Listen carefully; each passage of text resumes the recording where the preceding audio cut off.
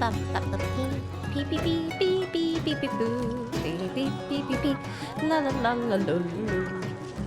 Boo boo boo beep. Beep beep beep beep beep beep. La la beep beep. Ha ha ha ha. Ha ha ha ha ha ha ha. Boo boo boo beep. Beep beep boo boo beep. Ya ya ya ya ya. Ya ya ya ya ya ya. Ya ya ya.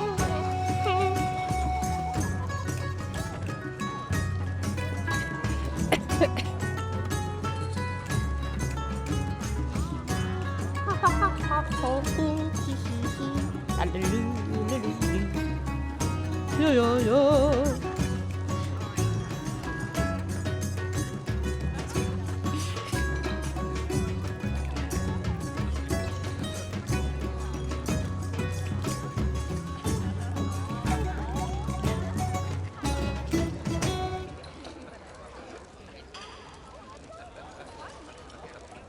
Boom, boom, boom, boom, boom.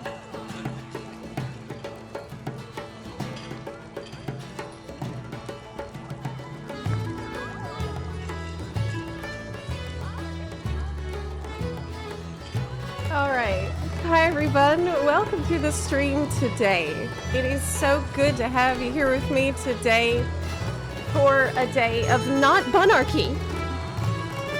I cannot believe that you let Zeiss incite you into doing bunarchy before the stream even freaking started. So you think... Actually, I'm doing a bunarchy too. Just noticed. Yeah, I am.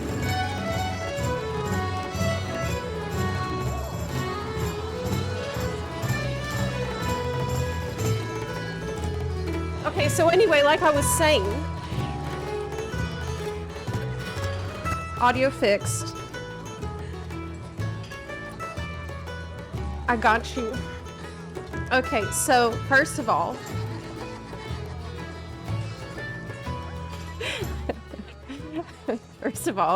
to address your bunarchy,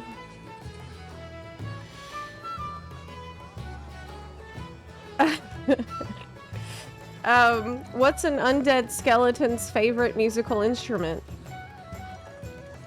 The trombone. Hey, what do you call a Tauren rogue? Invisible.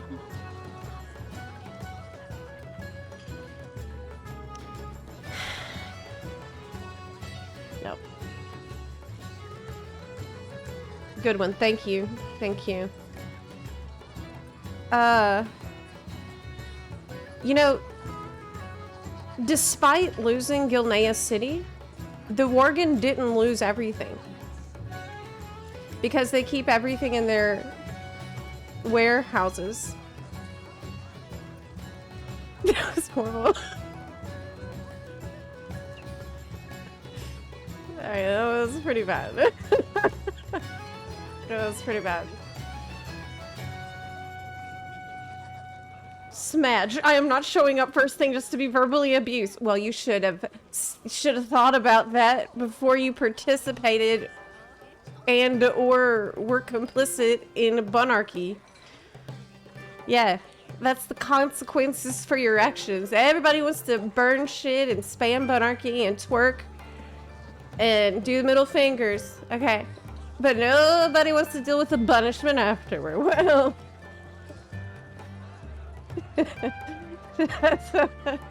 that's what you get.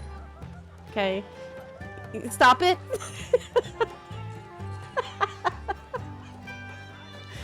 Stop it. Bunarchy is our nature. That's why I gotta keep y'all under control. Under control. Anyway, how am I doing? I'm doing great. Today it's a beautiful day here in Florida, Panhandle. I am loving this weather. It is cold, it is raining, it is gray and gloomy. I'm excited. It's fantastic. Like, this is ideal. This is wonderful. I'm so glad. I'm extremely comfortable. Yeah. Unrelated, I saw that chart on Reddit that showed Wooklamot has more lines in 7.0 than Stola and other characters. I don't think we have looked at that here yet, but we can because I have seen it as well. I have seen it and I know what you are talking about. Hold up.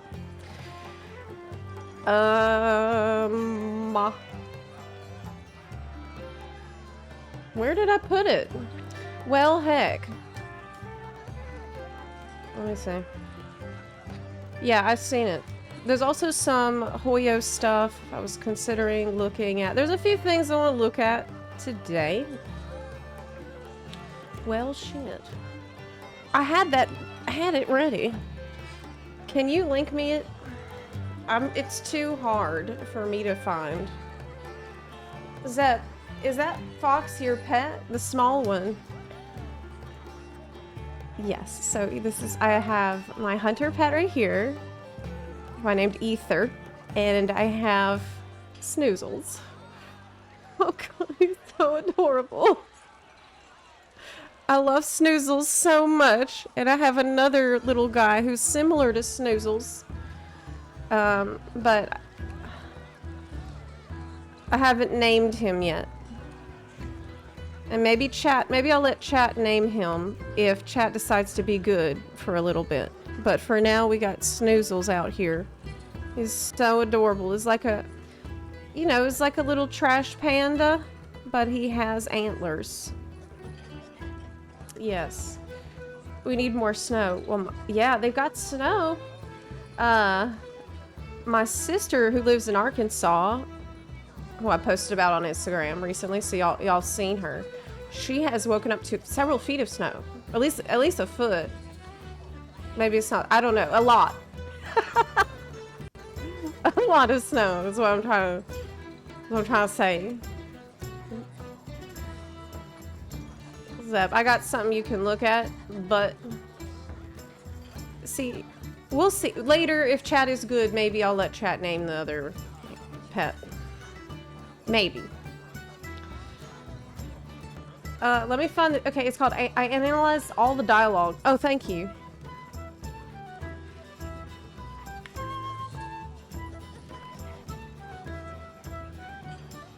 I analyzed all dialogue from Realm Reborn to Dawn Trail. Man, we really don't have a lot to do right now. Do we? Yeah. It's just, whatever you gotta do to entertain yourself. Actually, this is tangentially related. I found a Reddit post yesterday where someone was asking, is World of Warcraft or FFXIV more casual friendly? And someone responded. Actually, I found it. It's from the MMORPG subreddit, and I thought you might find this, I don't know, enlightening. The top comment to answer this person, this is from 6 months ago. FXIV is designed so you can play it on and off. It's very casual. Unless you want to do... I feel like I used to be a person who would say this, but now I'm like... Okay, so it's casual because you don't need to play it. Is that what makes it casual? Because that's different than what I think the question is really asking, right? Isn't the question asking which game gives me casual things to do? Not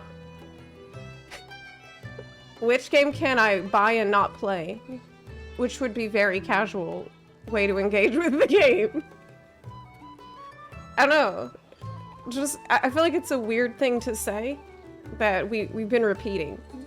Like, it's casual unless you want to do Savage and Ultimate. That's the content. That's what there is. What are you saying? Okay. I mean, you know what is casual is standing around at the Aetheryte. Anyways, analyze all dialogue from Realm Reborn 2.0 to Dawn Trail 7.1. Wow. Top 20 characters by lines. So this is everything. Everything. From the whole game? All of it. All the lines. It's from 3 days ago. Holy. Okay. So Alphino in first place, of course. He is a yapper. Alice, backing him up. Right there. Next to him. But man, Alphino, 7.1. It makes sense, because he has a lot to say in every experience. He's also the diplomat. But then, Wook is actually in third place. For the entire game. Are you telling me? In one expansion. Base patch. That's 7.1. Okay, base expansion in one patch had more to say than Ishtola has ever said. Or Gratia.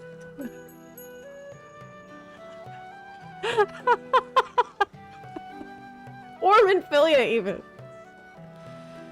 What in the world? Wook has almost as many lines as Alice, and Alice is a character you meet at the beginning of the video game when you first create a character. This is a game that has, what, 400 hours of story is what we're talking about here? You know, I've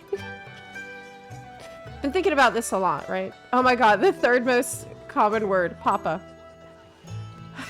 I know, Papa.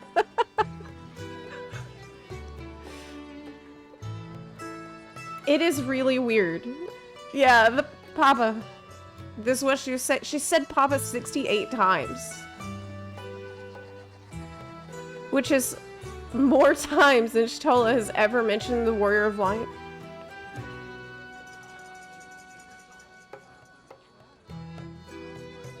The light has, the most the light has ever been mentioned is 46 times by one character. Okay. Okay. I think. Well, you know, I look at this and I imagine, I think to myself what I thought whenever I was playing through Dawn Trail, which is, did they play it? Like, surely they did. They must, I know he did. I know Yoshipi played it. I know he played it. I'm sure he played it because I think I remember. I can't believe I'm asking myself this question, but I have to because while I was playing it, I'm thinking there's no way he didn't notice this problem while he was playing it. Because then later, when there was a big criticism and feedback that he needed to address, he still didn't bring it up. He still wasn't like, well, that was a lot. She had a lot to say. She was constantly there. He never acknowledged this. Like, am I crazy? Am I going crazy? He was like, oh, we didn't write her confident enough. Okay, maybe part of the character writing is an issue, but what about the one issue that everyone agrees on? That's like overwhelming and overpowering. Okay, did you not notice?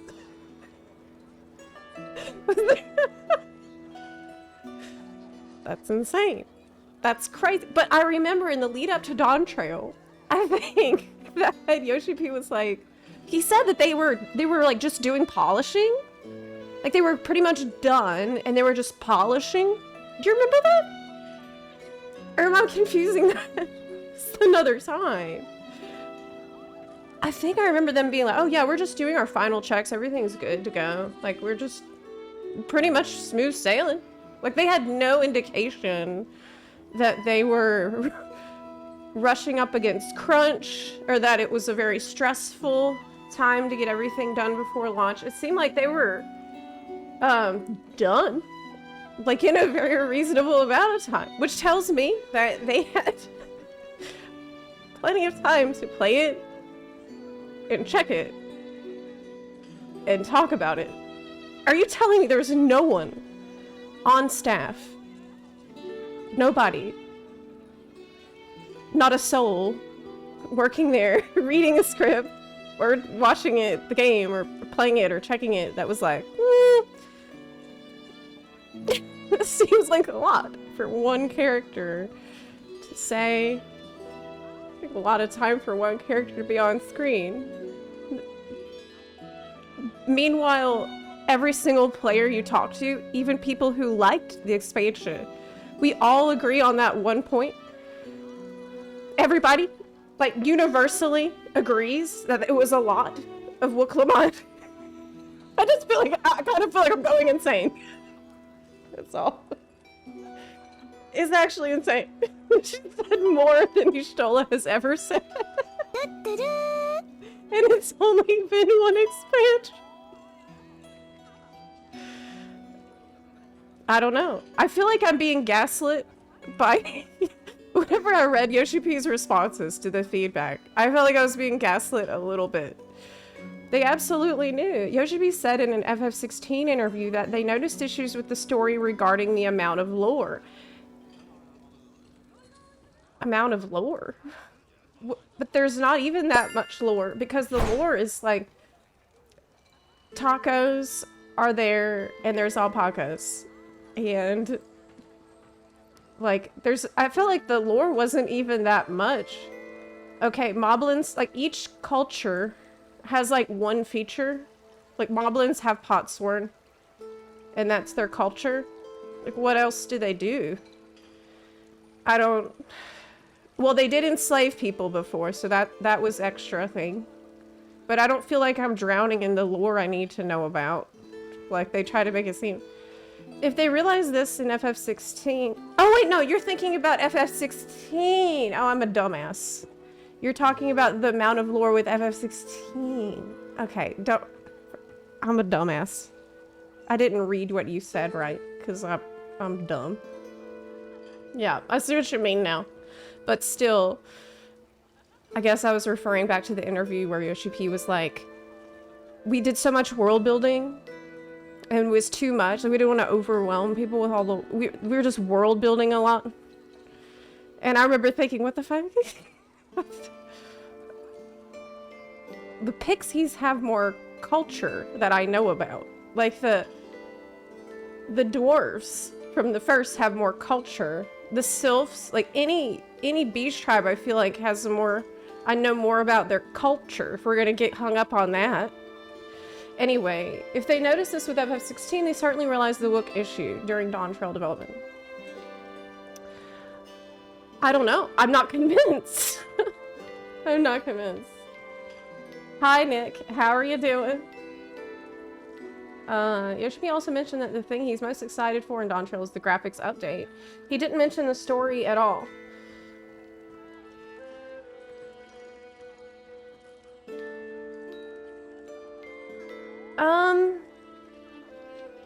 I felt like Yoshi P hasn't had the capacity to care.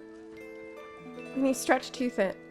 Oh, okay. So do you think the problem is actually that he is tired? And I don't mean that in a sarcastic way. I mean, like, genuinely. Do you think that he's so tired, physically tired, that he can't, like, think clearly? Because this can happen. If you've been sleep deprived for a long time, you might not realize just how much... But it doesn't matter because... Okay. Even if that's the case, even if he's walking into work as a zombie, what about everybody else? He's not the only one. There's a ton of people who work there. This data analysis is wild. Oh, there's actually more pages to it. No. I just can't believe what I'm looking at. And yet, I can. And I can. I can't believe we got to this point. But it's obvious that this would be the result. As I said in my video, I I think that what they did with Wuklamot was they wanted to kind of, I think I said this word for word in my video, lean on her as a tool to clumsily push the plot forward. So that every time you finish a quest, you just go back. And you just go back, and so she's like the one thing that's supposed to connect it all. I don't know. It's hard to imagine what they were thinking. I can't. Don't ask me, dude. I spent a long time analyzing this shit, and I didn't get smarter. Okay, next slide. Okay. Character lines by expansion. So the blue, dark blue is A Realm Reborn, light blue is Heavensward, Stormblood is red, Shadowbringers is purple, and Walker is Grage, and Dawn Trail is yellow. Now, do you see anything? See anything unusual here? Like, we don't need the data. Because we know this. If you played it, you know that. But like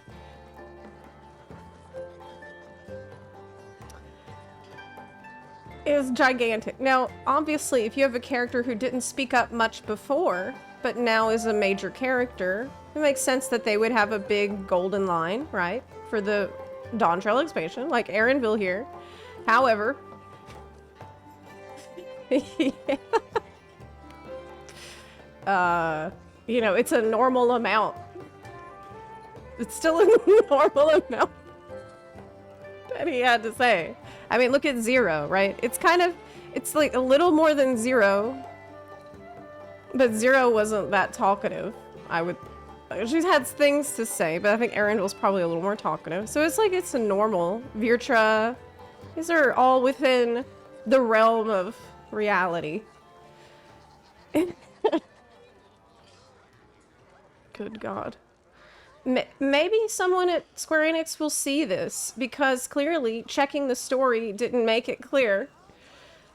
Playing the story, they felt like it was fine, and that she didn't have that much to say, so maybe the graph will help.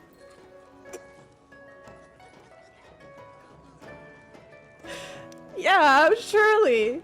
If they see the graph and the data, they'll understand what we're trying to say. Totally will. I bet. Look, here's the funny thing. We're only one patch in. Okay. This is 7.1. And you can bet that she's probably, there's a lot more to come in the next patches, because they said it's gonna be 0.1, 0.2, and 0.3 are all still Dawn Trail stuff. And then we aren't gonna be free of the Dawn Trail narrative until 0.4, 0.5, right? So I don't know. She's not, I don't think she's done yet. But I kind of got the impression that they had cut her out more of 0.1. Maybe I'm crazy, but I felt like they had deliberately cut places where I had expected her to appear. But the thing is, like, where's Kona? Oh, he doesn't even show up. You know why? Because after he gets elected to Dawn Servant, he goes back to Tuliolol to do the work. He's working in 7.1, like, oh, until he comes out to save that cow, though. But the rest of the time, he was definitely working. Okay, so what else we got? Dialogue analysis, count by expansion. Okay, so Realm Reborn lines are about 12K. Heavensward, oh, is this total lines? What? No way. No way. This is total lines is 6K. Heaven's Word. Heaven's Word told its story in only 6K lines? Damn. Stormblood, 8100. Shadowbringer, 12K. Endwalker, 18K. Didn't Endwalker have like the most cutscenes ever though? I think that was a selling point at the time. I'd like to see a count of how many of these lines are voiced from expansion to expansion. I think that would be interesting, but I think that might be harder to check. I don't have time for that. I'm not gonna do that. Dawn Trail, 12K. Everything. I think the number of lines with Dawn Trail is fine. It's just, you know, the lack of variety is the issue. Both in who's talking and what they're saying. Because the funny thing is, as I pointed out in my video, even when other people are talking that's not Wuklamot, they sound exactly like Wuklamot. That's the worst thing. That's what just twists the knife for me even more. So everybody talks exactly like her, even when she's not the one talking. Kind of feels like she still is. It's horrible. It was horrible. I had such a bad time. Everything else 5K. So it's like, what? Upcoming seasonal events, side quest things, unlockables. I'm actually, to me, what's most shocking about this graph is that Heaven's Word told its entire 3.0 story in under 6K lines. That's pretty good. That's pretty cool. Saying a lot in less words is extremely difficult, and it's the mark of a good writer. Like, was Heaven's Word perfect all the way through? No, I don't think so, but it was pretty damn good. I enjoyed it a lot. I mean, that's when I fell in love with the game. I was so hyped. That's when I joined Heaven's Word. I joined in like 3.3-ish, I think. And I was like, this game is a banger because of the writing. That's why I got hooked from the very start. I remember starting in Limsa and thinking how cool it was that all the pirates talk in that super gruff pirate way. They're like kind of lewd and crude and hard to understand even at times, but I loved it. Because I talk to them and then they sound totally different from someone who's not a pirate. Everybody had a unique character voice that I could hear in my head almost. Well, because it's not voice, so you have to have good character writing if it's not voice especially, so you can imagine the sound of the voice and who these people are. Okay, fun facts. 25 most common words. Word of Light is your name. Thank Lord. Light. Pray is a big one. First. I'm surprised we didn't talk about darkness more. Darkness only mentioned 260 times. I'm kind of surprised by that. Indeed. Hey, have you ever started saying pray in real life after playing a lot of 14? You start saying that. Have you started this? Be like, I must needs go to the store. If you play long enough, you might start doing this. Well, I don't think anyone said must needs in Dawn Trail. I feel like they might be retiring that one. Yeah. Yeah, I'd prefer to see time in cutscenes. I think that would be interesting. So I don't need to go into every single dialogue analysis. I'll give you the link to this in the chat right now, but holy crap. I laugh because I do not wish to cry anymore. I can only laugh now. It almost feels like a gallows humor. Not to be a... Most common words by Urianje. Tis, thou, Loperance. Giga base. Never change. Silly magic man. I do miss his extreme Shakespeare talk. Yes. I mean, that's his signature style. He's been hanging around Thancred too much. What, did he not? I feel like I barely heard him talk in Dawn Trail.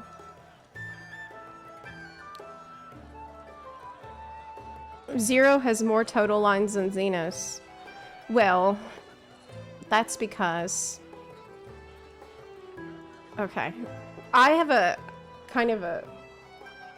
theory that Xenos, they had originally planned to spend more time on him in a Garlemald expansion, but then they already said that they chose to skip the Garlemald expansion. They admitted that and just go straight into Endwalker. And I feel like Xenos might have done a little dirty by that choice, because I felt like there was a lot of setup for him for interesting things to happen in a Garlemald expansion that they ended up getting skipped or just thrown in the trash because they wanted to rush into Endwalker. And that's probably a discussion for another day, but that is confirmed that they did do away with their plans for Garlemald expansion after Shadowbringers. I would have loved that, but that ship has sailed, I'm afraid. I seriously doubt it'll ever happen now. But here's a link to that post that was very funny. I wouldn't say enlightening, because I already knew this by playing the game, but it's still funny to see it all mapped out in data. That it really... She really had, with top 3, number 3 top words ever said in the game, ever. In one expansion. That's insane. That's so crazy. Yoshi P. I just want to go to Square Enix, like with a printout of this chart. Show it to them and be like, please. Can you explain to me what you were thinking? Did you realize this? Did you not notice? Can everybody gather around? You want to chat about it? What happened? She's just chatty. Here's a link to that post. Absolutely goofy. Goofy times. Okay.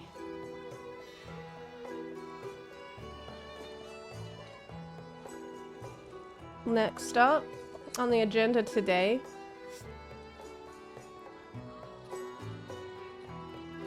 Okay, there's a couple things. This is one thing that I feel like I should mention. Oh, this was actually an article that was posted about that Reddit post we just seen from PC Gamer. Yeah, but we've already been over the thing. Let me see if there's anything else they've added that I don't know about. And they're explaining their methodology. Narukami states that they used a custom compiled Python script to pull the details out of Aryu's mammoth document. A significant portion of this effort was in the data cleansing portion and deciding what edge cases constitute a word. For example, if I didn't pick up Bakul Jaja as a single word, then Ja would be considered a word and would muddy the analysis by becoming one of the most common words. Yeah, that makes sense. Wow, this sounds like a huge pain in the ass. Like, to actually analyze all this data seems like it was really tedious and time-consuming. Snip the most common words. It, your, they, which, yeah, right. Alphino, king of yappers. Okay. Some of Dawntrail's difficulty in prioritizing its characters is how Wiclamon is in 3rd place after just one yeah, we've been over that. I consider Wiclamot to be a symptom of Dawntrail's major scripting issues, not the cause. That's good. People are starting to realize that. That's something that I really tried. That's a point I tried to drive home hard in my video. hogs the spotlight, not because she's a terrible character, but because the story leads struggled with characterization on the whole. But that doesn't mean that she's not a terrible character. Just because there are a lot of terrible characterization doesn't mean that the result isn't that she's not a good character, as well as many other characters, because that's the result of poor characterization. So that's the cause, which has resulted in, yeah, like, we don't need to beat around the bush here. Like, it's just not a good character. With several missed opportunities, such as Zeralja confronting his father's shade, and like Kryle uncovering the mystery behind her birth. Like, Kryle, previously, in previous expansions, was a fabulous character. But in Dawntrail, she's done dirty and she's not allowed to be a good character. Because she just does not have the time. She doesn't have the attention. It's not written in. Okay, she just shows up to be like, what about my earring? I'm sorry for bothering you. That's not the Kryle that we love, okay?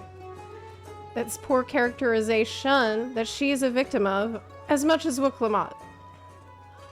Though, in terms of the quantity, you know, that's a whole separate issue. Channeling all critiques towards a single character, though, rather than the writing room, strikes me as counterproductive and a little silly.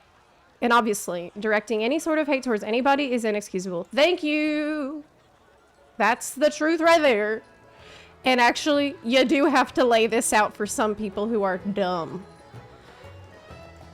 You have to say this.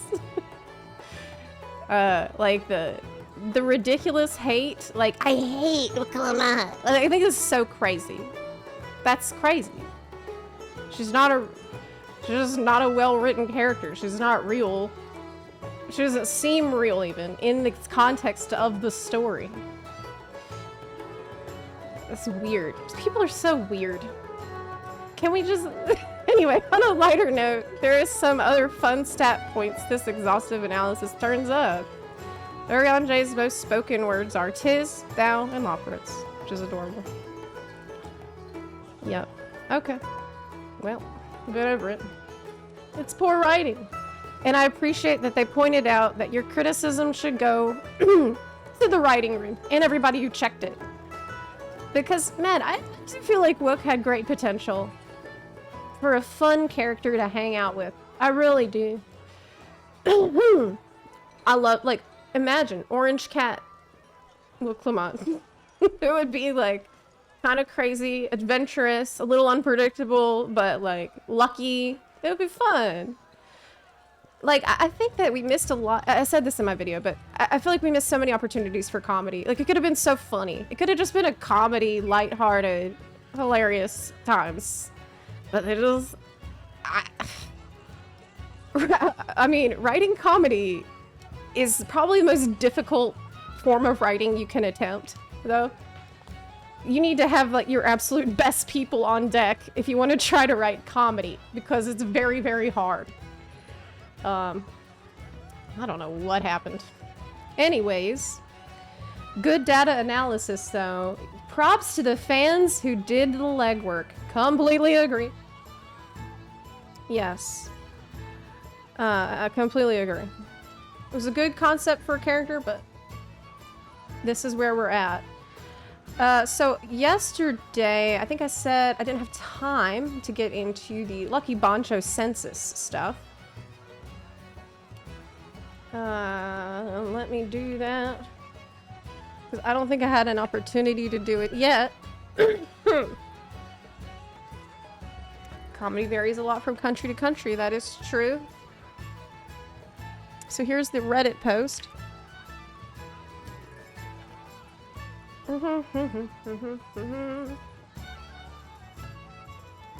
Okay, so...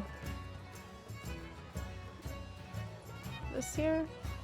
This is the Lucky Bancho census. This is the player-made census that has been ongoing for as long as I can remember. This is something that they do periodically to check characters' achievements and see who's been an active character in the game. Now, being an active character, I feel like their bar is pretty low. Like, I think if you log in and your HP changes, or you get a minion or a mount or achievement, then that counts towards you being an active character. So you could log in, switch your character job, and then log out, and I think this would count. But, you know, it's a general data, so take it with a grain of salt, considering it is unofficial data.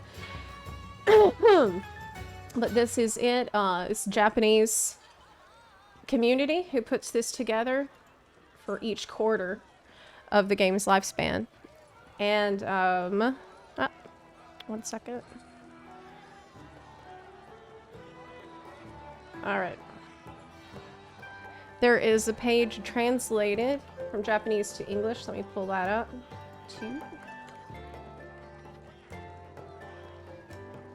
Okay.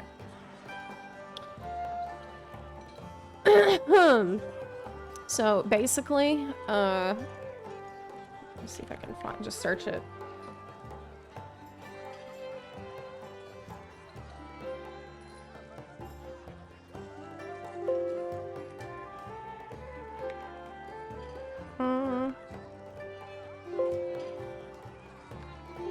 Okay, well, I think I used a different site to translate this. You link the translated version. Yeah, I guess we can just put the links to this in the chat if people want to go through this themselves. But basically, we've seen a large player drop-off from 7.0 to 7.1. So here is the translated graphic. Okay, so this is a translated graphic. Character data is for active characters whose achievements have been published since the Lodestone census on March 31st, 2019. So here we are at Q4, 2024.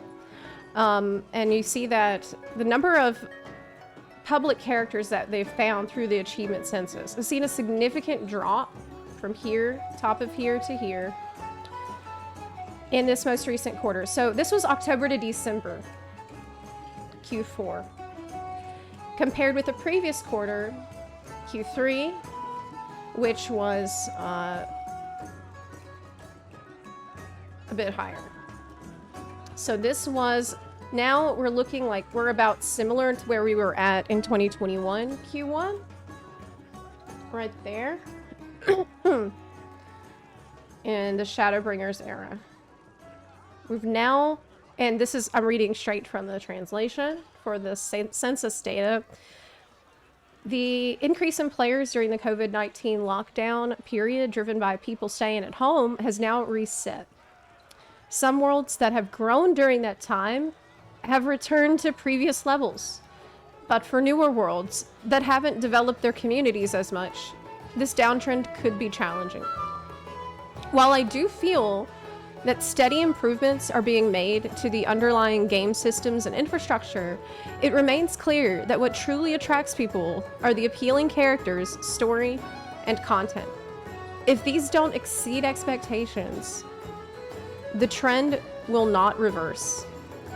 Game development takes time, so sudden shifts in direction are difficult. However, I can't believe that they said this, but they did. As seen in the article I previously introduced about World of Warcraft rebuilding after a decline in user numbers, I hope the team will face players directly. Black_92 says, hey Zep, read chat super quick. Oh, okay. You can't see the side. Oh, okay. Thanks. Sorry about that. Well, as seen in the article I previously introduced about World of Warcraft rebuilding after a decline in user numbers, I hope the team will face players directly and adjust the course accordingly. So, they actually mentioned World of Warcraft recently doing a great job with growing and retaining players and winning players' trust back after a period of time when it felt like they stopped listening. And now, really to me, as a WoW player since 2004, I felt like we've entered an era where they are listening again. And I say this all the time. For me, it really just comes down to that one thing. Are they listening? Are they not? Are they trying to innovate or are they not? Are they trying to create an experience that's going to be varied or not? Trying to give you reasons to log in, win your sub fee. Fight for your sub fee and earn your sub fee. Rather than, well, okay. Also, another interesting tidbit that I thought they added here in regards to all this data, looking across all of the servers and the server population shifts, they said that in general, when a number of active characters increases or decreases, NA and EU servers tend to show bigger fluctuations, while JP servers tend to have smaller changes in general over time. But this time as well, JP is in the category with relatively smaller decreases, while NA and EU have larger ones. Within JP, it's common for popular data centers like Mana to be among the top performers, that is, holding off on decreases. But this time, the decreases are relatively evenly spread across all centers. So the trend of player decline likely reflects a broader pattern rather than being tied specifically to high difficulty gameplay environments. So I thought that was an interesting point of view on this as well, that they've added in here along with the data, that it's not just about having access to the high difficulty gameplay environment, but it's a general trend of players becoming just disinterested and noping out, essentially. Another thing that I'll point out, I wouldn't really take the ultimate data very seriously. I'm gonna skip past that because the Eden Ultimate is still new and many people are still trying to go for clears. I feel like it's just not a good metric. Older Ultimates will always have more clears because it's content people will go back and do later on. So I think it's not a great metric.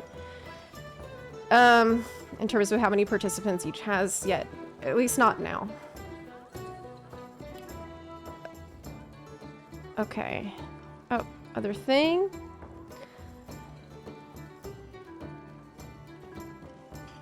One second. Let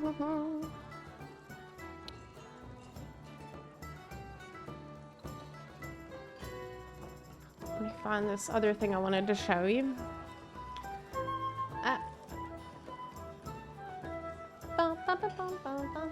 This scary and telling part is that the green part of the graph shows characters that are final and have not continued with the current content. The second before last bar shows a huge drop-off already. Oh, that is true. Yeah, that is true. So let me find this other thing I wanted to... Dang, I thought I had it. One second, y'all.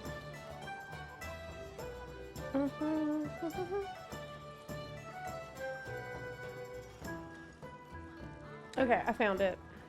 I found it. One day I'll get organized. There's things I want to talk about. No, I won't. Okay, so I thought this was interesting too, this comment. How does this compare to, say, 6.1, 5.1, etc.? Unfavorably, and basically they were mentioning the fact that every expansion saw growth between the 0.0 and the pre-X1 censuses. And basically, for every expansion until Dawn Trail, you've seen substantial increases in active players. But Dawn Trail is the first time that we've broken this trend. And we have a decline from 1.4 million to 1. Historically, from 0.0 to 0.1, the expansions have retained about 45% of their player base going into the 0.1 patch. But Dawn Trail has shown a significant drop to 39%. So it's much weaker retention than we've seen before. Also, Dawn Trail is the only expansion that has seen a dramatic net loss, both in the pre and post X.1 phases. So it's a total decline of 437,000 players. Excuse me. Shadowbringers and Endwalker both managed to have a net player retention or slight gains over time. Stormblood had a pretty remarkable ability to hold on to its players. But as of now, Dawntrail is just not keeping people interested. If these trends go on, it looks like the game FF14 might drop below 1 million active players, regressing to pre-Shadowbringers levels. And this is something that I was actually shouting the alarm bells about in Endwalker. I was shouting from the rooftops about this then, and I was saying, in Endwalker, I was like, we're seeing like not a lot of people come back, because as Dranny pointed out, the green part of the graph is characters that are final and do not continue with the new content. And in Endwalker, I looked at this and I was like, well, compared to the other expansions, the green part is way bigger in Endwalker, so people aren't returning. And I remember complaining about this and being worried about it then. And at the time, people would say to me, you shouldn't worry about it. It's just because of COVID. It's just because of COVID that people don't have time to come back.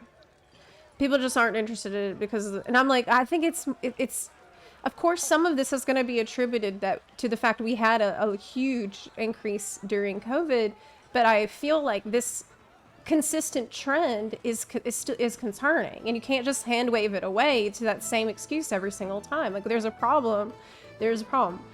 And now that this has gotten to be such a ridiculous extent, people can't really blame it on COVID anymore, can they? And this is the reason why, you know, hushing people's criticisms isn't helpful. Like, trying to hide away from unpleasant news, it isn't helpful. We have to take the data for what it is, because I felt like, even then, I felt like the biggest issue was that in spite of the big growth we got from that Shadowbringers era, the game wasn't able to hold on to most of those players' interest. And I've seen this on a in other ways. Like, I know that there were several content creators who joined us for that time and that were wanting to keep making content for Final Fantasy XIV, and that had added a lot to our community and our content creation scene. But we've lost many of them. And if you ask them why, some of them will just say, well, there just wasn't enough for me to do. I got bored. And this is a problem. So, like, it's a problem you can see everywhere you look. And that's why I can't shut up about it.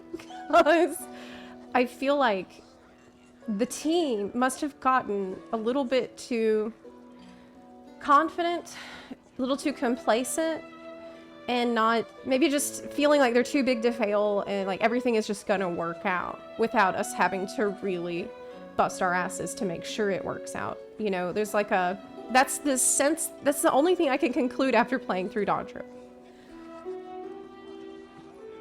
So yeah, it's a problem because content creators can't make money. What? No. Why would that be your takeaway? That's... Content creators leaving the space is terrible, because having less people making content about your game that's interesting and fun and cool to watch means there's less marketing essentially going on for your game. That's pulling less people into the game. And it also it's concerning that someone who was so excited about the game that they wanted to make content about it then stops doing it because of whatever reason. Like, that's still an issue, don't you think?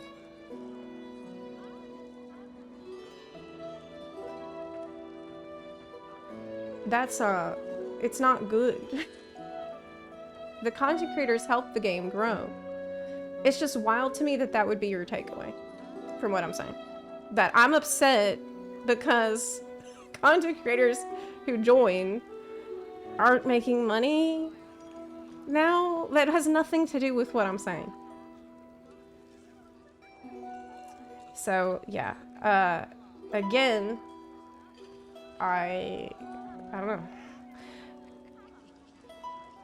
I feel like what we're really seeing, if we're gonna look at how the game is them trying to reapply the formula to the point that they're just getting diminishing returns at this point.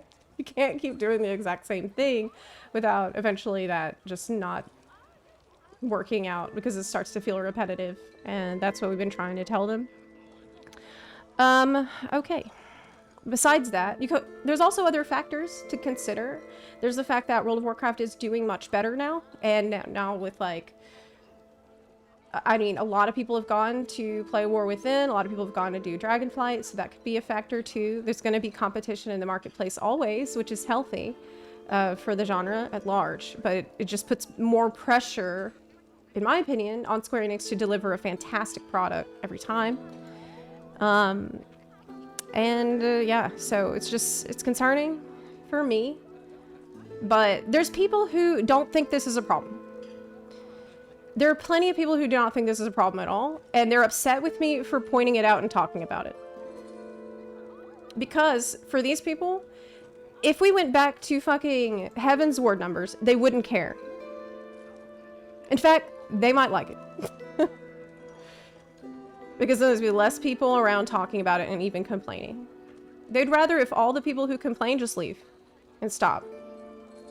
And you'd just rather it be at these levels forever and ever, because that's good enough for you to do whatever you're doing now. But I want more for the game than that. I want to hold them to a higher standard. I want the game to be as good as I know it can be. I want it to fulfill its potential. I want it to retain players. I want people to continue to be excited about it because I love it and I want it to succeed.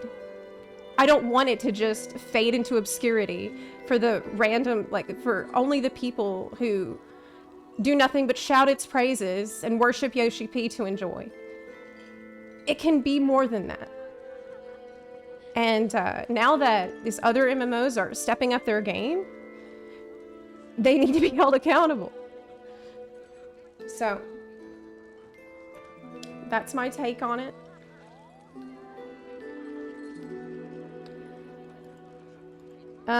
Moving on. In other news, one second.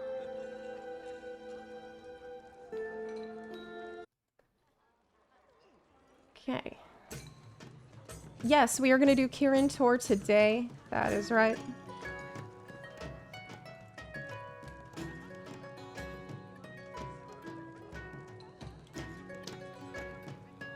In other news that has been making the rounds that I need to address.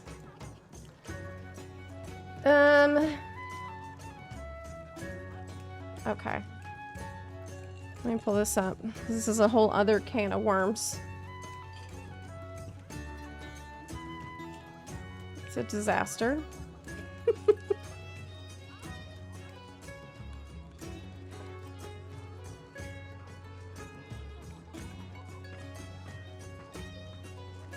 Okay. I think I will like it. Yeah, that's what everyone says. That's what everyone says.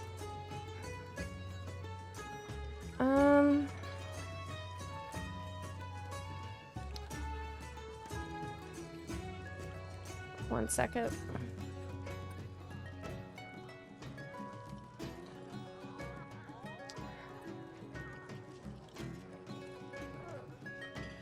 Okay.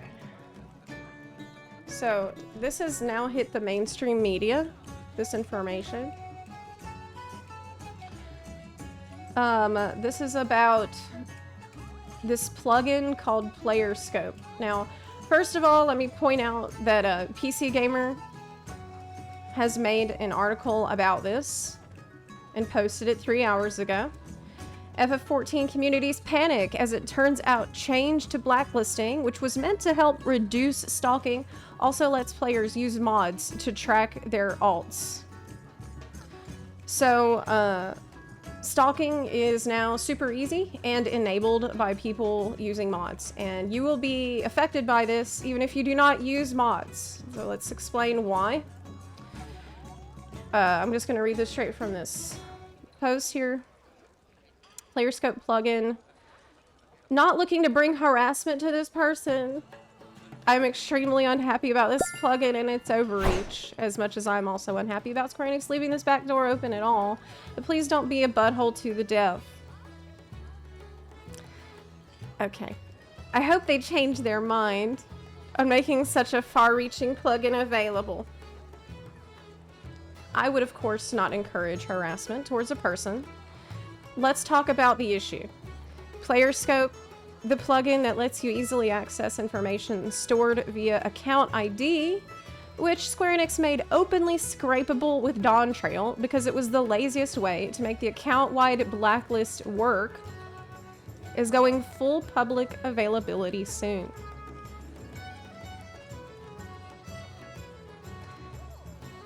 So this is someone who says that their Player Scope mod started as a closed beta, only available to a few friends. However, someone found it on GitHub and shared it on Reddit, which led to a lot more people wanting to use it. Now, this is terrifying by itself. To me, this scares me a lot.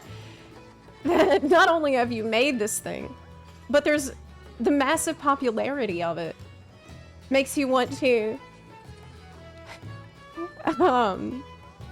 make it broadly available for any stalker that wants to use it. I really appreciate the interest, but I wasn't expecting this much attention. What the fuck? What is wrong with you? Like, if you want to use this, what's your problem? I'm working on making some changes to handle this better. Starting tomorrow or very soon, you won't need to be on the whitelist anymore. Instead, anyone who verifies their Lodestone account through the plugin will be able to use it. You won't need to install the plugin to hide your characters. You'll be able to set your character's visibility to private through the Set Profile private channel. What does this mean for you? It means that if you don't want to be found by this mod, you need to join this guy's Discord and request. Okay. You will not need to install the plugin anymore to opt out, but you need to join the Discord to opt out. This affects you even if you don't use mods. This is everybody. Apparently no plans to make this opt-in because the dev feels it would defeat the purpose. Oh, which is stalking. Right, the purpose is to find people that don't want to be found. So opt-in wouldn't make very much sense, would it? I still cannot think of a kind reason for someone to want all this sweeping information about damn near every player in the game. I'm aware other plugins exist that do this, and I'm not happy about their existence either. But I'm very unhappy with how this particular plugin will provide both much easier use and crowdsourced information available right in the game instead of downloaded locally.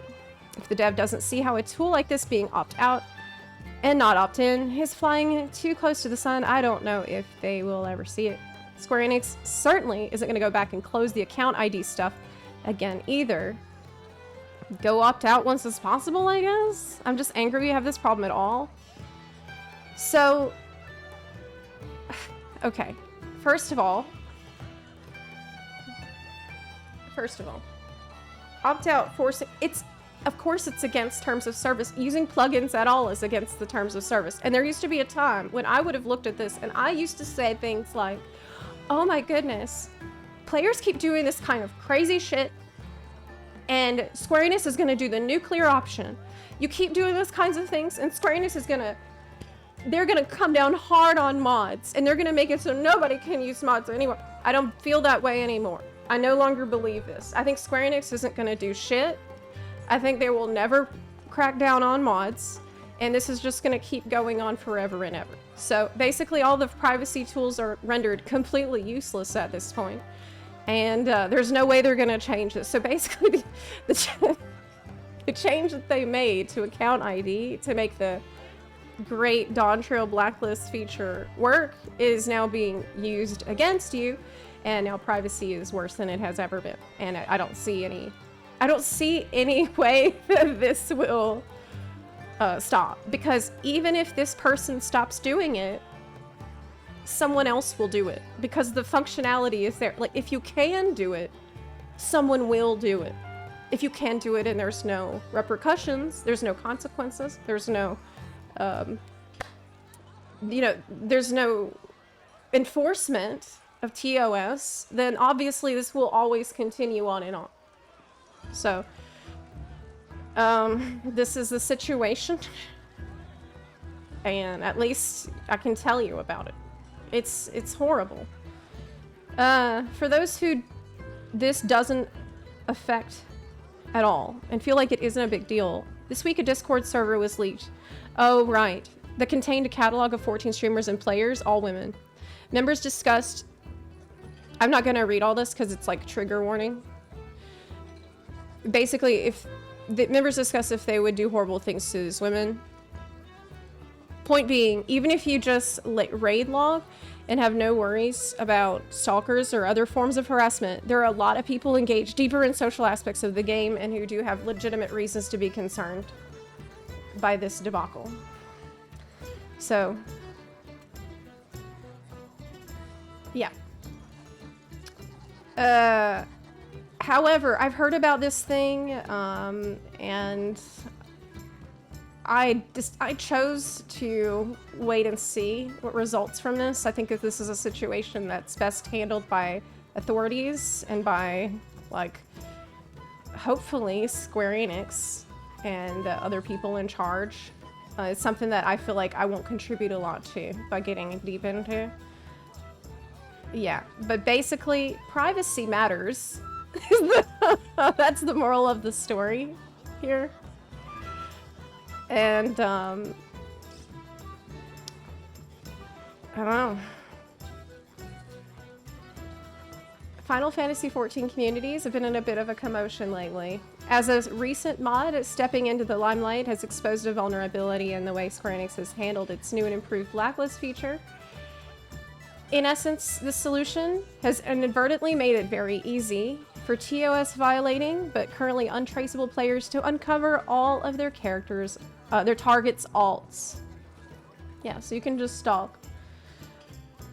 Yeah, we're not going to discuss the Discord messages. I talked about this with the mods earlier, and we've chosen to, like, I can't. Okay.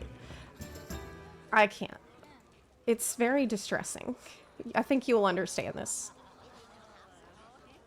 What is going on with Square Enix? Why are they this incompetent?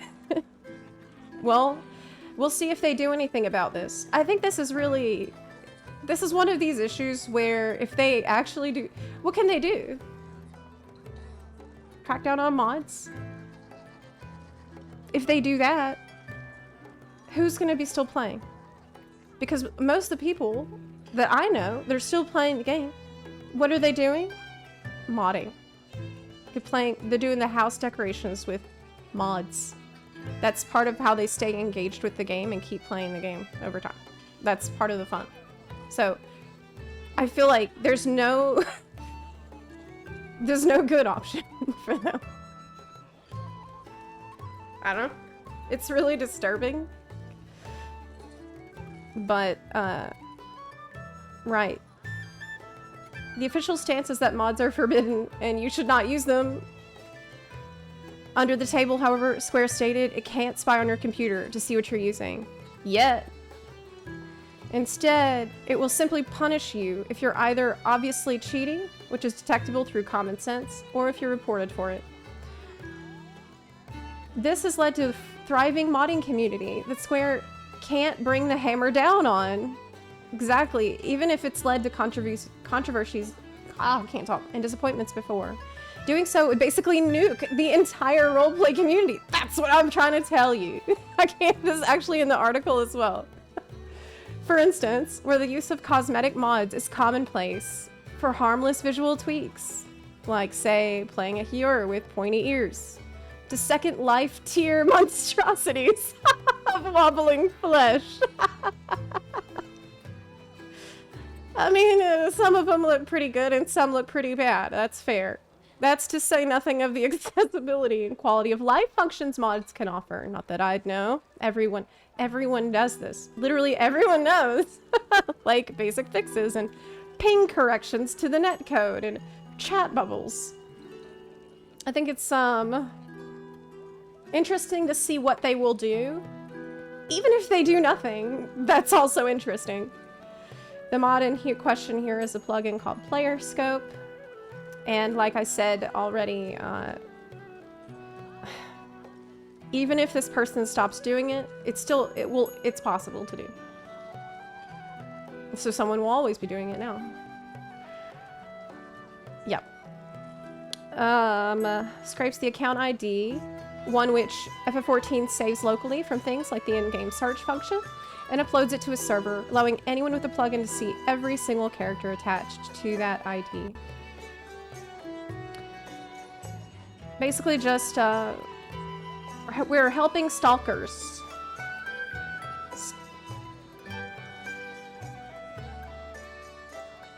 Okay, well. This is interesting. Dalamud, a popular launcher for add-ons, which isn't associated with Player Scope, to be clear, also had some players in an understandable panic, flocking to its Discord to ask questions. In response, a mod from the server corroborates the above information. Account ID was introduced with Dawn Trail, but you can't hide that information from a plugin because the game already knows it / receives it in plugins. Should Square Enix have devised a better system to resolve that server side instead of client side? Yeah, probably.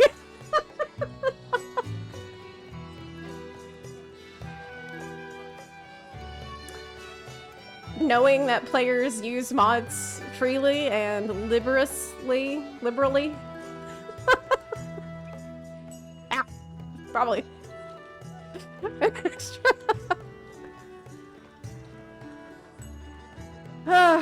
That's the key problem.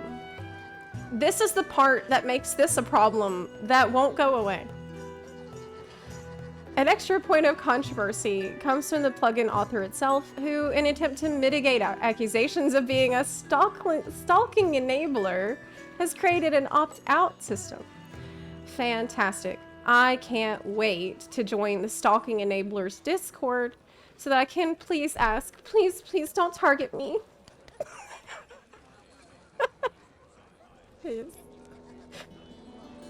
If I ask nicely, maybe I'll be safe. Great, awesome. Who's in the wrong here? It's an ethical quagmire. No, it's not. I don't think it is. I think it's pretty clear. Who's right? Who's wrong? Like, who can say? It's so complicated morally. It's an ethical quagmire. This tool does, in theory and in practice, enable stalking.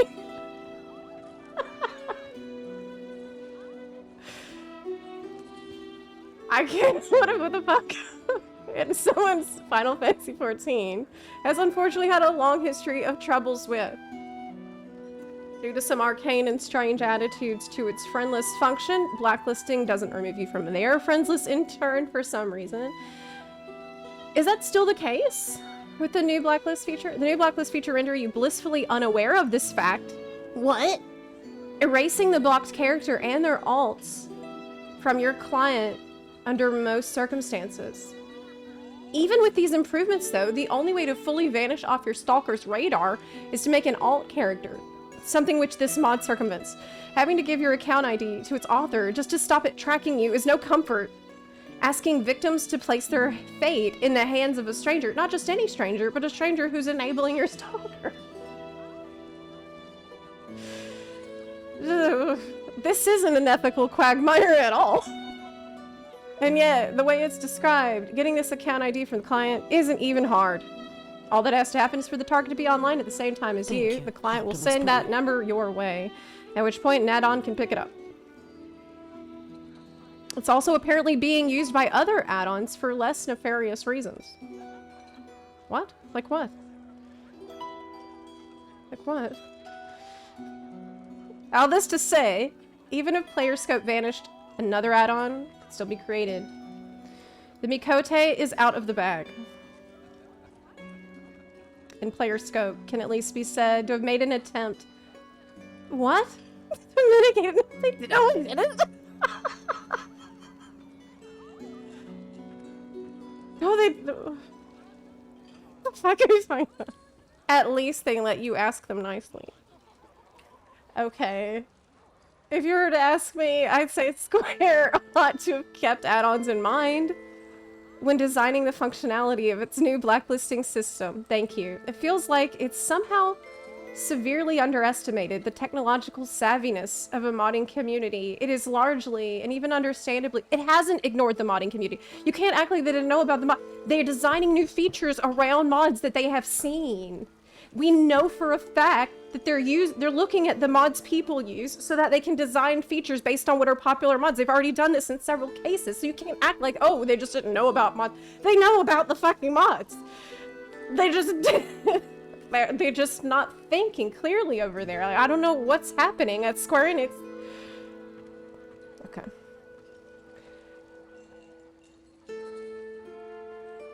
Okay.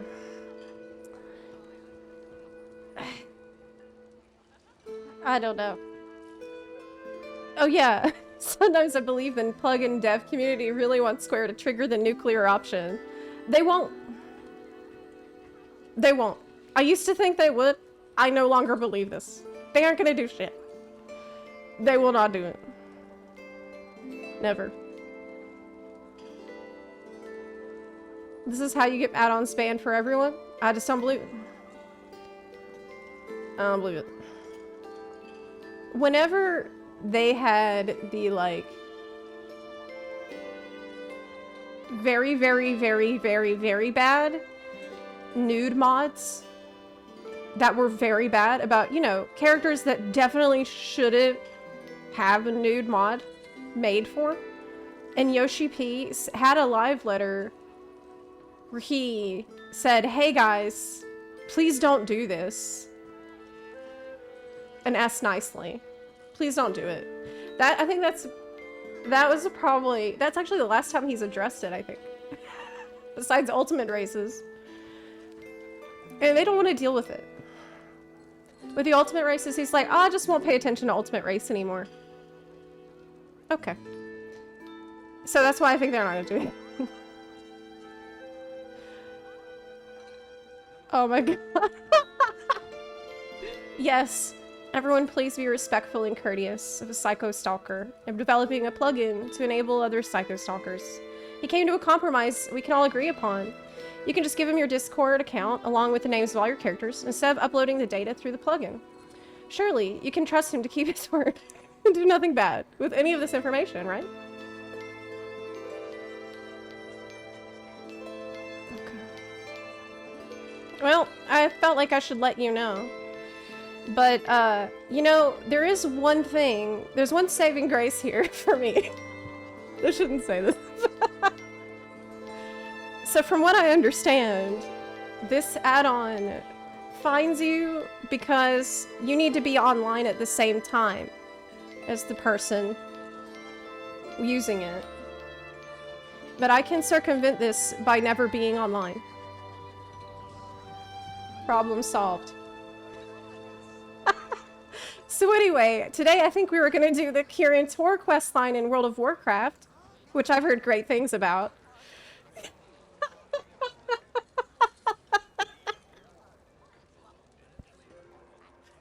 I'm really looking forward to it.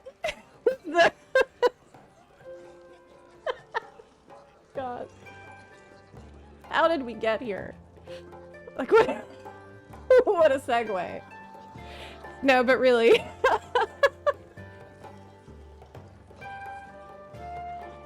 Yeah. Did Zepla cause the Square Enix memo with her new video? Square Enix memo? You mean unsub, not offline? Do you have to be actually online? These plugins converted the whole game into WoW. They're out of control. Yes, I'm using a plugin that changes my bunny into a night elf. Still long ears. Zep, love your hoodie. Oh, thank you so much. It's the beach. It's very bright and fun. I'm glad you like it. Okay. Other thing. There was a video I wanted to watch about Dawn Trail, but should I save it? I have other reacts on deck, actually. We are gonna do Kirin tour today. But there was a couple things I wanted to check. Two? Let me go get in a more comfy spot. Let me go to the inn so people can... That's more comfy. Oh wait, that's the wrong spot. Okay. Yeah, there was a Dawn Trail review I wanted to watch, and then there was 2 short Hoyo things that I want to see. Remember that Star Rail 3.0 is next week? And I probably won't be able to start it then until the following Tuesday, because I want people to have time to go through it first. Are you playing WoW more than FFXIV at the moment? Yes, because I have a lot more to do in WoW. Yep. DMD the functionality of the plugin. It's pretty extensive. Oh, let me check.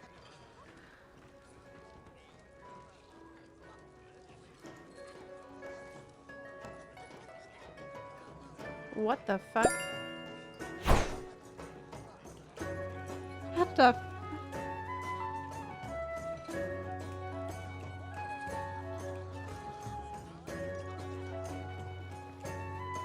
Okay.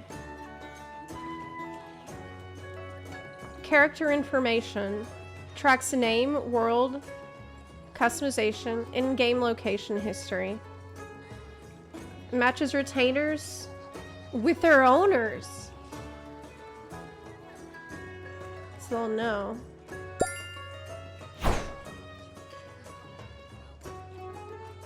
They'll know Bunzy is mine. It's kind of obvious who my retainers are, though. It's all like Benjamin,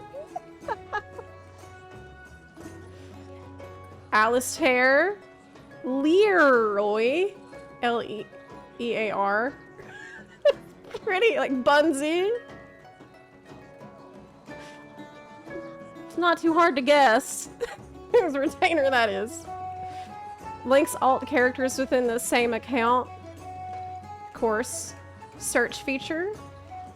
Search by character name, content ID, account ID, retainer name. Claim lodestone profiles. Use lodestone avatars for character display. Can't you hide your lodestone now, though? Or is this does this circumvent that? Tracks members' name, slogan, and estate profile history. Tracks PvP team information. Members, they're going to work on that. So right now, in progress, working on tracking FC members.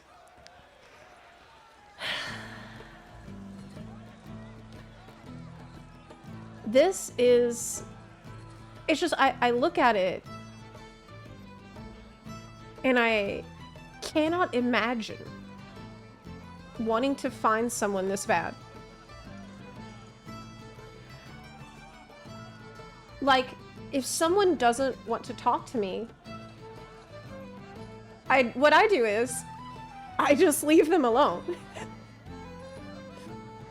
That's what I suggest. You try. Okay. I simply avoid that person. If they wish to be avoided. You don't need to do this. Stop. Get some help. Yeah. It's terrifying. Okay. I mean...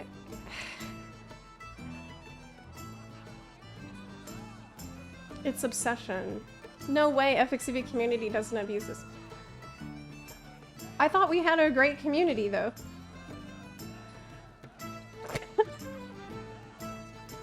Y'all. You're not gonna win the best community award year after year if you keep acting like this. Okay? You're gonna stop winning. Great community. That used to be a meme that I remember at one point I was upset about, actually. I would be like, oh, it is a great community. How dare? And now I'm like,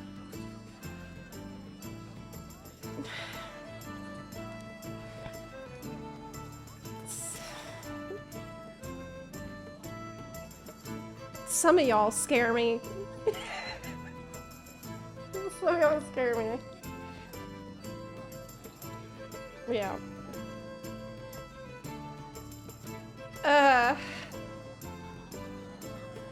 It's like finding a lost relative. I don't know why anyone would... Yeah. Used to not being able to mention FF14 anywhere without someone talking about how great the community is. People say that the community of FF14 is really great because people are less likely to say something horrible to your face. Unlike in World of Warcraft, where someone just calls you a shithead because you didn't CC the mob properly. In Final Fantasy XIV, someone will install an add-on to silently track you and, like, watch everything you do from afar and, like, seethe in a obsessive hatred for years and years. Which is totally something you don't know about.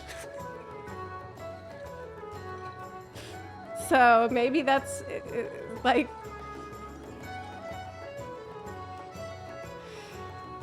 I would rather someone just call me a butthole to my face and tell me to eat shit and block me.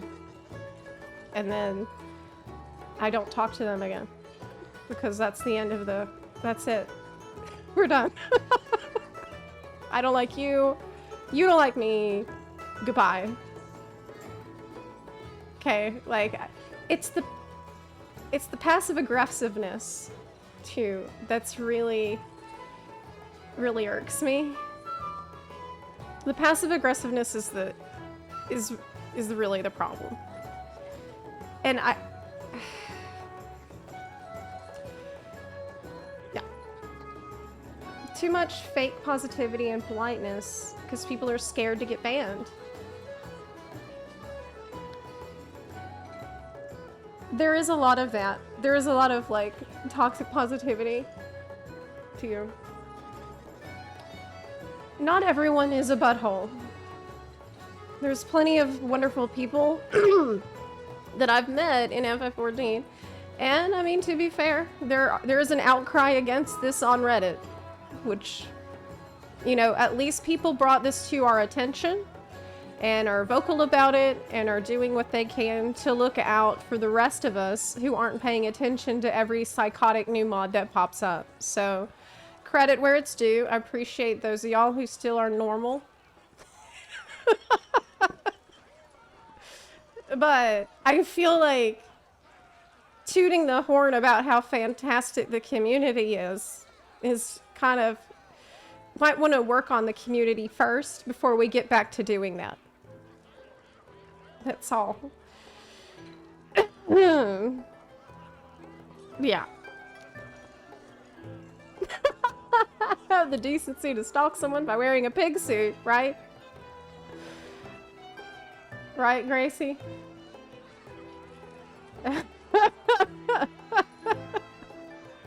God.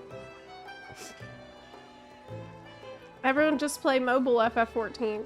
Actually, yeah, I bet there will be, like, better privacy features in it. Probably. Put everything else we ask for in there, except bunnies. Yeah.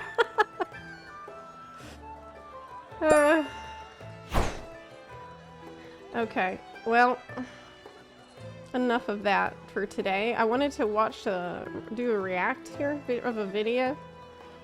Let me do that. Oh. Okay. Let me get up for a second and get some water because I just drank my coffee and I didn't have anything else, so I'm parched. I'll be right back. I wish I had /iCam feature though in this game. That would be good. Yeah, I wanted to watch this video, Dawn Trail Honest Review. This is a video I was suggested to watch by, apparently this is a Guild Wars content creator, and I'm told that it was very fair, and that's my interest. I'm not interested in, like, if I watch a video that's gonna be critical, I hope that it will be productive to discussion. I don't want to just watch a video that is, feels like we're just mad, because that we're not getting anywhere that way. Okay. I'll be right back.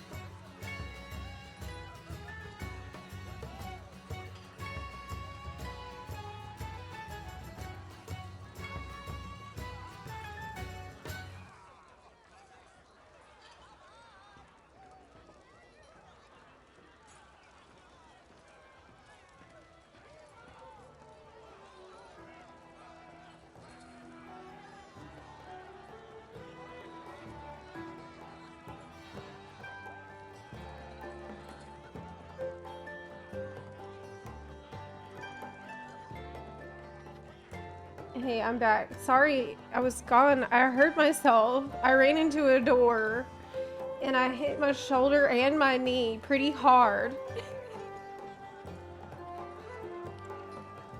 Yeah. Yeah, like I slammed into that door, man. It was like kind of ajar and I wasn't looking where I was going and I ran into the door. Absolutely classic. Now I noticed that you did a giga bunarchy while I was gone. So you know I can't allow this, and yet you keep testing me. You know, you think that I just won't punish you one day? Well, it's not gonna happen. You think I'll just give up? Well, I won't.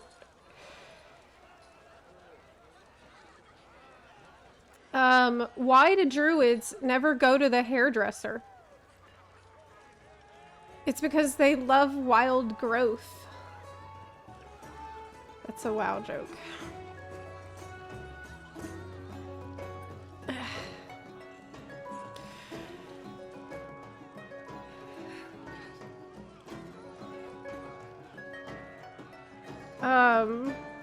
How does a druid cut his hair? He clips it.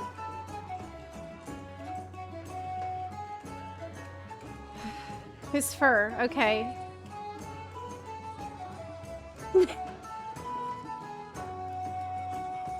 Why are mages so polite? They have a lot of manas.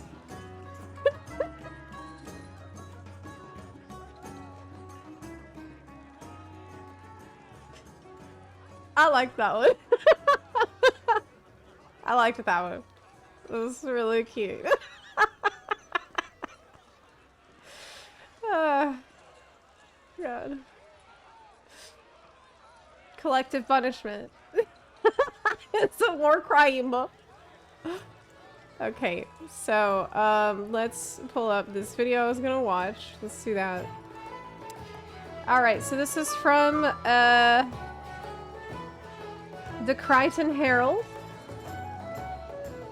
a creator for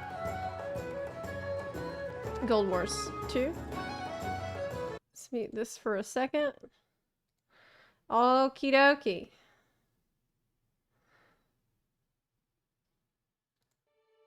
Dawn Trail marks the beginning of a...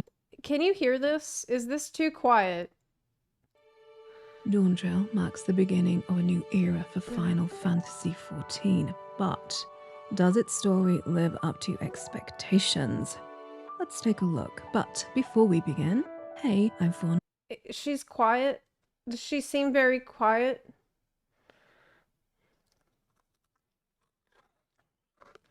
It is kind of ASMR, yeah.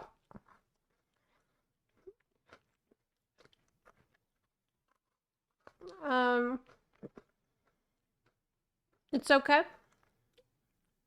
All right. Now, before we start, actually, no, it's fine. Okay. Dawn Trail marks the beginning of a new era for Final Fantasy XIV, but does its story live up to expectations? Let's take a look, but before we begin, hey, I'm Fornax, welcome to my channel. Do pull up a chair and make yourself at home, and if you find anything herein of merit, please feel free to press my buttons below.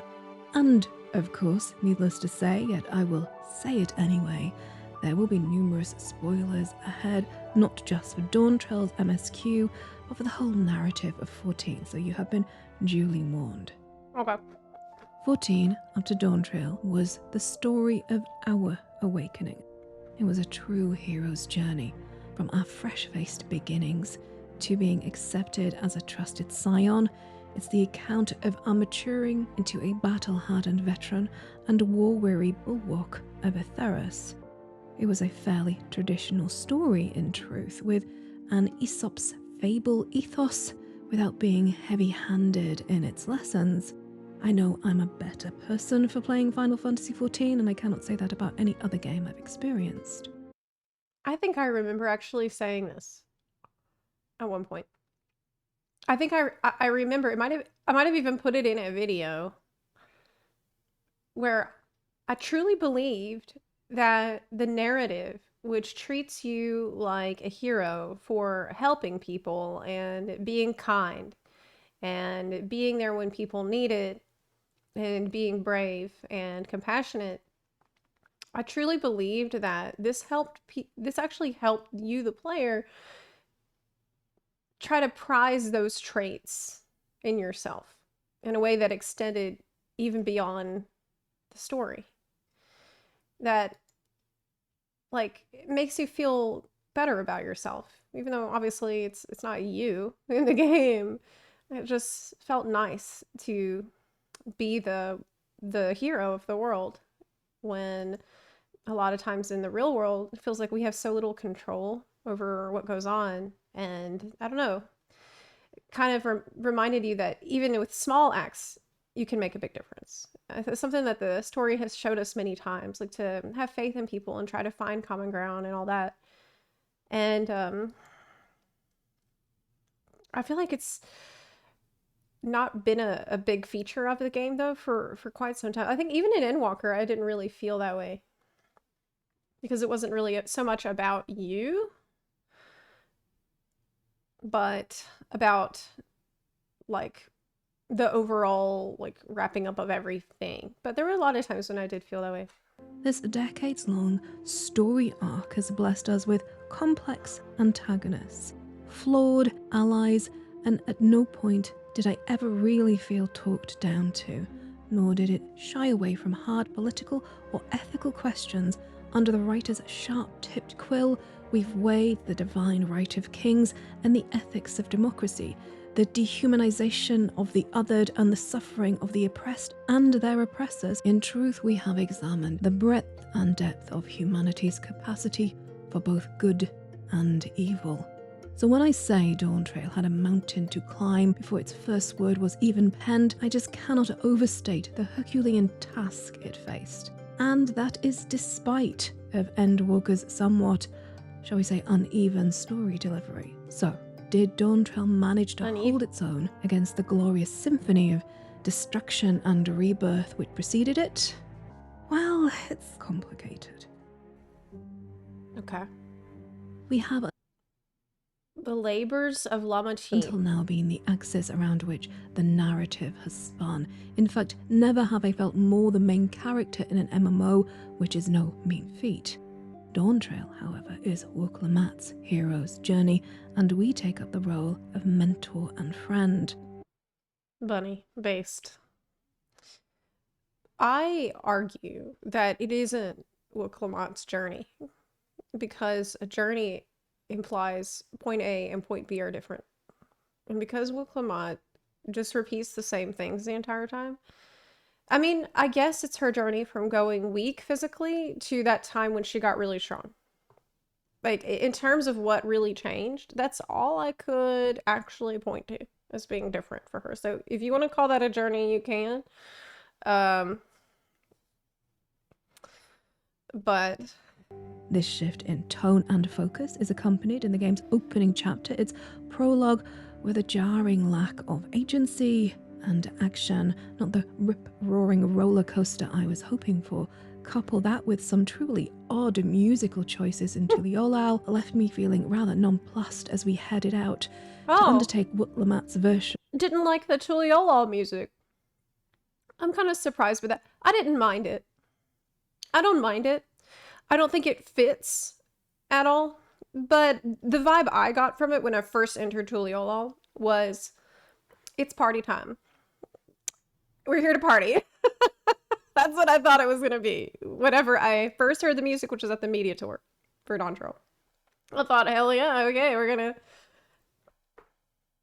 dance. That's what I thought this station was going to be like. We did not dance, in fact, or party. Of the labors of Heracles. Going into Dawntrail, I was unconvinced by Lamat. She seemed to be a well-intentioned youth, taking on a role which was far beyond her, which Yeah. of course was the writer's aim, it was their intention. Her growth and education is the lion's share of the early game. In fact, all vying for the crown are equally unfit in unique ways. This displayed well by how they tackle each of the trials of the quests. All good and well in theory, however in practice the game is too obvious in its delivery. Never did I feel more talked down to, which is sad, with its ethic lessons feeling very heavy-handed and clumsy. Wookalamat, however, did begin to grow on me, inch by inch. I was won over by her compassion and determination, even if her boundless, bluff and bluster was rather taxing. The character of the Dawn Servant too endeared himself to me. He saw the flaws in his beloved children and hoped the trials created by his wiser aspect would temper them. By the time we reached the Azure Forest, I am not sold on that at all. And I feel like if I could go back and change anything about my video, I would probably be harsher. I'd spend a little bit more time being more harsh about Golul Jaja, because looking back, I feel like this is so inappropriate to try to use Warrior of Light Summer Camp as a way to train your potential new rulers who you expect could maybe take your place, instead of spending any time at all educating them or training them or preparing them in any like real way that I can see the results of anytime before this. Like, I literally do not know what he was doing with Lamont before I shut up.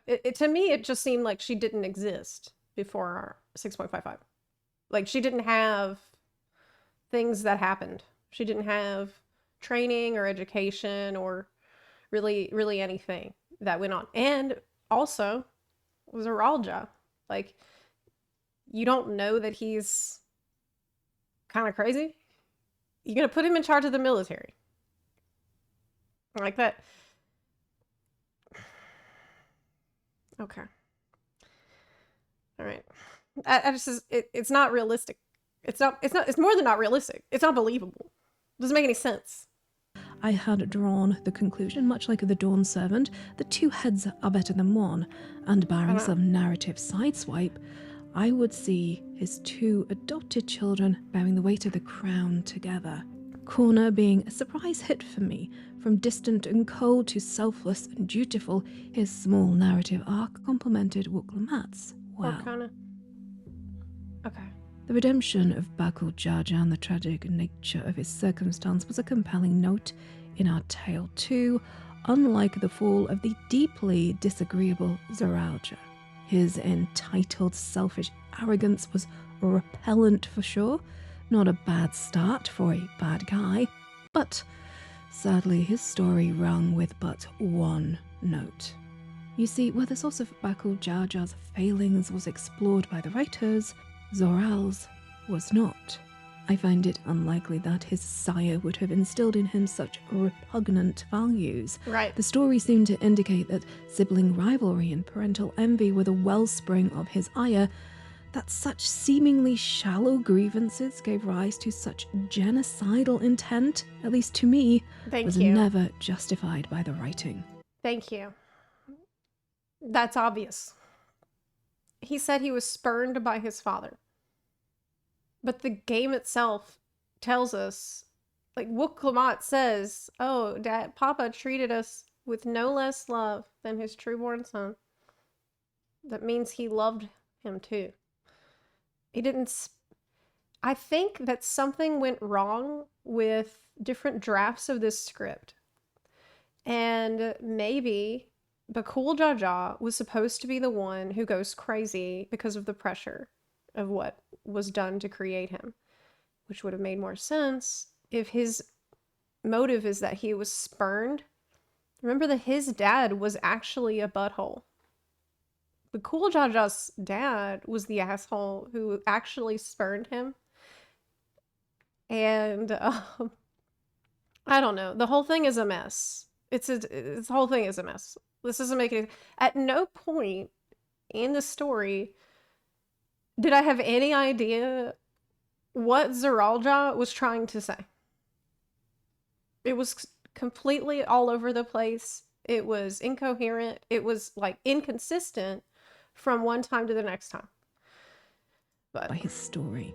Zeralja's oversized role in the final chapters of Dawn Trail just compounded this error, impacting the tale greatly. How can a thinking being not be changed by some 30 years? It doesn't make any sense. To me, he is just a badly written character, but perhaps I'm missing some cultural context, so please do let me know below. Cultural context? The closing chapter of Dawn Trail revolves around the adjoined realm of Alexandria. I don't think there's any cultural context that would cause a person to stop behaving in, like, I'll say human ways.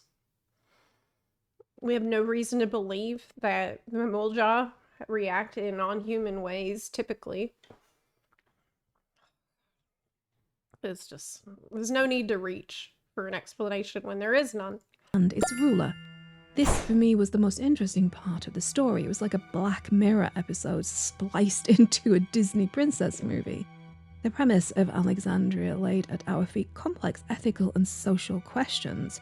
Right. What is the nature of consciousness and the consequence of a mind What does it without mean a to be soul? alive? It touched on topics of bodily autonomy and Right. privacy, seeking to explore the repercussions on a people robbed of grief.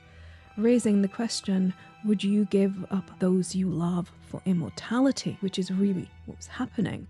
No one When asked death that. is- They didn't raise that question because they didn't ask quite a question. Mutable, how does that shape culture? The story even strayed into the ethical minefield of commerce when the currency is life itself. I would imagine a far more dystopian society being born from... I mean, that was like a brief side comment someone made, I think once. They're like, oh yeah, and they use the souls for like work bonuses. You can get those suckers out of a vending machine. You can get them as a bonus for doing a good job. That's all fine though. Okay, they're still doing it. That's their culture. Such oddities. The world the writers created, however, was mundane and awful enough to be Like- believable. The most potent threat, however, came from artificial intelligence made manifest in Sphene. She is the living embodiment of the paperclip problem. The idea being, if you task a machine to make paperclips, but you don't sufficiently bound the AI ethically, the machine's drive to create paperclips would consume all resources and extinct all life on the planet, and then the solar system, and so on and so forth. For me, the first time I saw Sphene, I just knew she would wind up being the real big bad of Dawn Trail. Small, cute, sweet girl ends the universe is a well-trodden trope in Japanese anime and manga, and of course, Endwalker. And I have to say, I had that same feeling when I first met Meteon. And don't even get me started. Oh my god, you're right. Well, it's the MSQ package. Started on Fan Daniel, another sad boy with a grievance and a galactic-sized ego to match.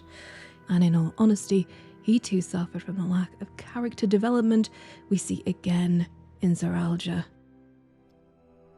Ooh. And then came the Endless, the Interesting. paperclip to Sphene's apocalypse. I've not felt so uncomfortable playing through a story since the raising of Teldrassil. The moral morass I was forced into was honestly excruciating. Yes! Now, if you believe the Endless are nothing more than complex algorithms, all good and well, no harm done. Personally, I'm not sure where the line of sentience lays, both in Final Fantasy XIV and reality. Therefore, our pleasant sightseeing tour getting to know the locals was marked by horrific moments of mass murder for me. To my mind, we could well be committing the very crime we were trying to prevent. And the plight of the Endless too was just awful.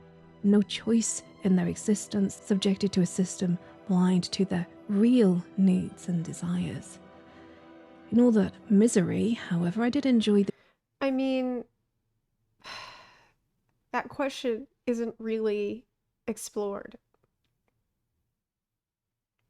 It's not, it's there in front of you and it needs to be addressed, but it's handled in the most shallow way possible. So you're not like, I think you're meant to just accept and move on. Like, all these people know that they're gonna be deleted and they're fine with it. Like, everyone's fine with it. It's all okay. And it's not a big deal, right? I think it would have been maybe interesting to have one of them fight you and like make it hard. Try to convince you that you shouldn't, because like try to make an argument. And that would have been interesting for the player to think about. But that would have also led to a lot of other ethical questions, which these writers really couldn't. I don't have faith that could be handled in a nuanced or careful way, compassionate way, right?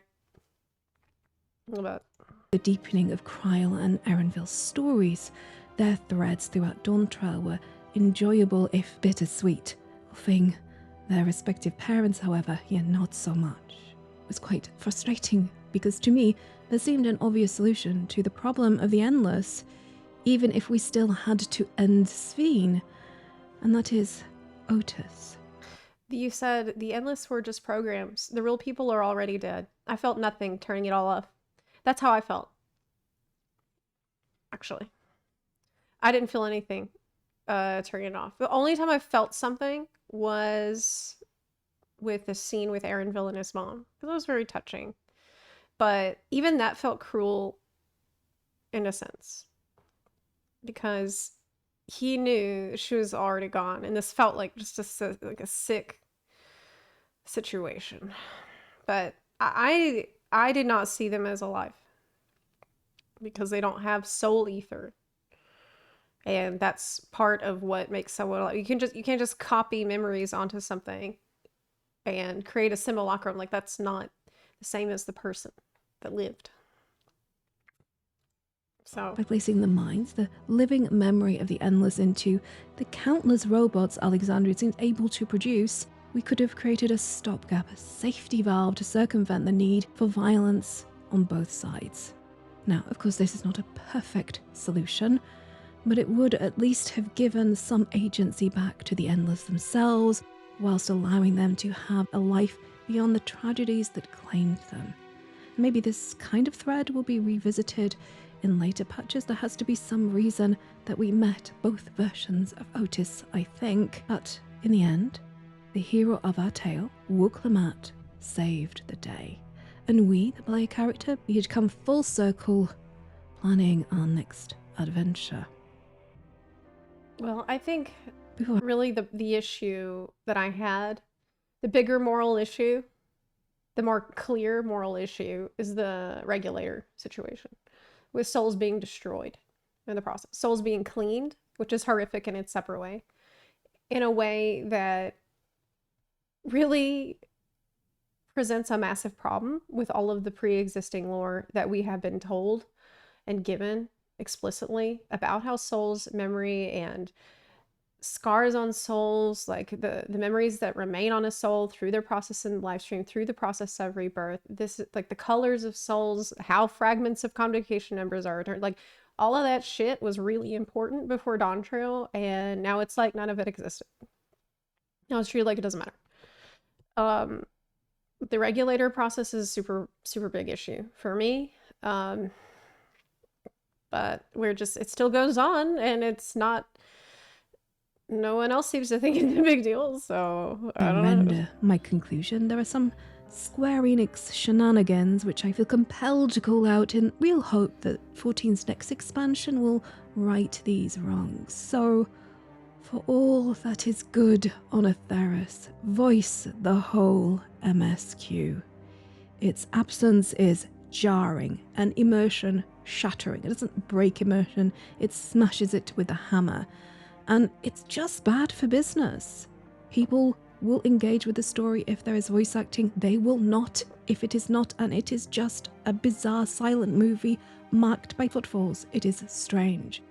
Honestly, most of the narrative tone, its vibrance, and any chance of humour is lost because of this. 14 is wildly successful financially, so there's no excuse why the entirety of the MSQ cannot be voiced. Right? And even if I had to play the whole expansion in Japanese... No, please understand. It's a small indie company. That's very expensive. They don't have the resources to do what you're asking. They have to put voice acting for Mahjong. The Scions were busy recording for Mahjong lines, so they couldn't add any more to the story. Yep. I think the giants were fully voiced though, weren't they? They're like, hello, adventurer. And I'm like, this is the part they're gonna voice all of it, isn't it? And I was right, they did. I just don't know what they're thinking. What are they thinking? Don't ask me. I don't know what's going on over there. with subtitles. Hey. Please, for the love of gaming, at least voice the game in its native language. The narrative deserves it, the player base deserves it, and really, Enix, you are making this extraordinary game with a focus on narrative. If you want this to be a legacy title, the game deserves it itself. And the next unforgivable sin, one NPC model per race is a problem. If Square Enix was an indie developer, I could forgive the complete lack of NPC model diversity. They are, however, a juggernaut, and therefore must go to the naughty corner immediately and remain there until this jarring, again, immersion-shattering oversight is corrected. Even the humanoid characters look like they're all wearing a uniform. So much for Tuliola's cultural diversity. Makes a mockery of the narrative. And side note, I don't think I've ever heard that complaint before. I've never thought about it before, but it is kind of true. The lack of NPC diversity, and most of the NPCs are super samey. Yeah, I mean, this is a decent point. The mouth rigging for many NPCs, especially the giants, is just awful, and I do not understand why. Is there some lack of resources with 14 specifically that I'm unaware of? Please do let me know below, because this is their flagship. I don't understand what's happening. I mean, that's a good point too. Like the Hanu that are like, I don't even know if I can do it. When I smile.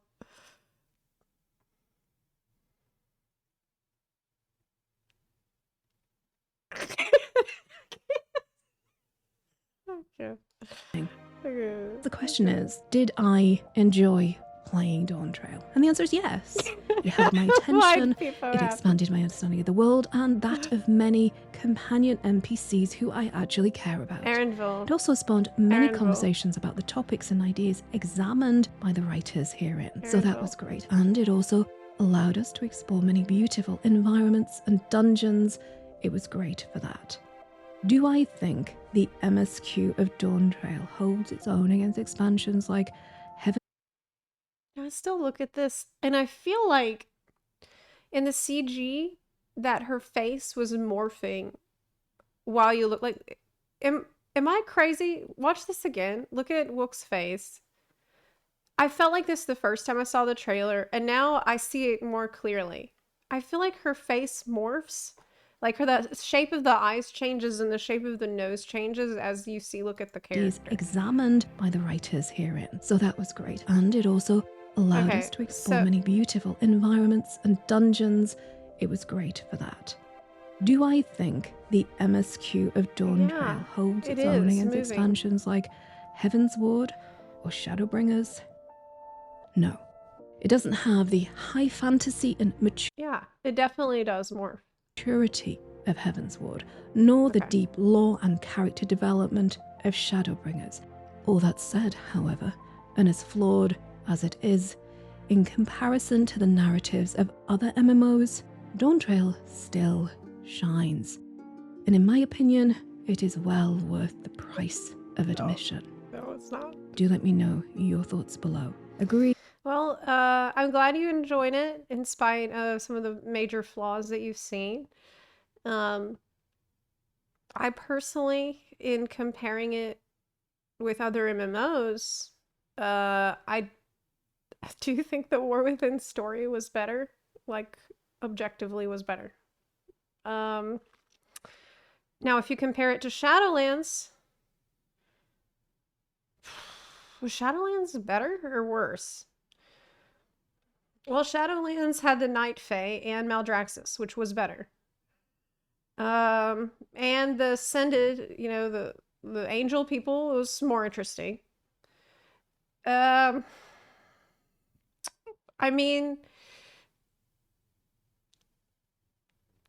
I'll let that, maybe chat can decide that. Like, I don't know. I mean, was the jailer a better villain than Sir Alja? I mean, I can't believe I have to think about this. The jailer did have clear motivations.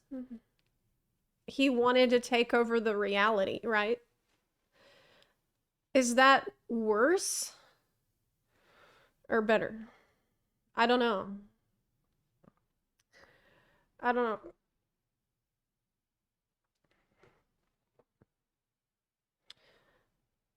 I kind of like Shadowlands outside of the jailer. I liked the Winter Queen. Dawntrail did not destroy all the old lore like Shadowlands did.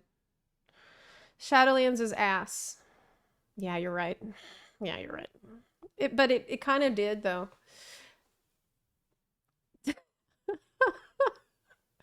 When it comes to souls, how souls work and how the afterlives work, it kind of, it did. It like went completely again. It disregarded all the previous lore on this. So, I mean, is it ruined forever? No, but Shadowlands kind of ruined it forever. So maybe there's a way they could explain it in 14 where it won't be ruined forever. Like maybe there's hope. This is a pointless discussion. I don't know. It doesn't matter. Yeah. I don't, both not great. Both not great. But I haven't played Guild Wars 2, so I in terms of that MMO story, I did the base game story and I liked it. So that was better than Dawntrail. For Elder Scrolls Online, I've done several of their stories. I did the Morrowind type story, where it was like the Mushroom Lands. That was pretty good. I've heard Necrom is pretty good.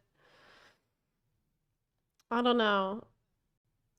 It's kind of pointless to try to compare.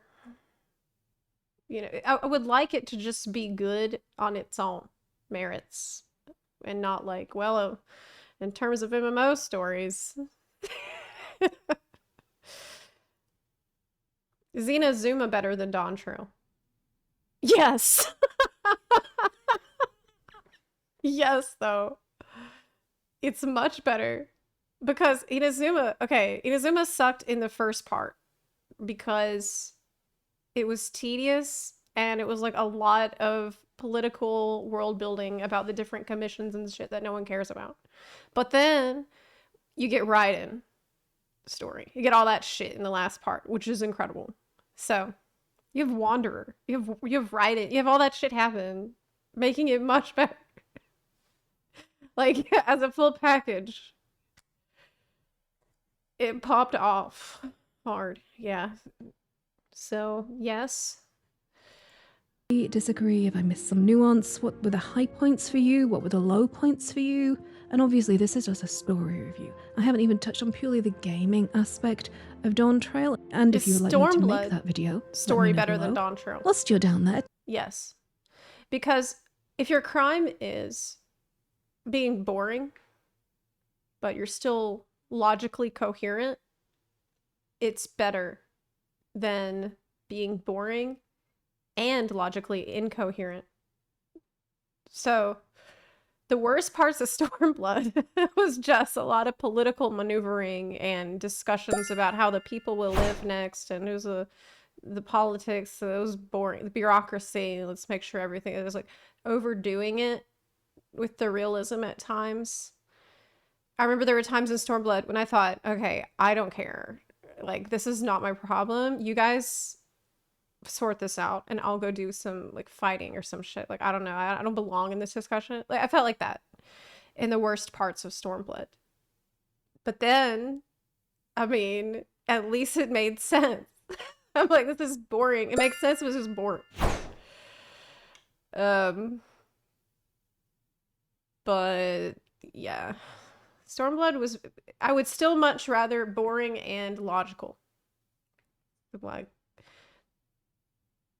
Stormblood was better on the basis that we actually, oh, and there was some really good high points of Stormblood too.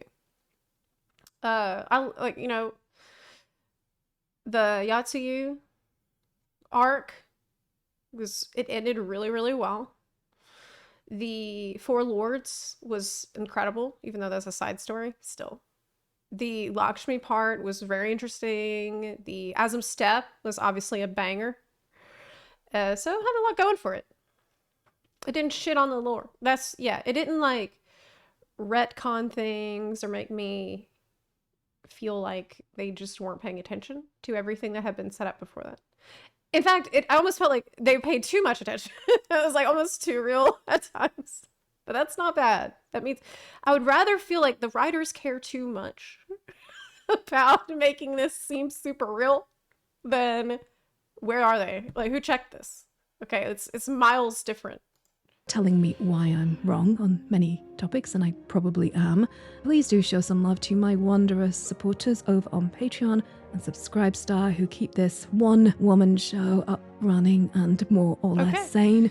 Same adjacent, shall we say. It's good enough for me. Give you a link they to keep this. things going when my health makes my content schedule just non-existent at times. Goodness me, I don't deserve them. But we have come to the end. So thank you so much for watching my channel. Thank you so much for supporting. Thank you for liking and subscribing. I hope that you have pushed my buttons below. And until next time, please stay safe. If we're on, I think overall, just talking about the video in general, it was honest. And I really appreciated that. I did feel like I don't agree that I of course, you know this though, like I feel much more negatively about the expansion in general. And something that I think that she might realize, like I did, if she went through it again, is that the more you look back on it, the more problems you will see. Because I feel like if you have the presence of mind to notice the unaddressed philosophical issues we encounter in living memory that could have been explored better, then there's a lot of other things that will also bother you if you go back and, like, you know, check it again. Because the more and more I've looked at this shit, the worse it gets. Like, when making this video was pure hell. It was horrible. There was things that I kept finding, and I still keep finding because I'm working on the next videos. But I kept finding more and more and more shit that was just like, my God, I didn't even notice this at first. And now that I see it, I just can't understand how this got past QA. Like, how this got past the checks.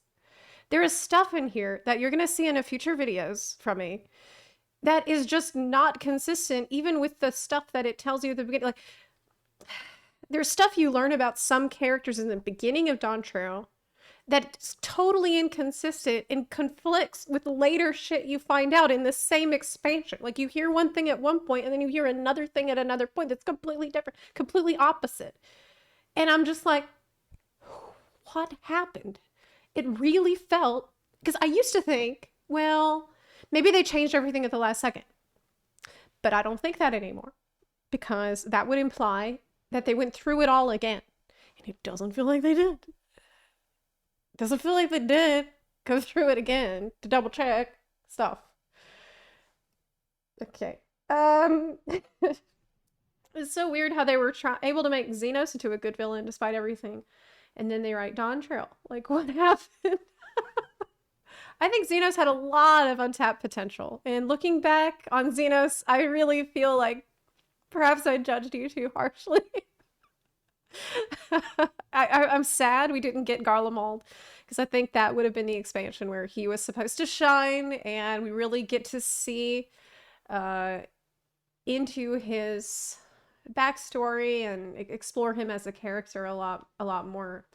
If we're on the topic of culture, Stormblood did that better. That one scene where Gosetsu saw how Sadu's tribe were acting and trying to come to grips with understanding their way of life. And oh yeah, oh god, you don't even want me to get into this. Sadu's tribe basically confirms the cycle of reincarnation that is further confirmed and elaborated upon in Endwalker. These people recognize the souls of their fallen brethren in the eyes of newborn babies, and they just keep coming back, and they have this, like, the knowledge of their past lives, and it's super interesting that, like, souls can return with like some connection of memory between them all. Like, there's something that marks a soul that's unique to that soul that will return after being, you know, cleansed in the live stream. And that's, you know, further elaborated on in Endwalker when we're explained the basics of cosmology, the etherology, and all that goes out the window in Dawn Trail. Just gone. Doesn't matter. Just doesn't matter. Drives me insane. But what can I do about it? Except complain, which I know people just I can't help it. I can't help it. That's what I'm gonna be doing. All I'm gonna do is complain about it. I cry every time. I cry every time I remember it. Some people are very mad. Some people are very upset. That's okay though. Zepla, did you watch the video that criticized Dawn Trail and Yoshi P leadership? Yes. The one about problem with Yoshi P? I mean, ultimately, responsibility is his. Now, that video went a lot into FF16 and similar issues that could be seen between both games, and I think it made some really good points, notably about the open world and the lack of player agency and the lack of emergent gameplay that would improve these games. But I didn't finish FF16, so I don't have a lot to say about FF16 because I only got like maybe halfway through it. Got to the point where you meet Bahamut guy. Yeah, it was. I thought it was a pretty good video. I enjoyed it, and I did react to it. It might be on Zep Live soonish. Yeah. Yeah. I like Xenos for his simplicity. Man, just wanted to stab us with his sword. Somebody brought something up to me about Xenos that's really bothering me a lot now. I can't stop thinking about it. I just had this discussion with a friend like 2 days ago about Xenos. This really bothers me so much. So The problem with Xenos is that he listened at the end. Like, before he goes off to, hold up.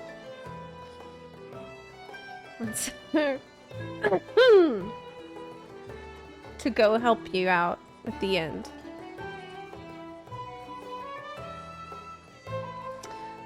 Let me just pull up thing here. When Alice points out that while it may be true that there's no inherent point to life and everyone has to find their own purpose, which was Xenos's whole mindset.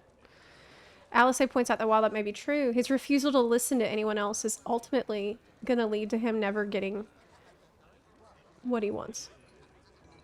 And then Xenos takes that to heart. And he approaches Kryle and Charlian before the end of everything. And he chooses to help. And this kind of bothered me a lot. Because I was thinking, he really had the whole... the message of Endwalker was that there's no point to anything except the one that you can create for yourself, and like it's always worth living, even if everything seems meaningless. Like, it's worth taking the next step and having hope, because there's always hope. As long as there's life, there's hope, right? That's the message. But not for Xenos. You know? I don't know. I feel like he had a lot of planned development that did not see the light of day because of the removal of the Garlemald expansion. And I think that they decided to remove Garlemald and skip straight into Endwalker pretty late in the game. It was following the success of Shadowbringers is when they made that decision. And this is something I really struggle with too. Like, why would the success of Shadowbringers, and this is something I'm not just, like, this is a fact, they have admitted. Because of the success of Shadowbringers, we decided to rush and go ahead and do Endwalker and not Garlemald. We skipped Garlemald. They've said this. I'm not making it up. And I can't stop asking myself, why? Why would the success of Shadowbringers and suddenly having a ton of people interested in your story, why would that make you want to wrap up your story as quickly as possible? Wouldn't that... Those things don't go together in my brain. I don't know what I'm missing, but... like, did you not have faith in yourself that you could keep people's interest for Garlemald expansion? Why not?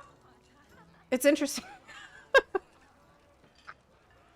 You have all this build-up. Like, Bajra was building up to that. We had a lot of build-up to that. And then Ashal was gone. I don't know. It's like a whole different side tangent. I don't understand this. I don't understand this at all. As a writer, it makes no sense. They also had released that short story about Xenos. Do you remember it? It was like in a book. And it was a really nice backstory about him as a child or an adolescent training. And his mindset and like why he is like that, and the apathy that he felt and the isolation that he felt. It was really great. It's in a book. A book most people will never read. You said I think one of the big issues... Oh yeah, Gerbsinator. You're so correct. One of the big issues is the Warrior of Light is an unstoppable force now. You're so correct.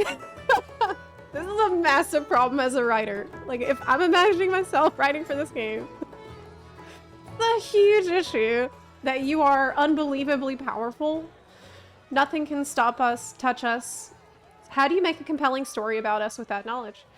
That's why the Matrix movies sucked after the first one. Well, there's a few different ways that you can go about it. And if I were to tackle something like a Garlemald expansion, that would be fairly easy in sense of these people don't want your help. They don't like you.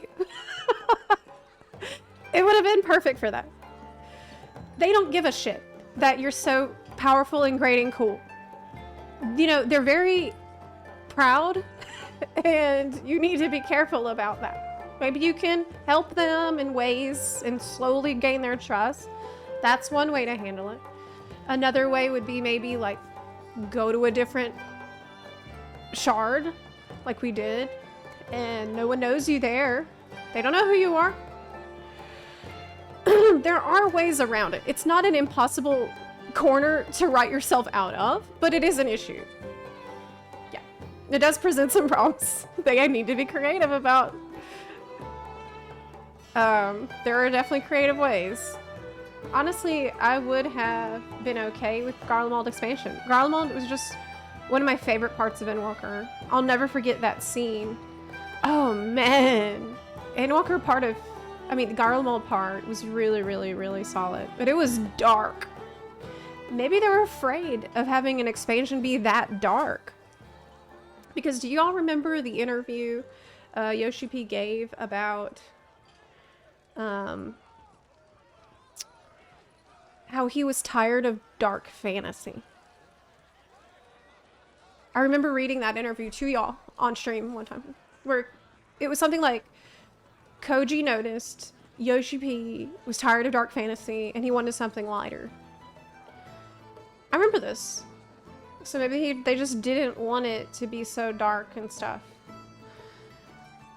But then again, yeah, nothing depressed me more than Dawn Trail. So if this was their attempt at light. I never felt more depressed. This is the darkest shit I've ever experienced. I know players would hate me for it, but I would like it if after Endwalker, Hydaelyn's powers start to fade from the Warrior of Light. This was supposed to happen. This was already supposed to happen, and it's not happening, and it needs to happen, yeah. I think it would be very interesting. By the time of the new expansion, they stop being Superman and actually show some fights and scenes where the Warrior of Light actually loses and starts becoming grounded. But if that happens, how will I get the echo buff when I keep failing at a trial? Yeah, we need to keep it. Yeah. We need to keep it, actually. I guess they could just be like, Dynamis power. Which drives me nuts, too.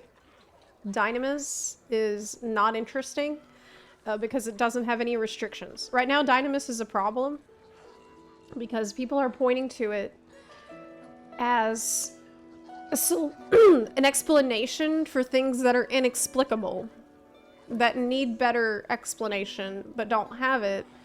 But it's okay because it's Dynamis. Like, it's very lazy because it's a magic system that doesn't have any restrictions. And magic systems that don't have any restrictions are very boring. It's not interesting. If you can do anything and it's infinite, and it makes you infinitely strong, and you can draw upon it at any time, that's not interesting at all. That's not great as a plot device. A plot device that instantly can solve any issue. Like One Punch Man. Even in One Punch Man, it's a plot device. Because for One Punch Man, the fact it's not an issue is an issue. He's like, gets bored with his life. Because everything's too easy. So, it's actually about that, what I'm describing. What happens when you have a magic system that has no restrictions? Well, you have One Punch Man being Sag. I love One Punch Man. So good. So good. I hated Dynamis as a system in Endwalker. It's so boring. I have become Xenos, actually. We joke about this all the time, but I've become an Ashian. Aloo butts. Hey, Chunky Ninja, thank you for the 28-month resub. I really appreciate it. We're here talking about Dynamis and One Punch Man, and the fact that I've become a Xenos, an Ashian who craves fire and chaos and conflict. I never want to hear anyone say the word smile again. I want everything to burn. I miss Nidhogg. You know, I would like Nidhogg to reappear. Some other terrible dragon that just doesn't give a fuck. Doesn't want to be reasoned with. Doesn't like you. Doesn't care about your speeches. Has pretty good reason on their own to hate you. And there's nothing you can do about it. I love that. I want more of that. Give me the conflict that we need. I like the Warrior of Light's connection to Azim, though. Yes, I love that. I think it's okay to have the crystal to draw upon the power of Warrior of Lights from different worlds. I thought that the next arc, like the next 10-year arc, I thought it would be about rejoining your other selves to become super thick. Like super strong and super, like get more thick. Thicken yourself up. That's what I thought we would do. Maybe. It's just an idea. Get as thick as possible. Extra thick. I don't want any more Here, Feel, Think references. Yes. No more, please, Scott. No more. Since I had all of you hearing and thinking and feeling along here with me, it showed me that I care about being happy.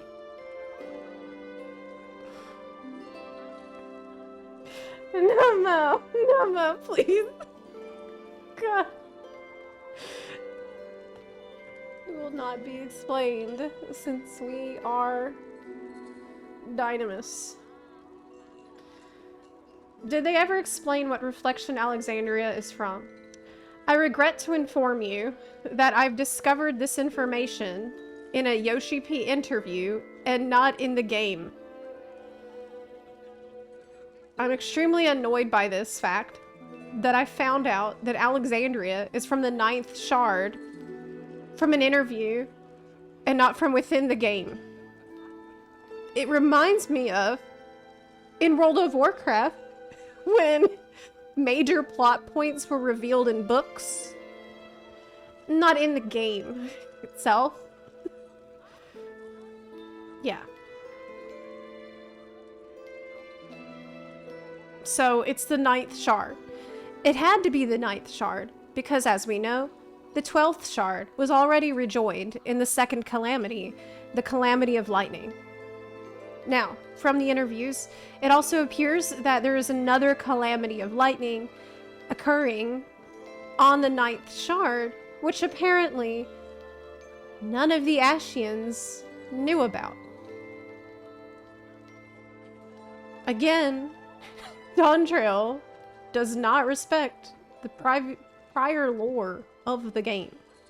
It completely disrespects everything that we know up to this point. Basically, you're telling me that this shard, the 9th shard, okay, first of all, it's totally destroyed. Okay, it's beyond help. There's nothing left on it. There's like one city. It's an apocalypse has already occurred. It's not like the first, where there's a lot still to be saved. It's fucked. Now, what does this usually mean? Well, it usually means that there is... Oh my god, my internet's dying.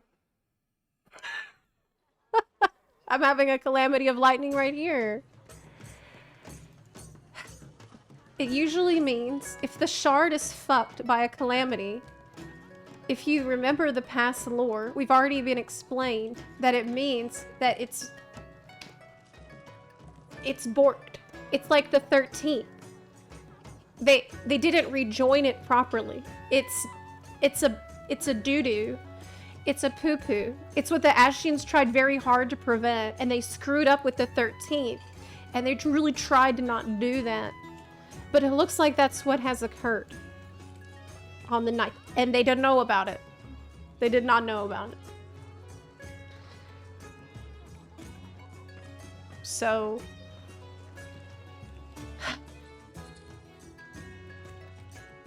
yeah.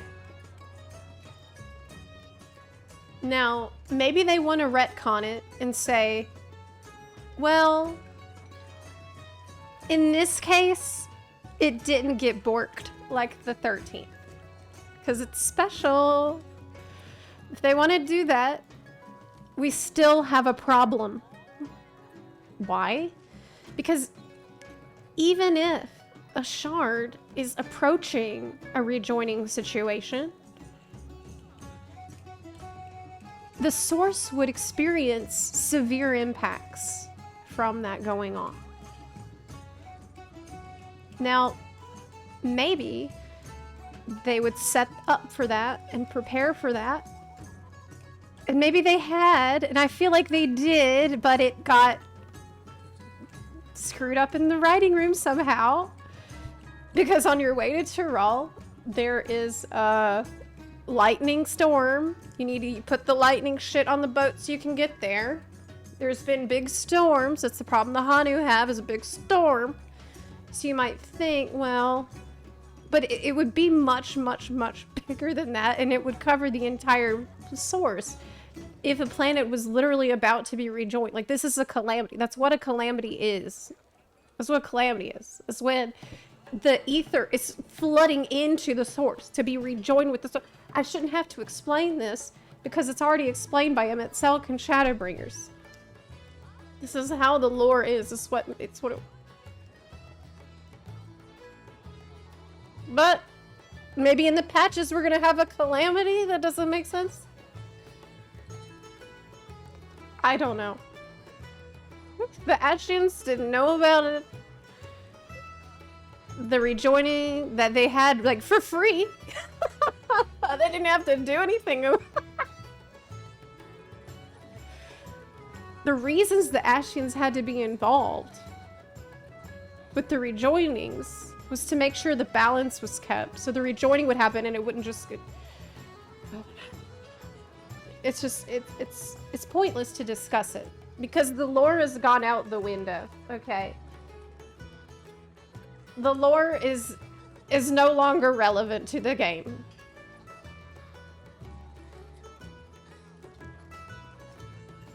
Right, the 13 is effed. I fully expect an Ashian will pop up in the patches to explain just what happened and why no one ever mentioned it, what they did on the 9th. Oh my god, I bet. I bet. They're gonna bring back Ashians for the patches. Okay. I mean, at this point, I hate to say this. I've been really invested in the lore for a long time, as you probably can tell. But with Dawn Trail, I no longer really have fun doing lore speculation. The reason for that is because I've lost there's a breaking of trust that's occurred between me and the writers. I don't trust them to remain true to the rules of the setting. And if I cannot trust them to do that, then lore speculation becomes guessing at their whims. And that isn't very fun. What's fun about lore speculation? You know the rules, you understand what's allowed and what isn't, and you make reasonable, rational guesses within that framework. If the framework no longer matters, then it's not fun to guess. It's pointless to speculate because they'll just pull anything they want out of their ass. So, I don't know. It's like, whatever they're gonna do is whatever they're gonna do. It doesn't... I can't trust they will respect what I know already. Yeah. They refer to the lightning happening due to the electrope weapons between Alexandria and Lindblum, which is said to be on the same continent. It's... right. That's... it was from the, like, nuclear war, essentially, that they had on the 9th. Causing an apocalypse, which should have borked the shard, but didn't. But We'll see what they do. The regulators. I bet. God, I just. At the end of 7.1, see Sphene has this little smile, and I'm like, I know what they're gonna do. And this is when they're gonna, like, pull out an Asciad who secretly was doing all this without any of the others' knowledge. I wanted so much raid this add-on, but the story from Dawn Trail and raid were so boring. From the glamour was not my style. That's a whole separate issue. the glamour, I don't like the streetwear stuff. That's a personal preference. So that's another thing that's kind of made me feel alienated. That's something they're going hard into with Solution 9. And I'm a little disappointed because I feel like with cyberpunk armor, you could be a lot more creative than just glowy streetwear. I want to see some wild shit. Okay? Like, I think it would be really cool because, okay, we've seen Alexandria, which has this really cool fantasy vibe. I would have liked to see, what if they took that style of dress they had before and made that super futuristic? Like, go with the same style, but make it like neon and put crazy stuff on it and add goggles and stuff. I don't know. Let's do something really crazy and unique. This just kind of feels like clubbing clothes that we keep getting, and it's boring. Yeah. That's my issue. I wanted to see the Alexandrian cyberpunk because that would reflect their history. And also maybe you could add in like, oh, new designs from the people that were from Tyrol who had their own sense of style. But they became part of that culture 30 years ago. So they could have influenced it in some way too. But it's just like nothing, everything's so shallow. The shit is just so shallow. It doesn't go deeper than what you can see. There's nothing that's like, it's not fun to dig into it. Because there's nothing there. That's my problem. I used to speculate a ton about lore. I even spent hours pulling up dialogue from MSQ to work out the timeline of Alexandria. But then I just came to the conclusion that I probably was thinking about it more than the writers did. That's how I felt. You probably thought about the issue of it potentially being the 12th shard, which would have required time travel. Now, thankfully, we aren't going in that direction. I'm glad it's not the 12th shard. That's a good thing. But the fact it's a 9th shard presents its own set of problems. Huge problems.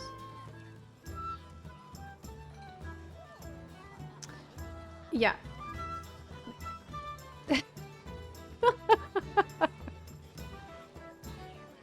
Solution 9 Glamour's fashion was a complete departure from this story concept. Cyberpunk Club was a mistake. I just feel like there's so much. They could have been a lot more creative with it. I like how FF14 started with, like, we were basically reading by candlelight and wearing sandals and simple medieval wear in the Alliance cities to cyberpunk streetwear. Yeah. I don't know. I really dislike all the cyberpunk clothing. It's really lore breaking. Yeah, it's just... Actually, that's a good point. Sphene's clothes is closer to what I would imagine everybody else would wear. That's actually a good point. So maybe Sphene's clothes was designed by someone with the same thought process that I'm describing. But that person did not design the rest of the clothes people wear in the city. But yeah, that's exactly what I mean. Fantasy, but iridescent. Yeah. So that would be more consistent. Her clothes are so different than her people's, but they really shouldn't be.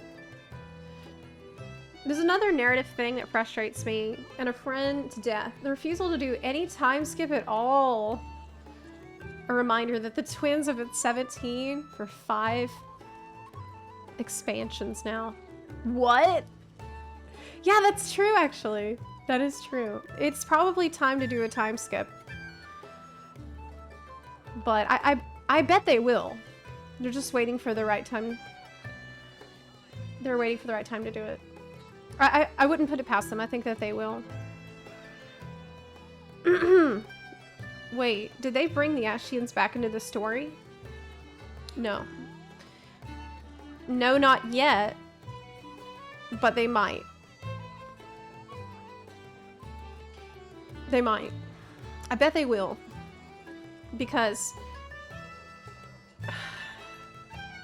before Dawn Trail, in the media tour,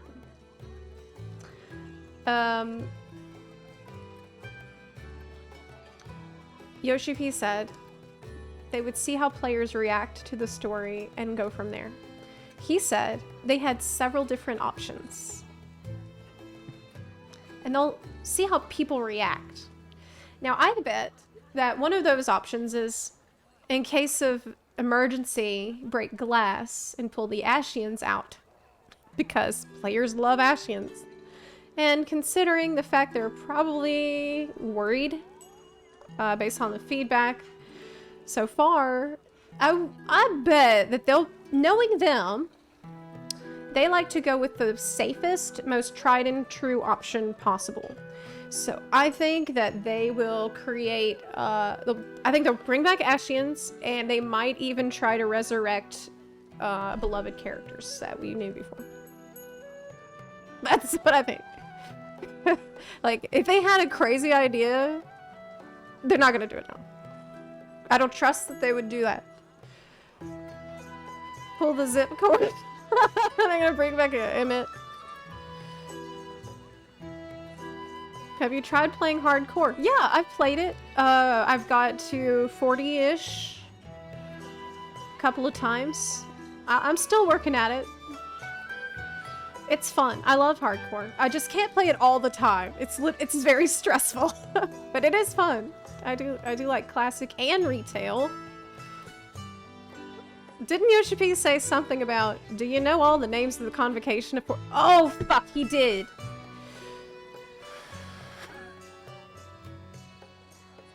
Fuck, he did. He did. Fuck. I forgot about that, but he did.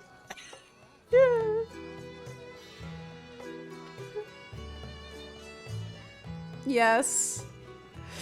So... the question isn't if Ashians, it's when Ashians. Yes. Oh, they're coming. But this time they're less competent. They're really incompetent now because they don't know about the rejoining that's just sitting there. Or they've ruined this rejoining. Who cares, right? Like, nobody's even brought this up in this story. That's the wild thing to me. Nobody in the story was like, hey, if that shard is overwhelmed by lightning ether, what does that mean for us here? Wasn't that the whole plot of the Shadowbringers? Everyone's like, oh, well, we're done here. Let's go have some tacos. God. It's starting to sound like Kingdom Hearts. Wait, what did he say? Oh, did you not know about that? Yeah, I was there. Somebody asked him a question that was like, hey, what should we know about the story? Like, what lore stuff should we know beforehand? And he said, do you remember all the names of the convocation of the 14? Just pretty annoying. Because it's like, I thought we were starting new. I thought we were starting fresh. New adventure, new arc. And we don't need to keep redoing the same old shit. Do we have any new ideas? You have any ideas? Yeah. The Ashians will fall under the... At this point, I hope they just resurrect him itself, because then I'll at least get to hear his voice. At this point, I don't even care. Just go ahead and do it, shit. I mean, we don't care about the lore. Bring back Xenos. Let's go and, let's put our swim trunks on and go party down by the beach and eat tacos. Shit. At least I can go do that with some characters that I like.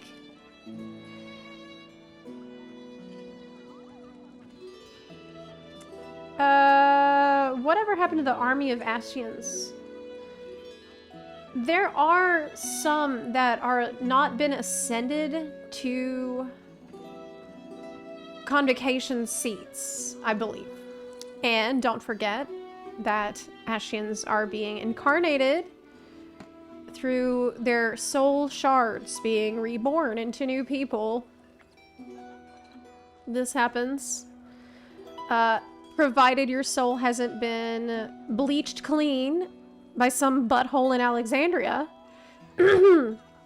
then maybe you could be reborn as a fragment of a soul of someone on the convocation. Yep. So what two big things would you like change most of all? I think what we've learned... actually, that's a very difficult question. It's like story, gameplay, whatever. What I've learned is that if the story is bad, it's hard to care about anything else. And story is kind of the big thing. It's the centerpiece of that game. So story has to be the priority.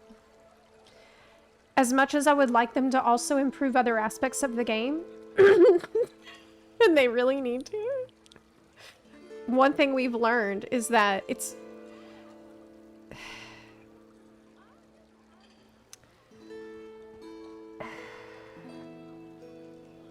that there's the biggest problem that has to be addressed is story. Like, that has to be the priority. It's just...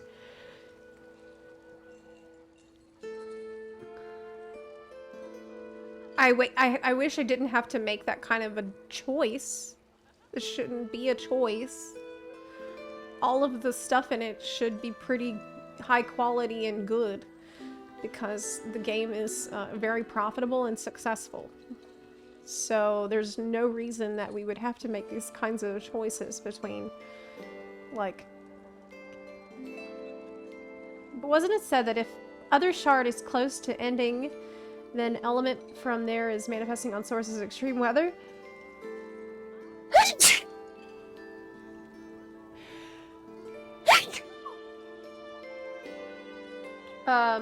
Or anomaly. So, as of right now, I think that how can I put this? If a shard is that far gone as the ninth is, then it's cannot really be rejoined. It's been an apocalypse. There's nothing left on the shard. It's over. It's Jover. It's kaput. It's like the 13th. Okay. But let's assume that it's not. In that case, there would be more than just a little bad weather. If it was really still even remotely possible for the Knights to be rejoined, we would have a calamity happening already. That would have already occurred. We would be in it. It would be the calamity of lightning that we're experiencing. But we're not. Things are fine. Like, on the boat, there was a bad storm one day. That's not a calamity. Okay, calamities is like apocalyptic events on the planet. Like the calamity of ice that caused the Malala to flee. Like in the vision of the future with the first calamity,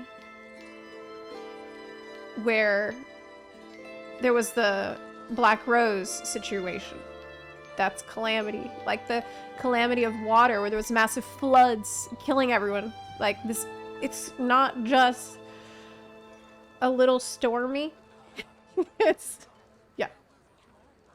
It's a very, very big deal. Like you won't miss it if a calamity is going on. And it has to have been happening. But I bet that, honestly, what I think that they will probably do very poorly is they're gonna have an Ashian show up. The Ashian will be like, I was actually in charge of this shard, and I'm doing a good job, and this rejoining is gonna happen. And then we'll have a calamity that's not a big deal, and we'll wrap it up really quick. Maybe it will rejoin after all. And it just won't make any sense in the timeline, and it won't make any sense with the previous lore. But they'll probably just try to, like, shoehorn it in there really awkwardly. That's what I think might happen. Yeah. It's gonna be clumsy as fuck at this point, because it hasn't been set up properly. If we're gonna go that route of examining what happened on the 9th, which we must, only way out of it, like, I don't even know how they can write themselves out of it. Maybe they could say, oh, you know what? We were teleported in from a different fucking star system. We're not even a shard of the source.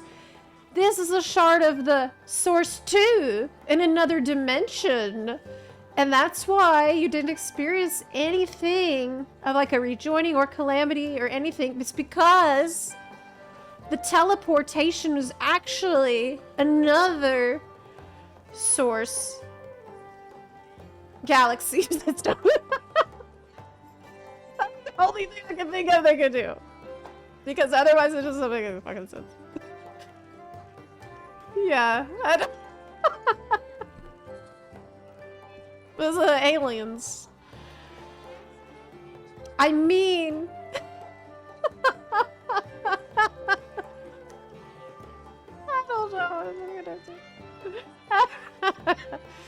In the Shadowbringer scene where Graha is explaining the rejoining, doesn't it show the elemental effects that affected each shard? Correct. We got a visual of the 12th being rejoined successfully in the Calamity of Lightning. The second Calamity. In that scene. I know. Because I watched it again. Do you think the rewrite much about the story very late? Oh yeah. Maybe. You think this could be a case, and this is the reason we have not so much VA scenes? I don't know. I don't know. It's like, on the one hand, it's one of the ways to try to imagine why things ended up the way they did. But on the other hand, it's like they were working this hard up to the last minute and it feels this inconsistent. Like, I don't think multiple rewrites implies many people were looking over it and trying to get it perfect. And I don't really get that impression. So... And in terms of the VA not being present, it's not present in scenes that are very, very important that they should have known about early on. I think, actually, no, I just remembered an interview where Ishikawa said that she rewrote, I think, Endwalker at the last second, but she had to have it finished before they sent it off to the cinematics team. So they finished the script before it's sent to cinematics. So they have a good bit of time. I don't know. I made it to like 10 to 12 when I tried FF14 before I decided it wasn't for me. With that aside, I hear a lot about the community. What about fashion ideas submitted by the FF community and voted on to be in the game? Just a thought toss. They do that. They have done it a couple times with great success. They've had hairstyle contests, weapon design contests, and those usually have really great things come out of them. So yeah, they do that at times.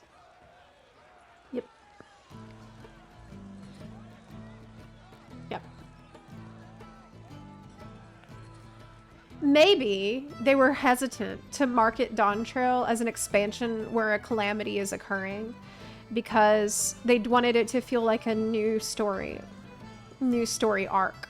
And they didn't want you to be like, oh, here we go, another calamity, a little... But then why have the calamity? Like, there's mixed directives, I feel. Like, they want one thing, but they want to do another thing, but they want to do one thing, and then they want to do this. Like, the script is often at odds with itself. That they couldn't decide. So they try to set up everything all at once, and it doesn't really work. You need to make some commitments to what you're going to do. You can't just, like... We'll see how players react and go from there. You need to decide ahead of time what will work for your story. Have a roadmap for your story that you know players will like because it's a well-crafted story. Yeah. Live on another source. You wouldn't know it. It's in Canada. That's what I'm saying. Yes. There's a universe where the first rejoined. So maybe from there. Is that true? Zepla. I went to go AFK somewhere chill before I logged out and realized I'm sitting at the same bar as you. Oh, really? Maybe you were already logged out. I see dancing Volpera back there having an amazing time. This bar is popping off. One thing this game needs is emotes, though. Like, the game needs better emotes. That's a big ask I have, Blizzard devs. Give me some more emotes. I'll be honest, I haven't paid attention to none of these other convocation actions. So they'd have... add more about that, right? Yes. Yes. But they won't. But when they said it was going to be a beach expansion, I wanted a cutscene where we play half-naked beach volleyball with Erenville and Graha.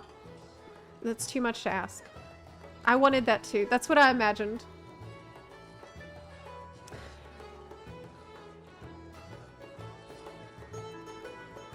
I was worried way before Dawn Trail.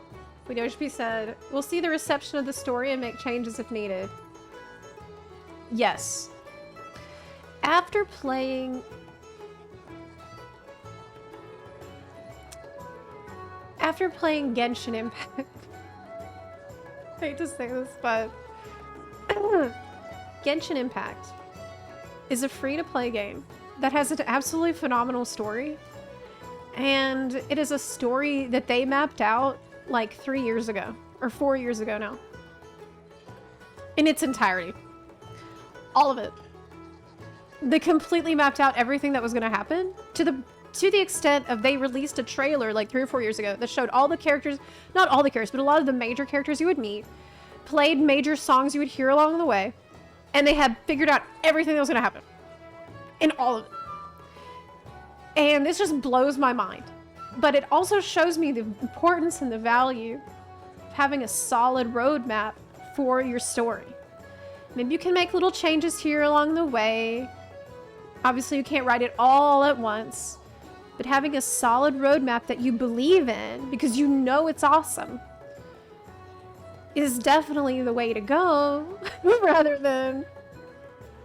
We'll see what players don't know what should happen in your story. But I don't know if FF14 ever really had a good roadmap. Ishikawa went back and she made it seem like it did, but it never really did. She made it seem like that because she's a genius writer. And she made things connect that weren't connected before.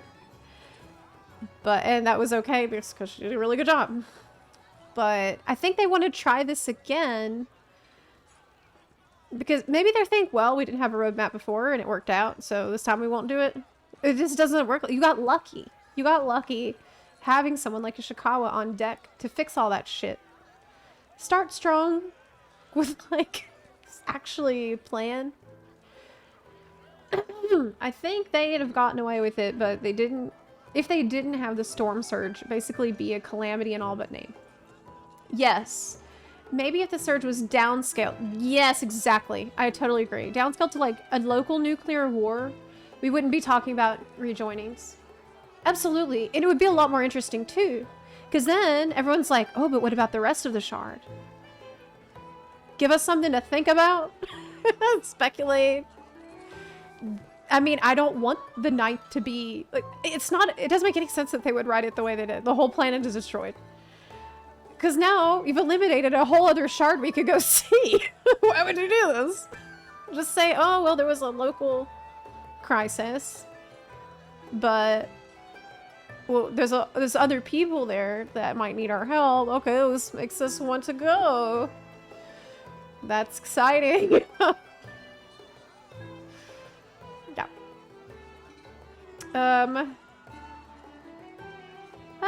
I wish FF14 had more animal-like races. Like, wow. Yeah. I agree.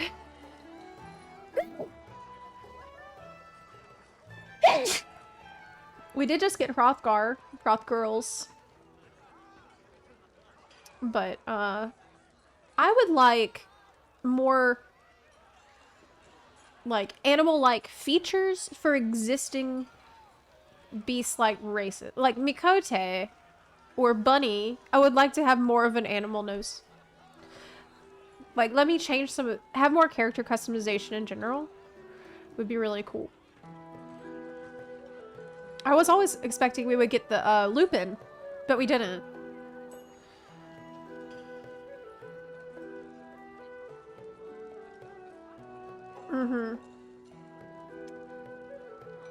This is why you gotta prep ingredients before cooking a meal. You gotta prep story lore before making game, TV, movies with deep stories. Yeah, absolutely.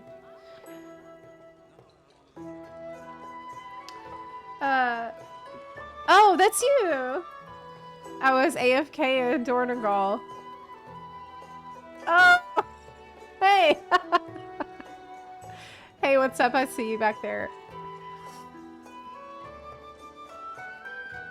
Oh my god, is the WoW player Zepla still poop-talking FFXIV? Typical tribalism. We ended up on a huge discussion about it because I watched that video from the Crichton Herald about their reaction to Dawn Trail, and it just got me thinking about all kinds of stuff. It's hard not to think about this, man. I feel like in some ways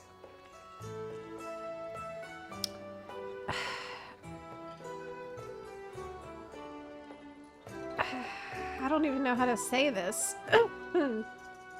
I'm shocked in a way, to a degree I didn't think was even possible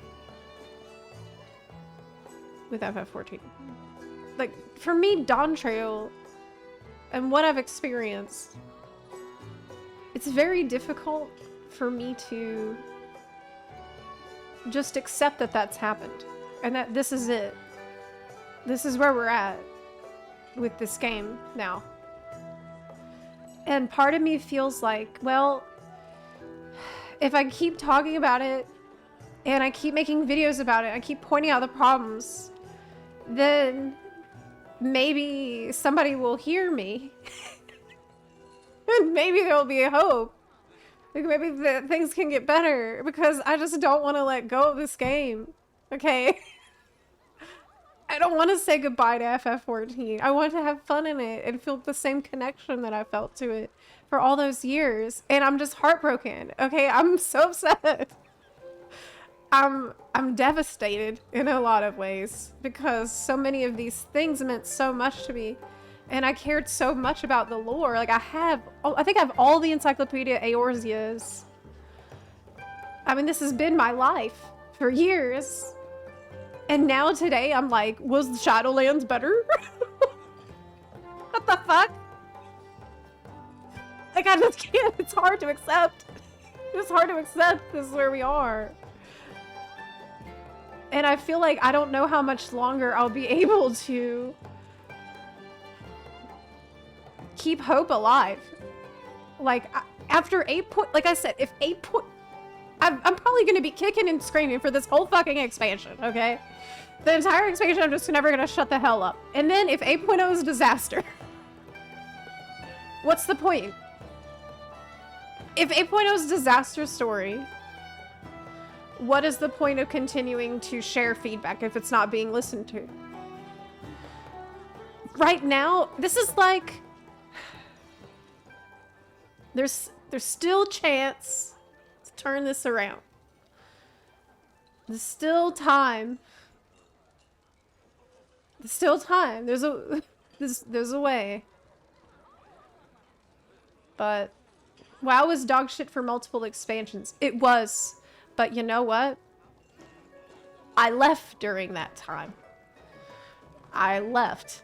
And I looked from afar, and I was sad. I played FF14 all the time, and I waited and watched and hoped one day WoW would turn it around. I don't want to do this with FF14. So, we'll see. For now, I'm still full of hopium, and gonna try very hard to share everything that I feel. Still gonna be doing that. Still feel like I can. It's okay to leave. I've left. I mean, I know that. I don't need permission to leave. But I don't think I need to yet. I think there's still more good that I can do and more change that I could potentially contribute to, I hope, for now. But if that day comes, like, I have to be able to acknowledge it. Yep. I am, playing less. FF14. You know, that's the reason why in Endwalker patches, when I first started to feel kind of upset about the state of things, I stopped playing FF as much. And I just started branching out more with other games. Started doing more Star Rail, more Genshin, more World of Warcraft, other stuff, Elden Ring. And that was a really good idea. That was a really positive change. Because I remember there was a time before I did that when I was literally playing FF14 every day for years. Okay? And I would actually just never stop. That, I remember getting into an extremely negative, like, mental state where it started to affect me in my real life, and I just got depressed and sad, and I felt really, like, kind of toxic. Really. I no longer feel that way. I think getting myself some distance from FF14 for a while was really beneficial to my mental health, and it allowed me to share what I think about the game in more objective ways.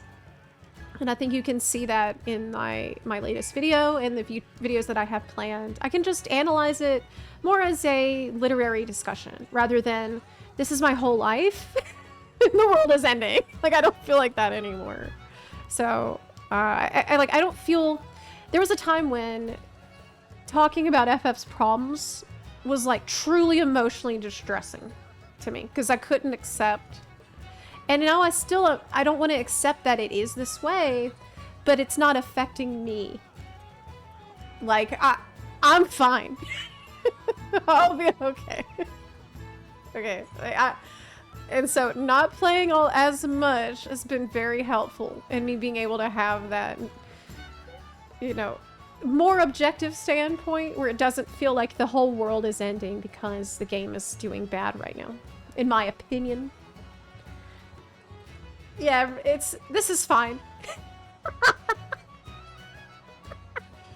This is fine. Yeah. Yep. But will we still be buns? We're still buns, as you can see. Our guild name. Yeah. can I be honest here a moment? I miss Fiera and I miss FF14, but at the moment I can't play it the way it is. The lack of content and the underwhelming story is what's putting me off. If I play right now with the login campaign, all it will do is make me hate the game that I love so much. Yeah, don't do that. Don't force yourself. Because you don't want to, like, hate it. That's not healthy. It's not healthy for you. But yeah, there's a free login campaign right now, so it's a good time. If you want to catch up on the story and hear what I'm talking about, you can. Yeah. I was toxic and disappointed after Dawn Trail. For like a month, I actually was very emotionally upset, and that's a big reason why I delayed making this video. You might notice the video came out several months after Dawn Trail. Well, first of all, it took me almost a month to get through the damn thing. And then I knew that I needed time. Both to go through the gigantic script, but more importantly, to get that distance emotionally so that I wouldn't be like ranting and have that shit get in the way of the actual feedback I wanted to provide. So it's kind of a weird balancing act for someone like me. Like, I care a lot, and sometimes I care too much. So I don't want it to be a problem. It was a bit of a wild ride watching you go through it too. Yeah, if you'd watched the stream since, you've seen like my progression with it, like how much I struggled with that story, and then the months following where I just slowly came to terms with it. It's really like a tragedy that I endured. Yeah. I had a blast with Dawn Trail. I'm happy to hear it, Novel. I'm jealous. I did go through stages of grief, and now I'm okay, and so I can talk about it. You know, the old talking point of FXCV is propping up Square Enix. That's what's worrying me. We've seen their poor management decisions in the past. I'm fearful that they will see Dawn Trail as a failure and start cutting costs. I thought that the Square Enix CEO was like a FF14 enjoyer, though. If they're gonna cut costs, they'll just support the mobile game instead. I don't think that's gonna happen, though. I feel like, okay, you want my opinion on what's going on in Square Enix with cutting costs and shit. Okay. This is total bullshit speculation, so please take it with a huge grain of salt. But what I think is that Yoshi P, we know he's on the board of directors, and I have a feeling like he prides himself on being able to say to the board of directors, look how much we got done with so little budget. Like, I used to think that Yoshi P was struggling because Square Enix would not give them enough money that they need to put into the game that's so important. I'm starting to not think that anymore. Now I'm starting to feel like he's proud of being able to do a lot with as little as possible, without asking for a lot more budget. By staying under budget. I bet it's like a point of pride for him. I feel like he's not saying, this game needs this, and this. Give me the money for this, and this. We need to invest in this game. If you care about the game, you need to... I feel like maybe that's not actually going on. And instead, he's more like, look how I can keep this thing going with the same amount of money you gave me last time, and the time for that, and the time for that. And that's like, wow, amazing. That's the only thing that makes sense to me. Because I don't really see... I don't feel like the game gets bigger budget. I hate how they delay casual mid-core content so much. Yeah, it's weird. Most important time to retain players is in the 0.1 patch. Immediately after the expansion, when players are supposed to be at an all-time high, the course of the expansion's life, it's natural that there will be less and less and less every time. That's just how it is. It's always like that. That's how every expansion is. So, if you want to maintain as many people as possible typically fall into the casual or mid-core community So that's kind of content you need straight away, right? Cast as wide a net as you can. Keep as many of those average player, everyday player in the game. But we are doing the opposite, which is bizarre. It was bizarre. Zep, I love your character glam. Thank you so much, Deanie. I just changed it, and I really like it. It's very colorful. Thank you. Yes, I'm glad you like it.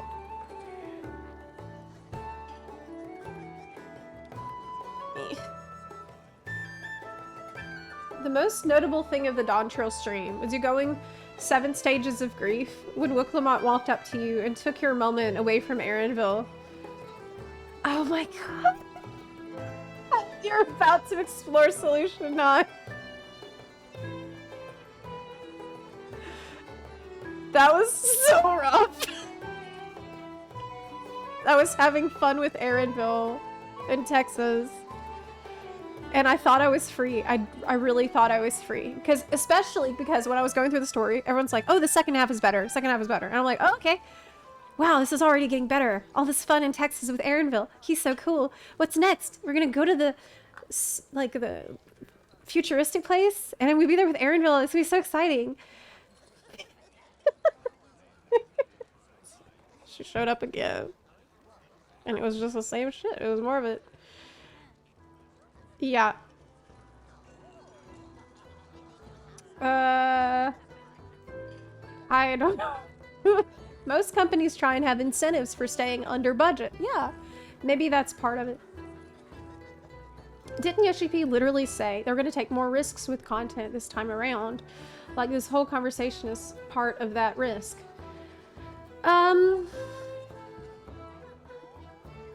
I think that he was specifically referring to the battle content with taking risks. And they did. This is actually a very interesting discussion, Zetalica, because what defines a risk for them is the question.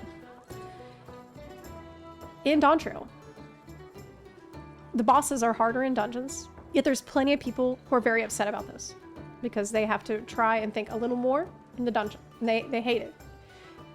Anytime we have a... Oh, by the way, the solo battle where you're Wicklemont, people said it was too hard and they complained. People complained about, like, the Thancred stealth mission quest. People complained about that. So it's too hard. Okay, so what do they define as a risk? Anyone complaining? Or what do they not want to happen? Like, what's acceptable for people to be upset about and what isn't? I remember with Stormblood, Yoshi P, people were complaining Shinryu was too hard. And Yoshi P was like, I'm not nerfing it. I don't know where this man has gone. But another thing I will say, after playing a bit of WoW and experiencing a big variety in different types of quests, especially like if in the campaign, I've been doing the campaign in War Within, and I've noticed that if you have to do a bunch of quests in succession for the campaign, at least, no two are the same in a row. Like they ask you to do something a little bit different every time, and it's been pretty refreshing. It's probably a whole different discussion. But what I mean is, having that variety and the type of quests I'm asked to do makes it more interesting, even though it's not hard. So a big thing that I think people maybe don't grasp is that being harder doesn't mean better all the time. Like, something can be more interesting, but not harder. Okay. That's something that I feel like I've never really... I feel like they don't get. Variety, I think, is what... People want variety, innovation, different ways of experiencing things. It's changing up a lot. That's not the same as difficulty, because I don't want to alienate people either. And I think just cranking up the difficulty every time is not that interesting too, if it's the same shit.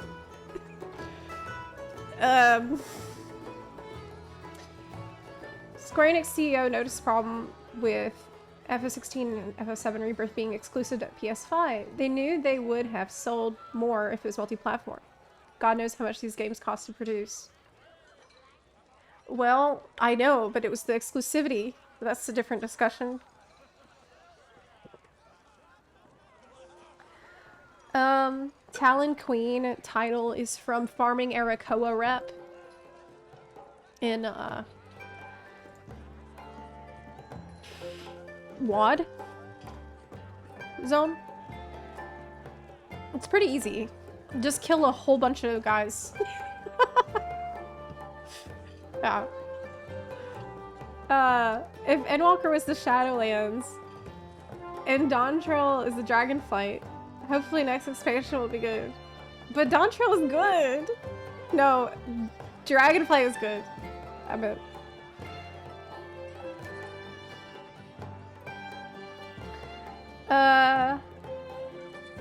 Are you serious? She was the OP thing in the game. Her skill set synergy is downright disgusting. People were upset. I'm telling you. I know. People were very mad. It's hard for them. Yes, I'm unfortunately serious. I think anytime something changes, it'll be met with some resistance, but it's something the game needs to stay healthy long term. Yes, change must be embraced. But it's true that there's always going to be people upset about it, and based on what I've heard Yoshi say before Dawntrail, he seemed to admit that they had been restricted in their creative process by fear of how players would react.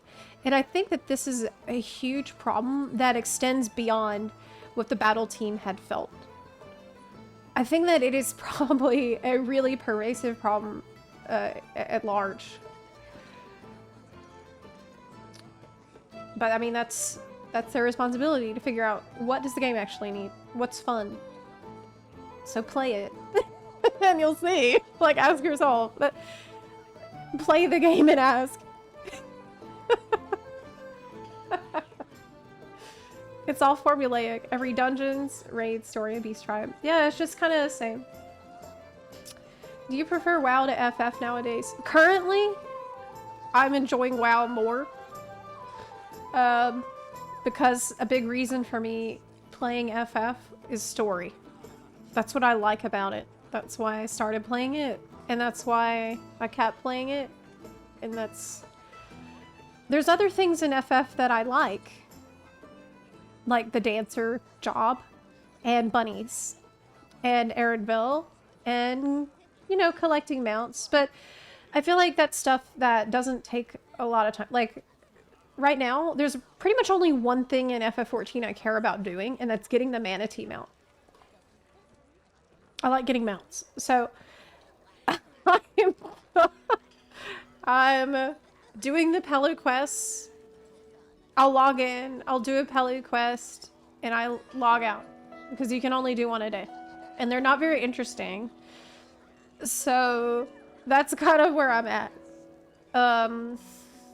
I am, however, spending a lot of time doing research and writing for future FF14 videos because I just remember feeling a little more engaged in the past because of a more engaging story, and I think this is something that I should talk about. But lately, I just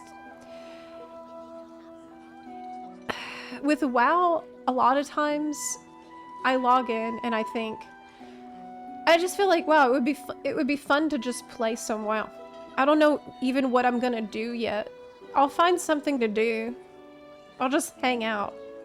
And usually I'll find something different to do.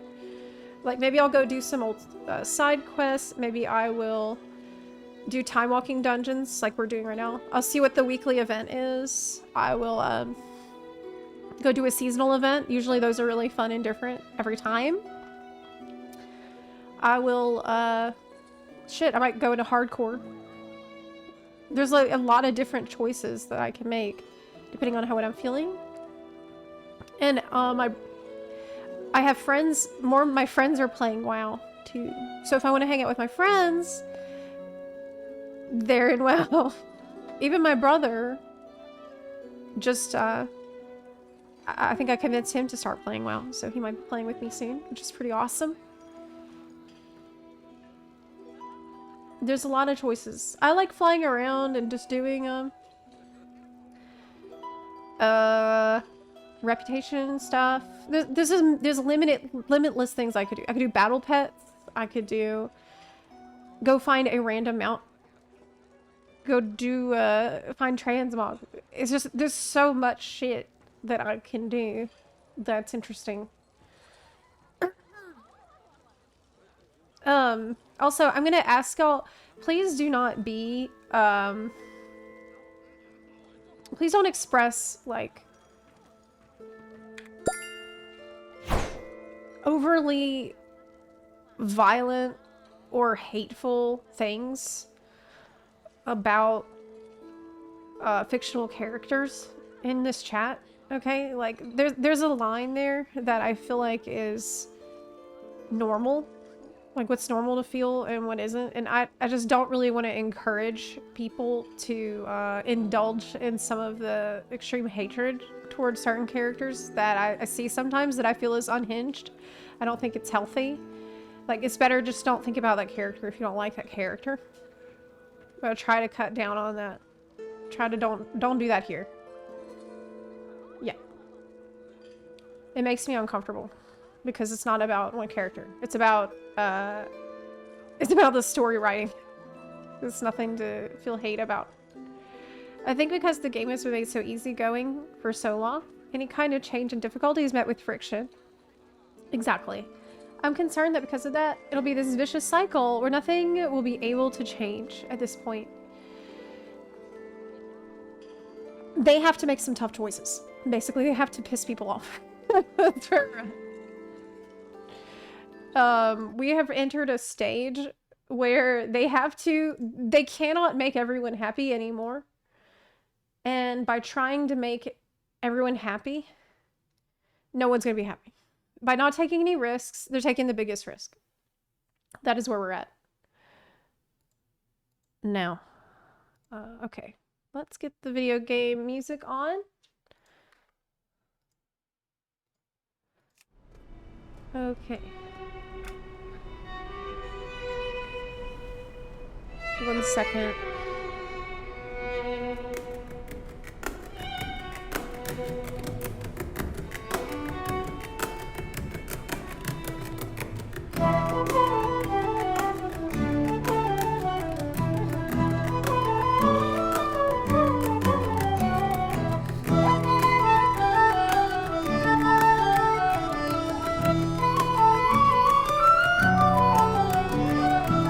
Loud and echo.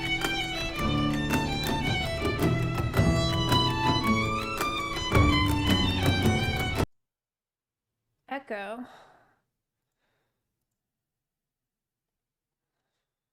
Oh, I see why. Okay. It's still loud though. How is that? Is that okay?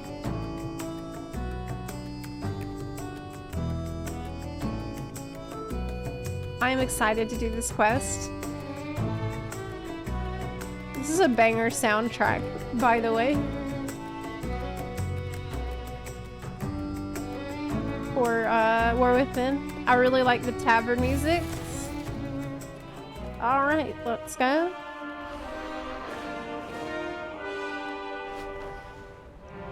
I've heard really good things about this quest. And I am ready to do it. I'm glad to see you still in the thick of things. Okay, Survivor's Guild. This is the fate of the Kirin Tour quest. Okay, one sec.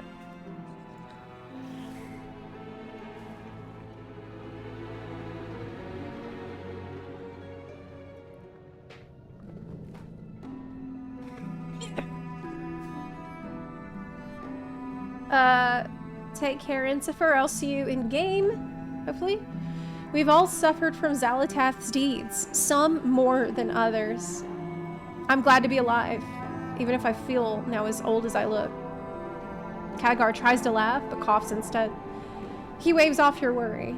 Don't worry about me, but Athos, I've heard he went back to Dalaran's crash site, and that he hasn't slept or eaten since we arrived. He wants my help, but I haven't been able to bring myself to visit the crash site. Will you go in my stead? All that has been lost, can we all grieve Dalaran? But Athos may need help processing its loss. Okay. Solid start.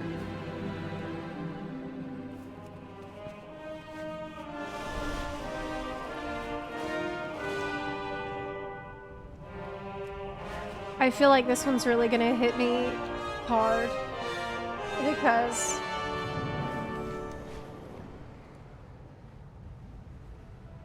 while my home wasn't destroyed, I can never return to it.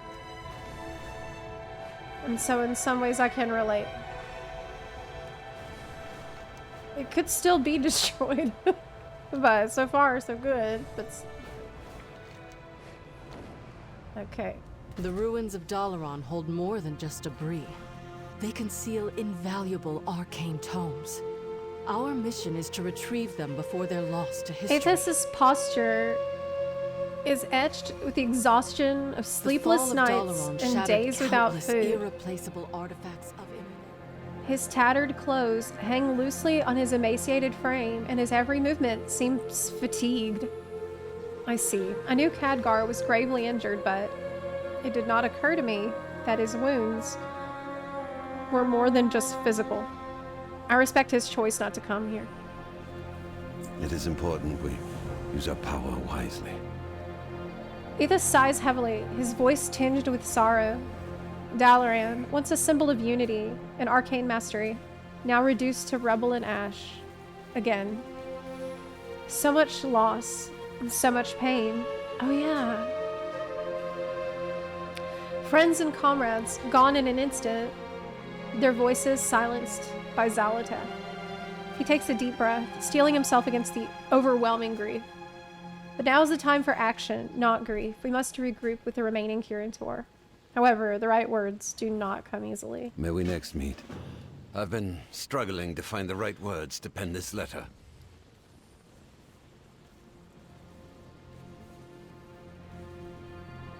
Okay, so you need to pick which letter you want. We, those who remain of the Kirin Tor, have much to mourn. Many of us have lost colleagues, friends, and loved ones in the wake of Dalaran's crash. But to do right by those who we lost, we must look forward to the future and make sure their sacrifice was meaningful. Find me in the Isle of Dorn, and we'll bring closure to this fateful chapter of the Kirin Tor. Okay, next one. Dalaran has fallen, but we, the Kirin Tor, have not been vanquished. The time to act is upon us. Our order must rise from the ashes and once again fulfill our duties, not only as defenders of Azeroth, but as the curators and custodians of magic. Join me on the Isle of Dorn to pick up the pieces of our legacy and the mantle of our responsibility. I like this one better. It's less cold. Like, this first one seemed a little bit too professional and, like, detached. This one's more like reminding everyone of your purpose. So I think it's better. And the last one is... The loss of Dalaran and much of our fellowship is a great tragedy. I think we would all benefit from coming together to meet informally as comrades to discuss the fate of the Kirin Tor going forward. Oh my god. So this, like... This implies... Maybe we don't have a purpose. This is more purposeless. Our most pressing agenda would be how to preserve and also make safe the crash site of Dalaran. I understand if returning or seeing it destroyed. This is like the most gentle one. For the first time. Maybe too much. But those of you who can't, please make your way to the Isle of Dorn. I like the second one. I like the middle one because it's like, gives people some... Like, we're gonna rise from the ashes. And we're gonna... I like that. It's a more inspirational... We're gonna rebuild this shit. I like that. We're gonna do that. For Dalaran, Okay, now we've taken the first step, at least. Now we wait. Still we stand. And so, we fight on. Kirin tour survivors have been hesitant to return to this area. A great deal of energy was dispelled before and after Dalaran's crash. An invisible, yet tangible miasma lingers in the area for those who are sensitive to it. It's unclear if the site is hazardous, or if other more corporeal dangers still lurk here. I can protect us, but I expended all my reagents at the proscenium. Will you aid me in procuring more? May we next meet. This area is dangerous. We must act to protect ourselves while we are here. Okay. You want me to fight something?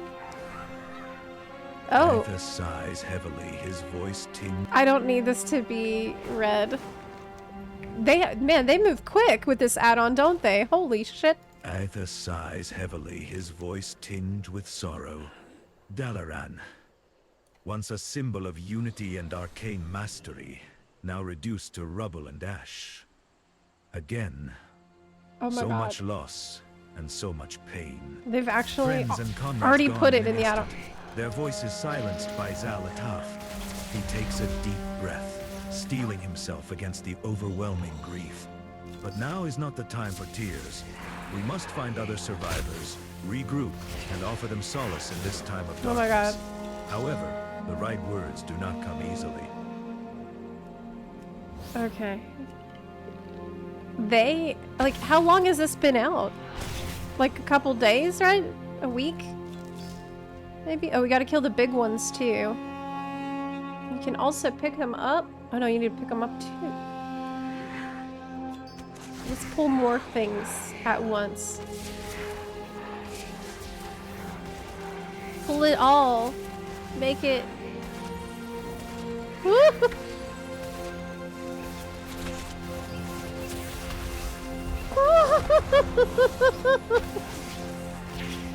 See, this is a way that I make the story battle more interesting. Just pull so many out, I almost die. But I didn't. Okay. Big one. So you can kill the big one, or you can just loot it off of the ground if you want.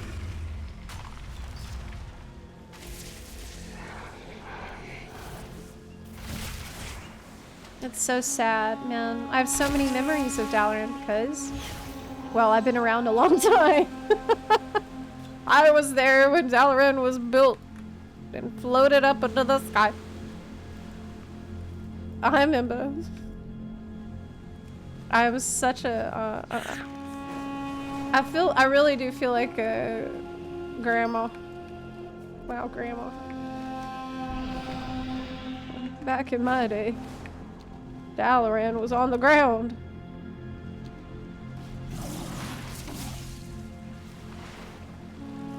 Crossfire essence. Ouch. Hello, Guildmaster. Hey! This is the best guild I have ever been in, and it's not even close. I'm serious. Only Buns? Such a good guild. Any bun will tell you. Wait, is this a world quest? Did I just get wrapped into a world quest? I did. I'm not supposed to be doing this right now. Yeah. Well. I actually love these puzzles. The untie the knot puzzles, those are super fun. Well done, champion. Yeah. Your efforts have brought us one step closer to securing the crash site. You're welcome. Okay. I hesitate to scavenge reagents from Dalaran, but we need a barrier if we are to remain here. The Sun Reavers will defend what remains. It is important we use our power wisely. These will do. Despite the shards and elements roaming there, it seems the ruins are not immediately dangerous. But If we're to spend any time here, an arcane barrier is wise. We don't know the long-term effects of exposure of this kind. Still we Oh, stand. crap. I didn't read Place it. the wards on the ground, champion. I will channel the barrier. The spell for the barrier is ready, but I must channel it and define its perimeter. While I channel the spell, take these wards and place them at the edges of our would-be barrier. What? Okay. By the way, something that I want you to notice while we're going through the quests, because this is something I've started to notice me, in WoW's campaign, It seems the Kirin continue to make the same mistakes. is, no two quests in a row are the same. Like, this is completely different than what they just asked me to do.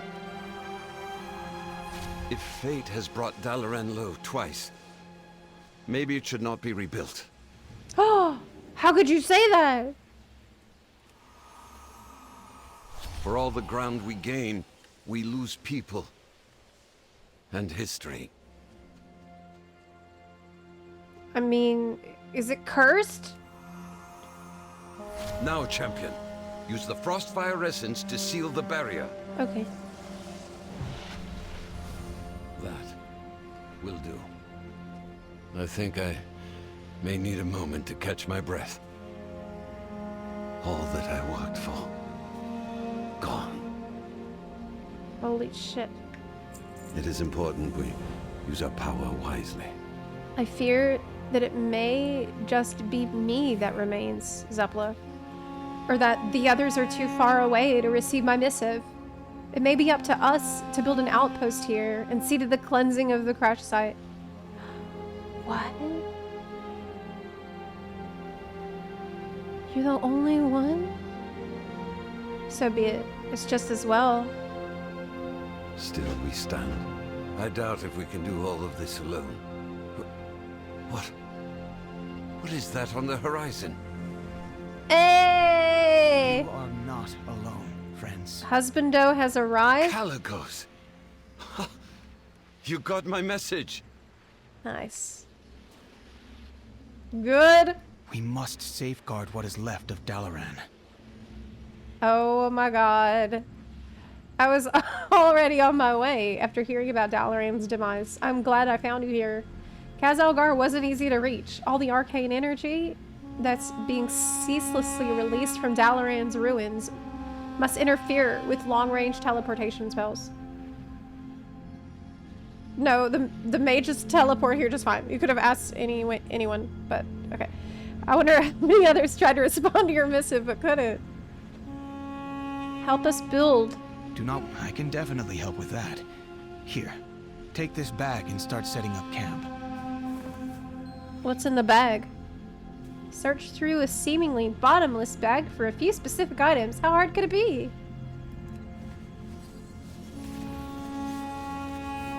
The fuck? Now, excuse me. I need a moment with Aethys. Well, this is fun. You can set up the camp. There's the Aethys. mailbox. I brought mana potions, but it's obvious what you really need Tent. is rest. Rest? No. I am afraid to close my eyes, Caligos.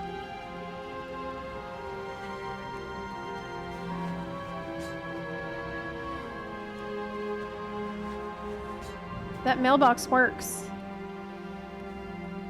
That I just put animal. A flying carpet hovers in the air. Gently direct the carpet to an unoccupied spot. Oh, it's a flight path. Oh my goodness. Are they teasing us about player housing that they've announced? A little Mistakes have been made, but we can learn from them. bit. Calic goat. True. Oh, that's true.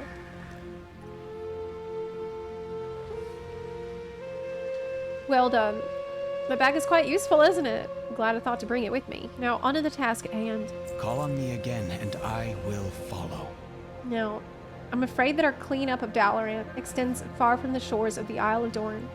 In my attempts to find you, I circled this island many times. During my flight, I sensed the magic of many familiar items, items that were formerly housed in Dalaran, dangerous items. Someone or something has taken them to who knows where. We must find these objects before innocent bystanders come to harm. Holy shit. May there be fairer skies. I'll meet you at morning rise, champion. Okay. I need to. Caligos, go. I will be fine. Maybe, but I am not leaving that to chance. Let's go, champion. Just like a dragon. Stubborn and a show-off. He left copies here to watch you. The Sun Reavers. Let me will stay a while defend and what listen. remains. What you have told me makes me afraid for you, Aethys. Fear isn't part of it.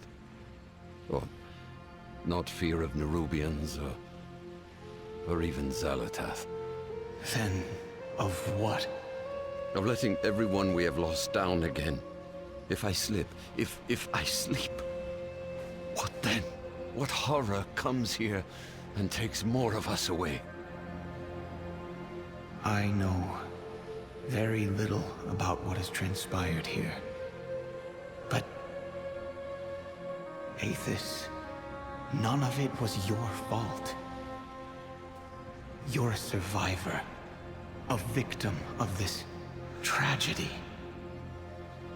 To continue to fight and then rebuild, that's more than anyone would ask of you. And yet, here I am. Still alone.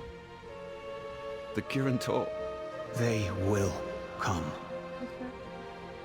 For now, you need rest. Hold on, Let I me couldn't put the hear it. burden on I have my to wounds replay it. for a It's while. ruined because I got distracted by some Caligos, bullshit going on in my chat. Unfortunately, I missed everything that was being said. Because I saw some bullshit happening that I had to deal with immediately. So, it's complete. I didn't hear anything. Yeah.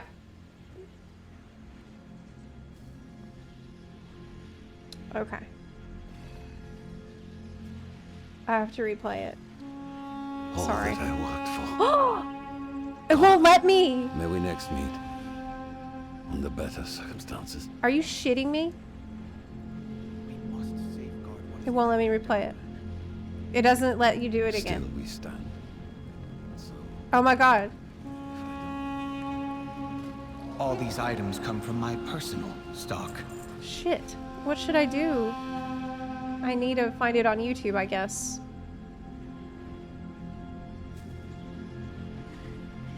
Yeah. Abandoned quests. Oh, good call. Thanks. In the darkest of times, we need the truest of friends. I'll meet you at morning rise, champion. I need to. Caligos, go. I Thank will you. be fine. Good suggestion. Maybe, but I am not leaving that to chance. Let's go, champion. Just like a dragon. Stubborn and a show-off.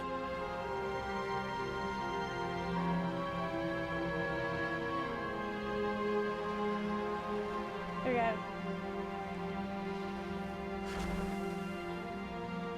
For Dalaran.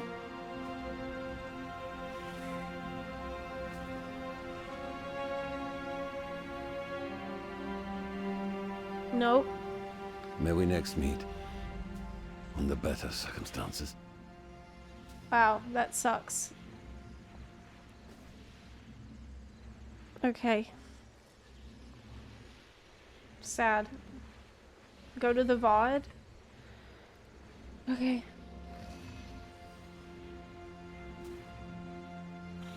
Let me,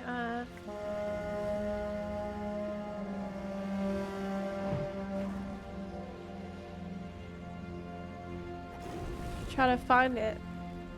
I think YouTube will be easier for me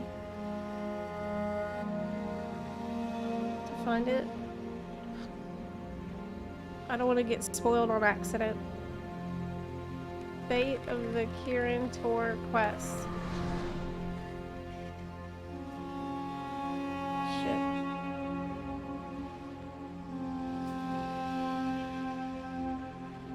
The fate of the Kirin Tour. Mr. GM, can you help Also, me there's a out? word quest Help, please. Ah. here, so it's gonna get really confused. But we'll do it. We'll kill Barrier if Did making he even Dalaran do here. it? Yeah. Did We he will even do the stay a while and listen? I guess we'll find out. blue. use the Frostfire essence to seal. It's Calicos. I'm guessing this is what you're supposed to do. Here. I always wanted to get. I can for the Kirin Tour. You can count on me for support. I sense. Let's go, champion. Right, Morning Rise. We're over there. While you deal with the kobolds around the morning. Must admit, the si- Oh, you Wait, have there's a another link. quest? Oh my god, thank you.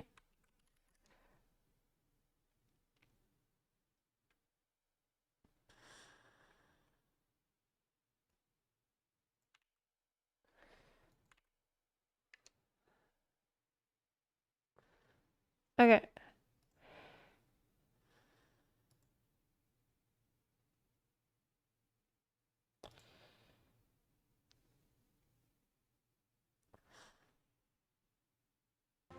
You're a survivor, a victim of this tragedy. To continue to fight. Okay. Okay, we got it. Okay, we found it. Just have to unmute it. Makes me afraid for you, Aethys. Fear isn't part of it. Well, not fear of Nerubians or even Xalatath. Then, of what? Of letting everyone we have lost down again. If I slip, if I sleep, what then? What horror comes here and takes more of us away? I know very little about what has transpired here. But, Aethys, none of it was your fault. You're a survivor, a victim of this tragedy. To continue to fight and then rebuild, that's more than anyone would ask of you. Yeah. And yet, here I am. Still alone. The Kirin Tour. They will come. Is this sped up? For now, you need rest. Hold on. Doesn't I couldn't matter. hear Put it. it on I have to my replay it. wings for a It's while. ruined. Oh my god. Okay. Well, I did get to hear it that time. I really appreciate you finding that for me so that I didn't miss it. And it was a beautiful interlude. Okay. It was sped up, but that's fine because I still heard it, so it's okay. He's experiencing the survivor's guilt. Pretty bad. And that actually was not in the, oh no, it is. Still Alone, the Kirin Tour. But there will be, I know that there were some other survivors, because I think that you see them immediately after. But what about Aerith and Cloud? They were there in Dalaran? What about that lady with the pies? Amy? I think I seen the pie lady in Ashkahet.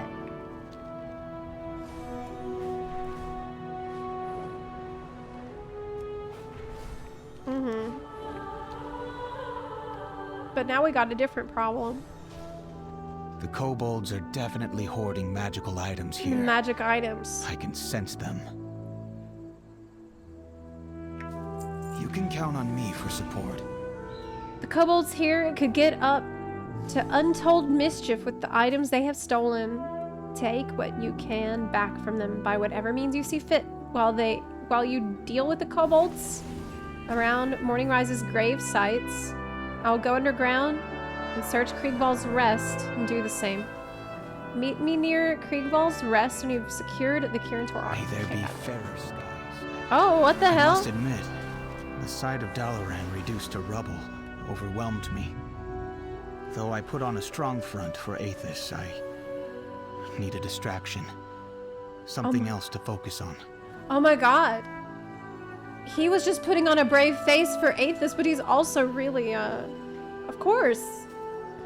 Of course he's upset. But he couldn't show that in front of Aethys.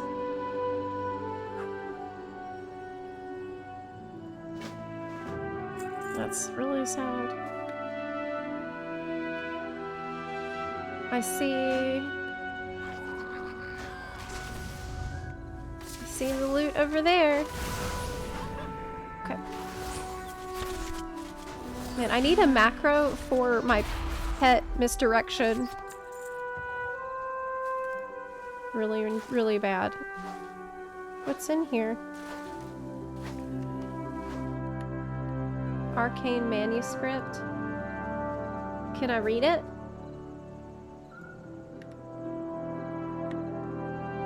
I don't even see it in my inventory. Is that one? No. Time to go hunting. Oh, I think that they're carrying them on... Yeah, I just have to kill a bunch of kobolds, basically. Oh, what's that? What's that purple? It's a treasure? Yes. Let me pick it up. Oh, I got renown. It's a two-hand axe. It looks really bad. But it's a new appearance. Do you think Dragonflight would work in FF14? No. Oh wait, do you mean dragon riding? Yes. Sorry, I thought you meant like the plot. Because in FF14, dragons are not as nice as Caligos and Alexstrasza, Nostormu. Dragons are pretty mean. Typically. There's like only one nice dragon, and there's one who tolerates you. But I assume you mean dragon riding. Absolutely, I think it could work. However,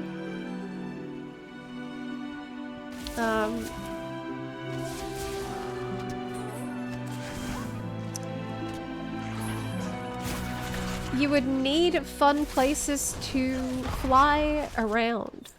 Maybe adding races to the maps could add some interest to the maps, to the open world. But the thing is that in 14 we're not we're usually teleporting from place to place.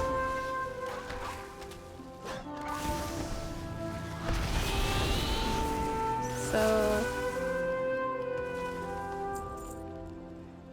would need things in the open world to fly between if they're gonna add a system like that. Yep. Zep, have you seen the changes to Hunter coming? No, I haven't. What? What kind of changes? Are they screwing it up? Are they messing with Hunter?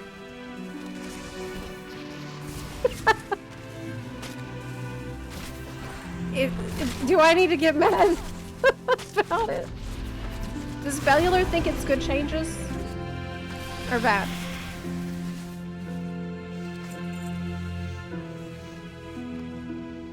I trust Bellular opinion.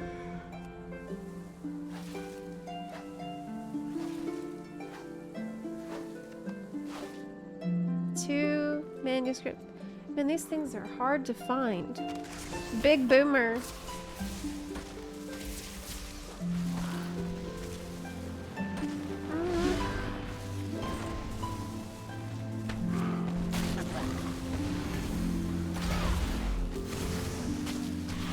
There we go.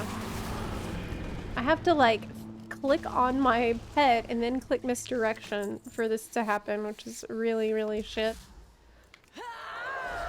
What I need is a macro. Where are the other sacks? Oh, there's one.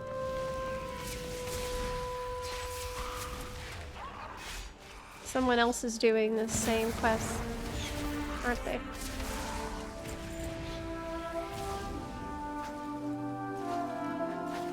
I love marksman. I always play marksman. You need to be very mad. No! I'm not gonna like marksman changes! Total rework of marksman! That's my favorite spec! The marksman changes are a little controversial because it's a big rework. But I'm excited about Beast Mastery changes and them allowing you to have just one pet. But Beast Mastery is cool because you can have 2 pets.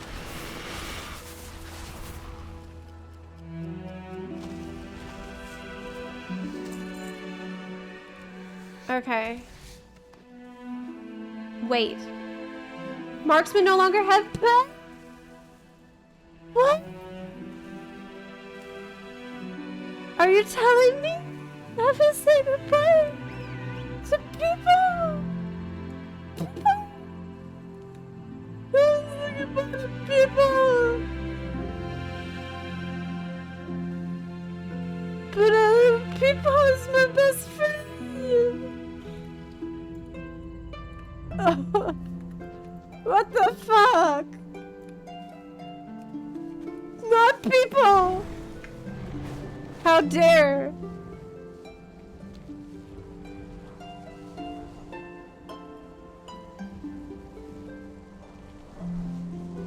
Are you fucking kidding me? You have to go to Beast Mastery, the shittiest and most boring spec, if you want to keep a pet?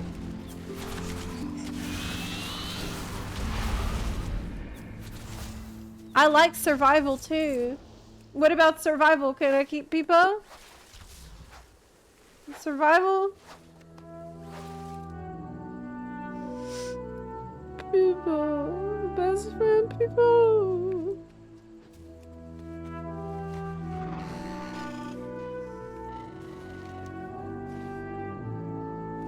That's so mean. I will never forgive you, Blizzard. You take away my people, friend. The fuck? I should watch that video. Now I have to because I have a problem. I like survival and I also play survival, but I don't. But marksman is my favorite spec. So Peebo stay as survival, but still, like, I play survival too. I have a survival. I keep it equipped. But I'm so mad. Okay. I can't find this last manuscript. It's too hard. I'm stuck, and now I'm very distressed with the information that you have shared with me. Don't say that. Don't say take it back.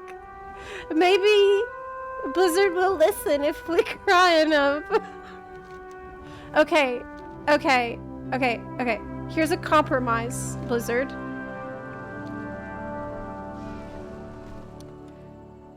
The compromise is if you take away Peebo, give me a special ability that lets me, hold on, enhance the size of a pet. Okay, so make pet big boy. Okay, let me make it. Okay. Hear me out. Keep pet, but doesn't do damage. It's like a glyph. For sentimental reasons. Okay, if it's a damage problem, He won't bite anymore. Okay, he'll be good.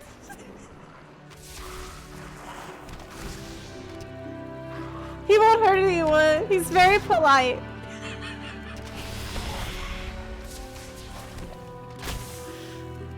Please. He doesn't deserve this.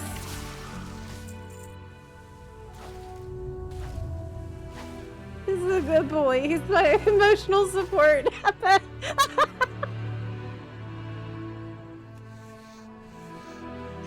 Yes. He's my emotional support sprite darter that I need.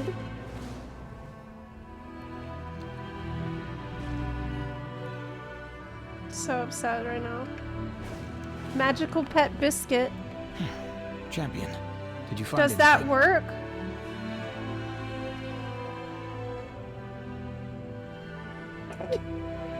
I'm gonna put this in the list of demands along with Night Elf Shaman. If you let me keep Peepo and I won't ask for Night Elf Shaman anymore. I will do whatever I can for the Kirin Tor. Do not worry.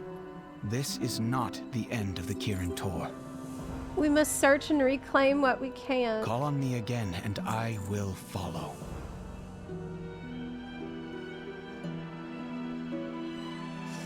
But the BM change lets you choose between 2 pets or 1 pet with more damage and bigger size. Wait, what?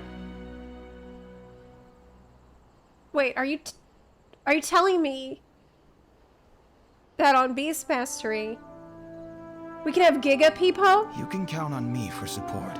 Like, I talked to BM and Peepo's like gigantic? Is that what you're doing?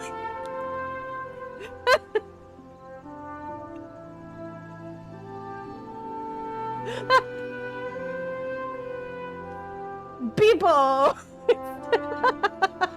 Yeah. At least 10% bigger. I don't want people. I don't want big people. Not people. Not people. I want regular people. I have an idea. Play marksman. Hire a beastmaster to follow you around 24/7 with a sprite darter out. You can even dress them up. That's a good idea. That could work. I could multi-box. This is my best friend. It's so shitty. Go get the magical pet biscuit. Where is that? Where do I get a magical pet biscuit? I don't have one. I bet I have it in my bank. It's the best friend. Now I want to watch this video because it's bothering me. Peepo's going to a farm. Shut up, Size. No, he's not. Don't be so insensitive. Blizzard's gonna let me keep him.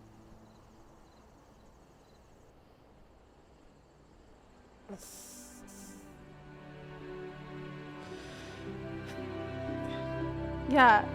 What's the Bellular video? How long is it? Could I take a break to watch it?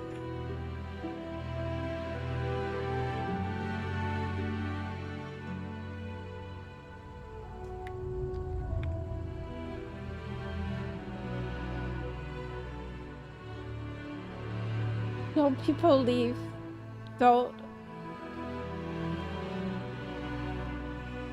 Bellular.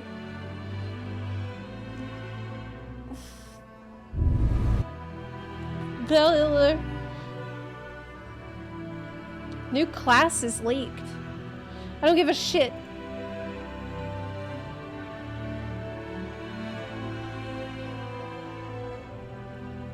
Oh my god. Okay. Where is the video about...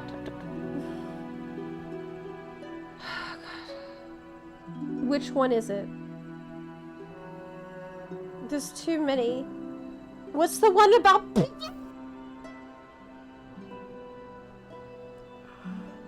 I'm so sad and bothered. He's so happy. Not a normal. Is it Blizzard lost their minds? The Hunter revamp is huge. Oh.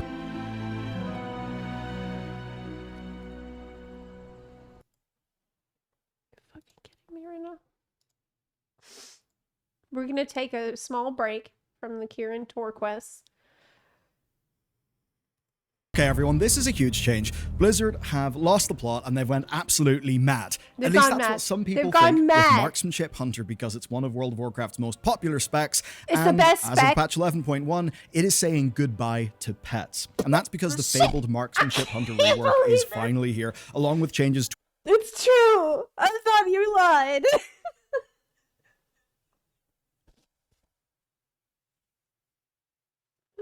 It's because it's true.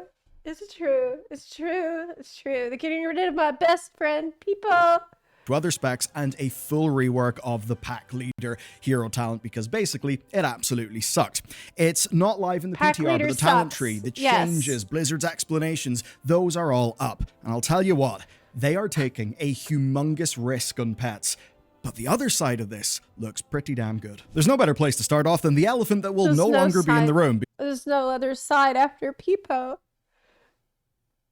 They can't do this to me. Because your pets are fully gone. Blizzard are basically tired of not being able to balance Lone Wolf doing extra damage versus, well, having a pet, which would mean loads and loads of utility. So Blizzard have taken the nuclear option here, and they have gutted pets entirely. They're gutting people. Gutted. We're gonna skin him and eat him. Marksmanship hunters are losing access to traditional pets. And just get an eagle instead. What the fuck? I don't want an eagle. Permanently joined by an eagle. Your eagle would descend from the sky. I don't want an eagle.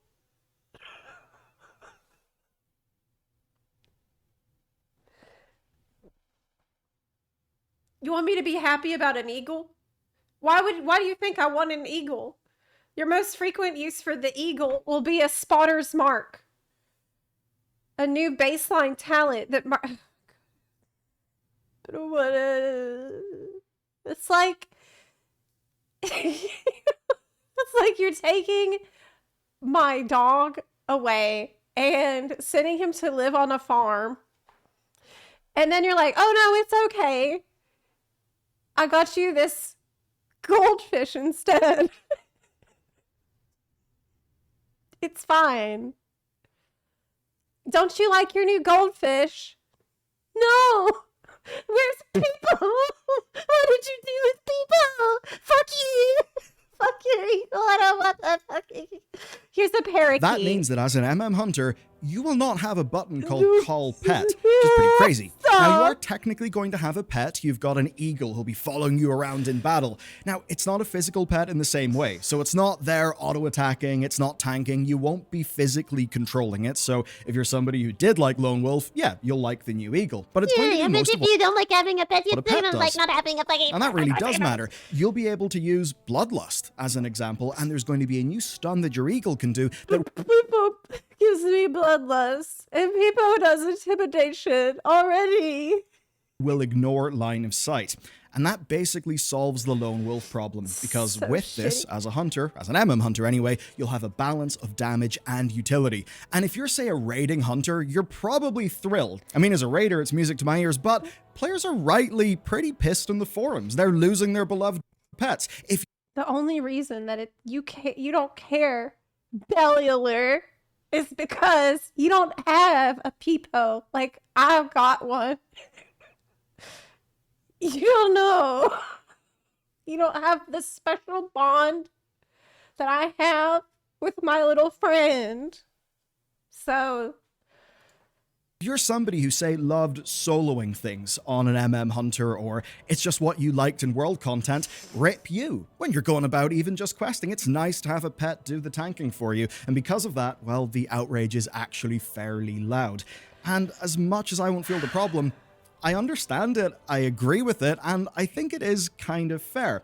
This is Blizzard putting a whole new, huge direction on a 20... This is like saying, hey, we're fixing a problem where the combat rogue is using swords. We're fixing a bug that allowed combat rogue to use wait! They did that already! Oh wait, they already did that!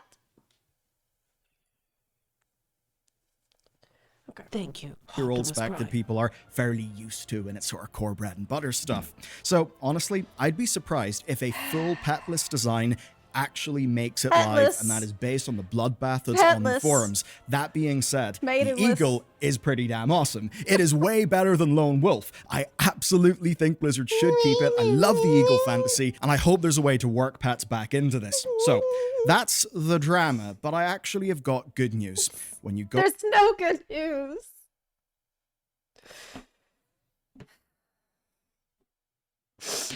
Wasn't working as intended.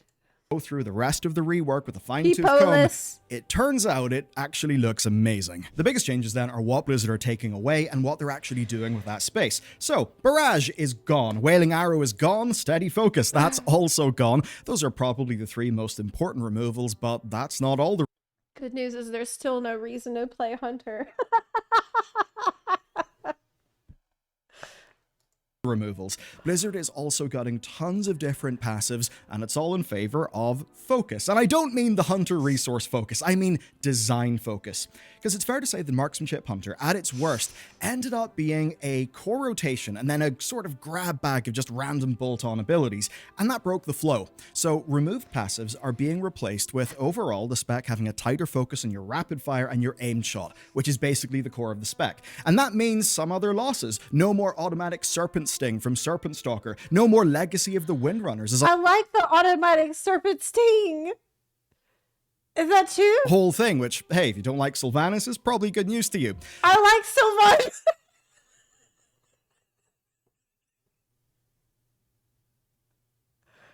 I like Barrage, and I like Wailing Arrow. Light ammo and heavy ammo are dead. Chimera Shot going does sting a little bit. Chimera Shot, I like that too. But Blizzard are actually making up for that, because is getting something that's honestly kind of insane. It's called Aspect of the Hydra, and when you turn it on, you just get 2-target passive cleave, which is pretty sick. Then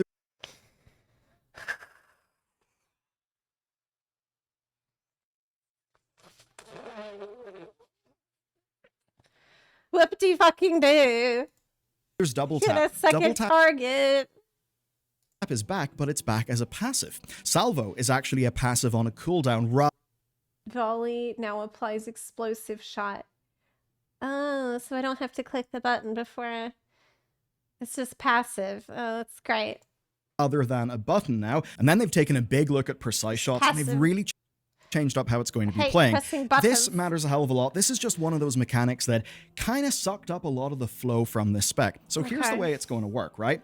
Rather than consume both stacks automatically during True Shot, now the baseline version of it that you will have has got one stack, but it's stronger. There's then a talent which will add in a second stack of precise shots, but it makes it so that both are consumed with a single arcane shot. So basically, you either build, then spend, or you build two and then spend both of them at the same I mean, it sounds better. Okay, I get that does good changes. So if you want a little bit more planning, a little bit more resource management, you can go for that, and other talents actually let you do that even more. As an example, you can build Kill Shot or Black Arrow to also add stacks of that. Rapid Fire also gives you a stack as well, and that's important for Streamline, because man, Streamline's actually going to be pretty important how this spec plays. So your next aim shot has its focus cost and cast time reduced by 20%. So Streamline is the talent that made each rapid fire speed up your next aim shot. But now, it actually acts like a keyword. It stacks twice, and it comes from rapid fire, precise shots, and explosive shots. Now, I know that I've just kind of rattled off to you a whole bunch of different shots and mechanics. Here's kind of the upshot of that in gameplay. So you'll basically tap 2 abilities, then you'll launch a rapid buffed aim shot. And because of this, our big cooldown true shot actually won't decrease the aim shot cast time anymore. That's all being done by Streamline, and instead true shot will just make your Streamline buff even faster. Okay. In fact, it can be so fast that with the right build, you're firing off an almost free aim shot in 0.3 seconds.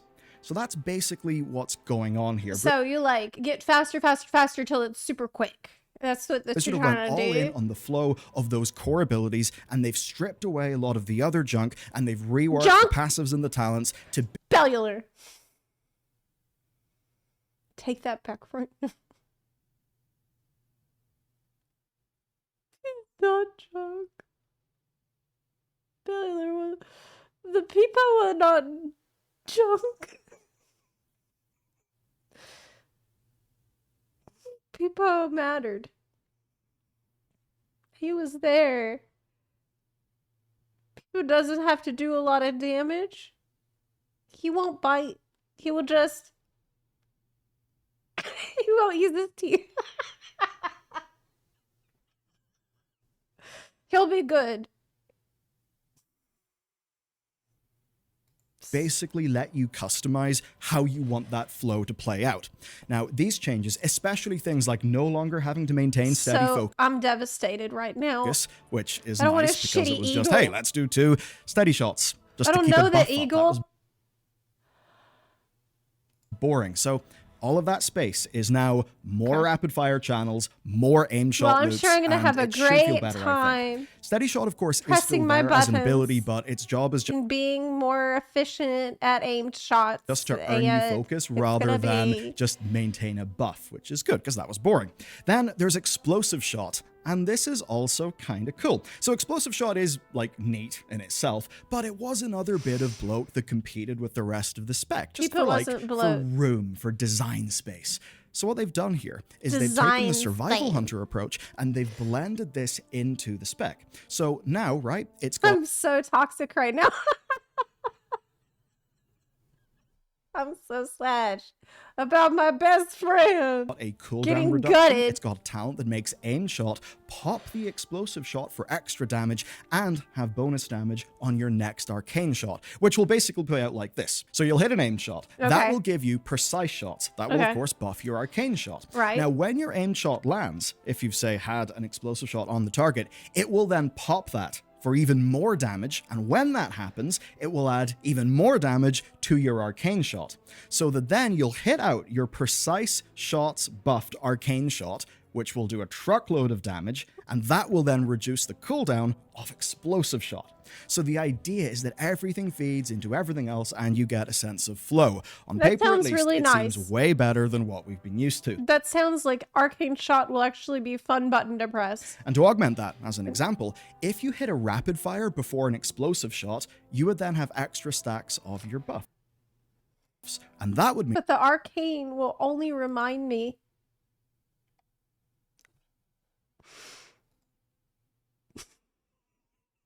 of my friend. My arcane magical friend. People. I can't believe they're that doing everything this. would hit harder and it would hit faster. And that is just the core rotation. Peepo will still exist on survival spec, but marksman is the main spec I play. That's my favorite one. Then everyone says I'll have Beepo on Beast Mastery spec, but I don't like Beast Mastery spec. I never did. That's why I don't play it. And survival I use, yeah, but not as much as marksman because I'm an archer in real life. That's why a hunter is cool to me. I do archery. There's actually so much more. As an example, here's how your eagle works. But I don't have a peepo in real life. Basically, whenever you use precise shots, whenever you consume those stacks, Okay. that will have a chance of making your eagle apply Spotter's Mark. Now, baseline, that will just add some more damage to your arcane shot, but with a chunk of new talents, it can stack up haste, it can add aimed shot crit chance, it can reduce your aimed shot cooldown, and even apply in AoE, which will give you massive trick shot damage. So basically, you'll have this cool eagle that's flapping about the place doing cool things, but you won't need to actively manage it.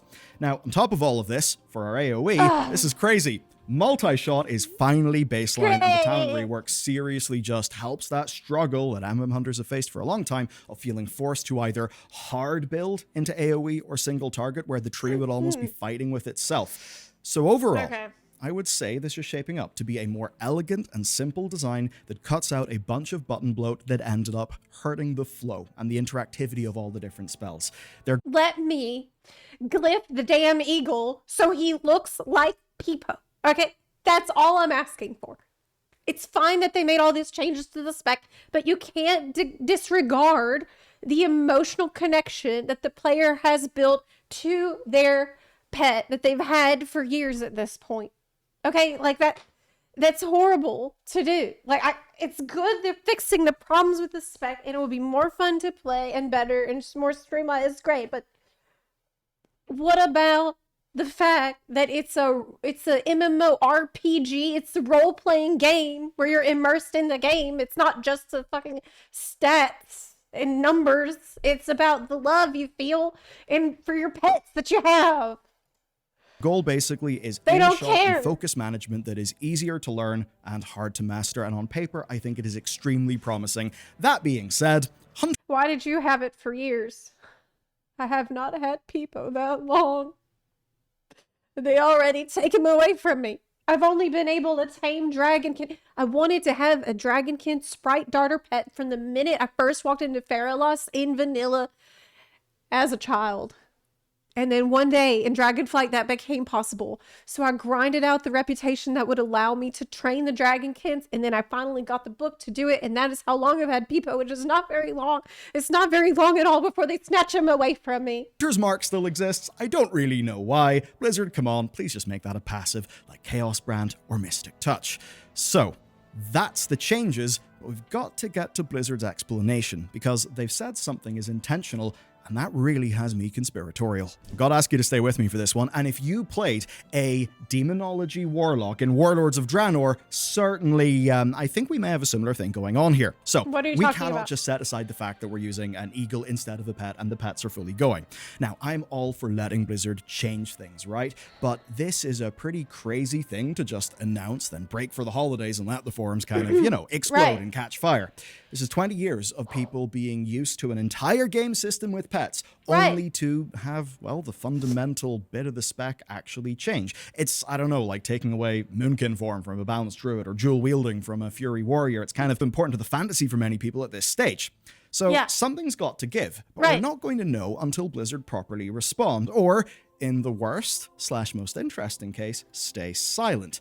And that's what I really wanted to talk about. Blizzard have said this is an intentional change to the fantasy of this spec. The Blue Post basically goes on about hunters being defined by their relationship to nature, whereas marksmanship was just kind of shooting stuff, and it didn't feel that connected to nature. What?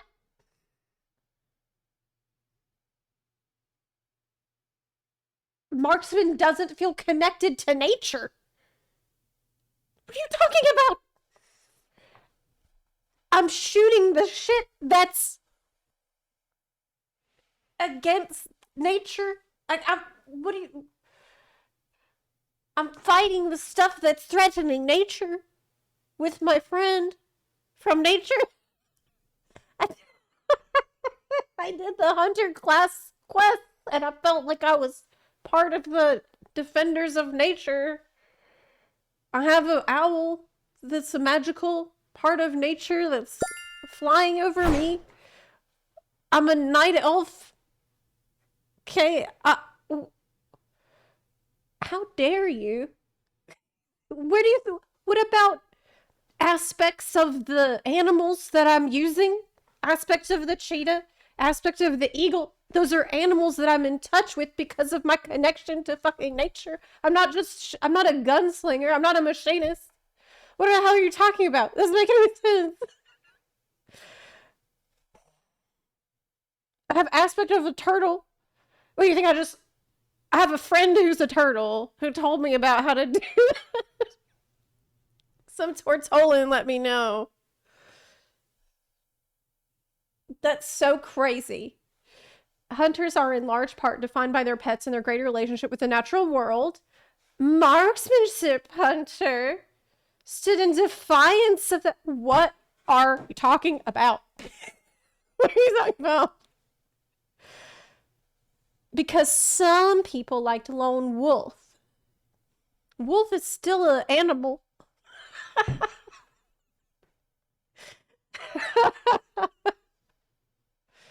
Okay.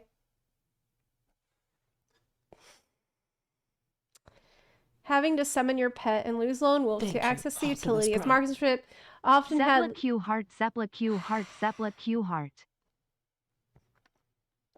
Why should a hunter... Okay. There's fantasy and gameplay issues with lone wolf. Flo, thank you for the 18-month resub. Pets had legitimate utility, like bloodlust, defensiveness, and mobility. Having to summon your pet and lose lone wolf to access that utility often had legitimate experiential and throughput consequences. Why should a hunter be frustrated to pull out their pet? Felt like something needed to be solved, and our goal is to solve the problem in a way that only re-embraced pets as a part of marksmanship's identity, but also did it in a unique and fantasy-forward way. Okay, listen.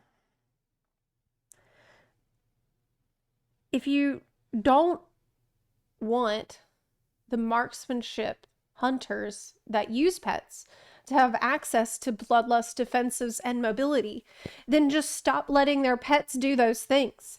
If you don't want, or if you want the lone wolf hunters to have access to bloodlust, defensives, and mobility, then give them those kinds of buttons that they can press when they have lone wolf active.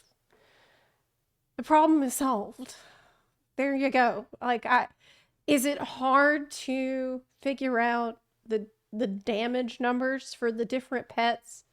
Okay, then just, like I said, if you want to do it this way, if they're hell-bent on doing it this way, let me just change the eagle to be a pet that I have already. Let my people I was gonna say Peepo Eagle. People.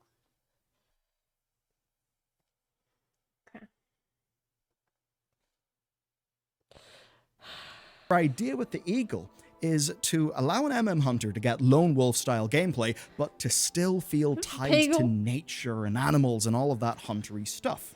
Now, on the forums, a player named Luxria had an absolutely massive brain blast, and this is something. They think it just smells funny, a little bit like how demonology warlocks had a super special fun time in Warlords of Draenor. Basically, turning into a Wait. What was the brain blast? I'm not one of the Tinker-obsessed people, and Tinkers would not be anywhere close to my choice to spend the new class slot on. But it feels like I've seen this movie before. Demonology warlocks were the turn into a demon spec for a decade.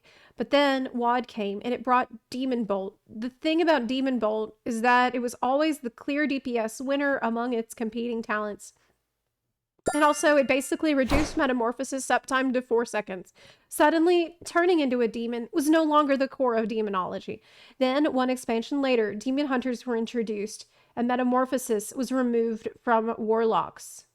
Now, for a decade, MM has been the gun and no pet themed spec.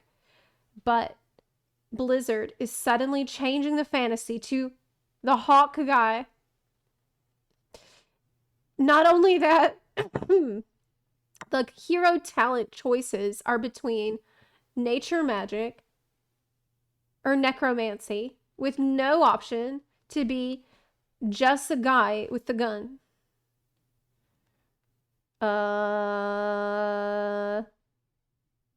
Okay. Now, What? Okay. Hunter is always supposed to be a guardian of nature. That's the role it is. It's taken from D&D, which is a ranger class. That's what it is. Okay. Now here in Brazil we have a saying. A dog that was bitten by a snake is scared of sausages. What the fuck does that mean? Oh, because a sausage is shaped like a snake? So if a bad things happen, it makes you more dumber? That's probably not what that means. Maybe it's just that. Maybe these changes are just a sausage and I'm seeing a snake because of what happened last time.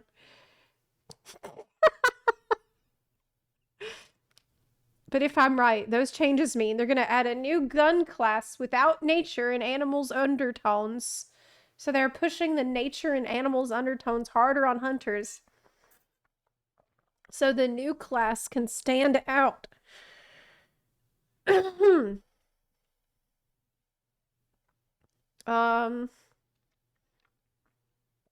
Since guns are a technological type of weapon, if we were getting a non-naturey gun class, I would bet on Tinkers. I don't believe this at all. Okay? I don't see this happening, and I don't think that this means that in any way. Like, even if they were gonna do that, the next expansion I thought is about Quel'Thalas and stuff, right? Which doesn't have anything to do with Tinkers. So you think it's spot on. The Tinker rumor has been going around. Okay. Well, maybe I'm wrong. Imagine Tinker High Elves. New class and Heron race. Tinkers at the end of Undermine. Yeah, okay, maybe as part of the Undermine story, then it would make sense then. Tinkerer has been a rumored wanted class for about a decade now.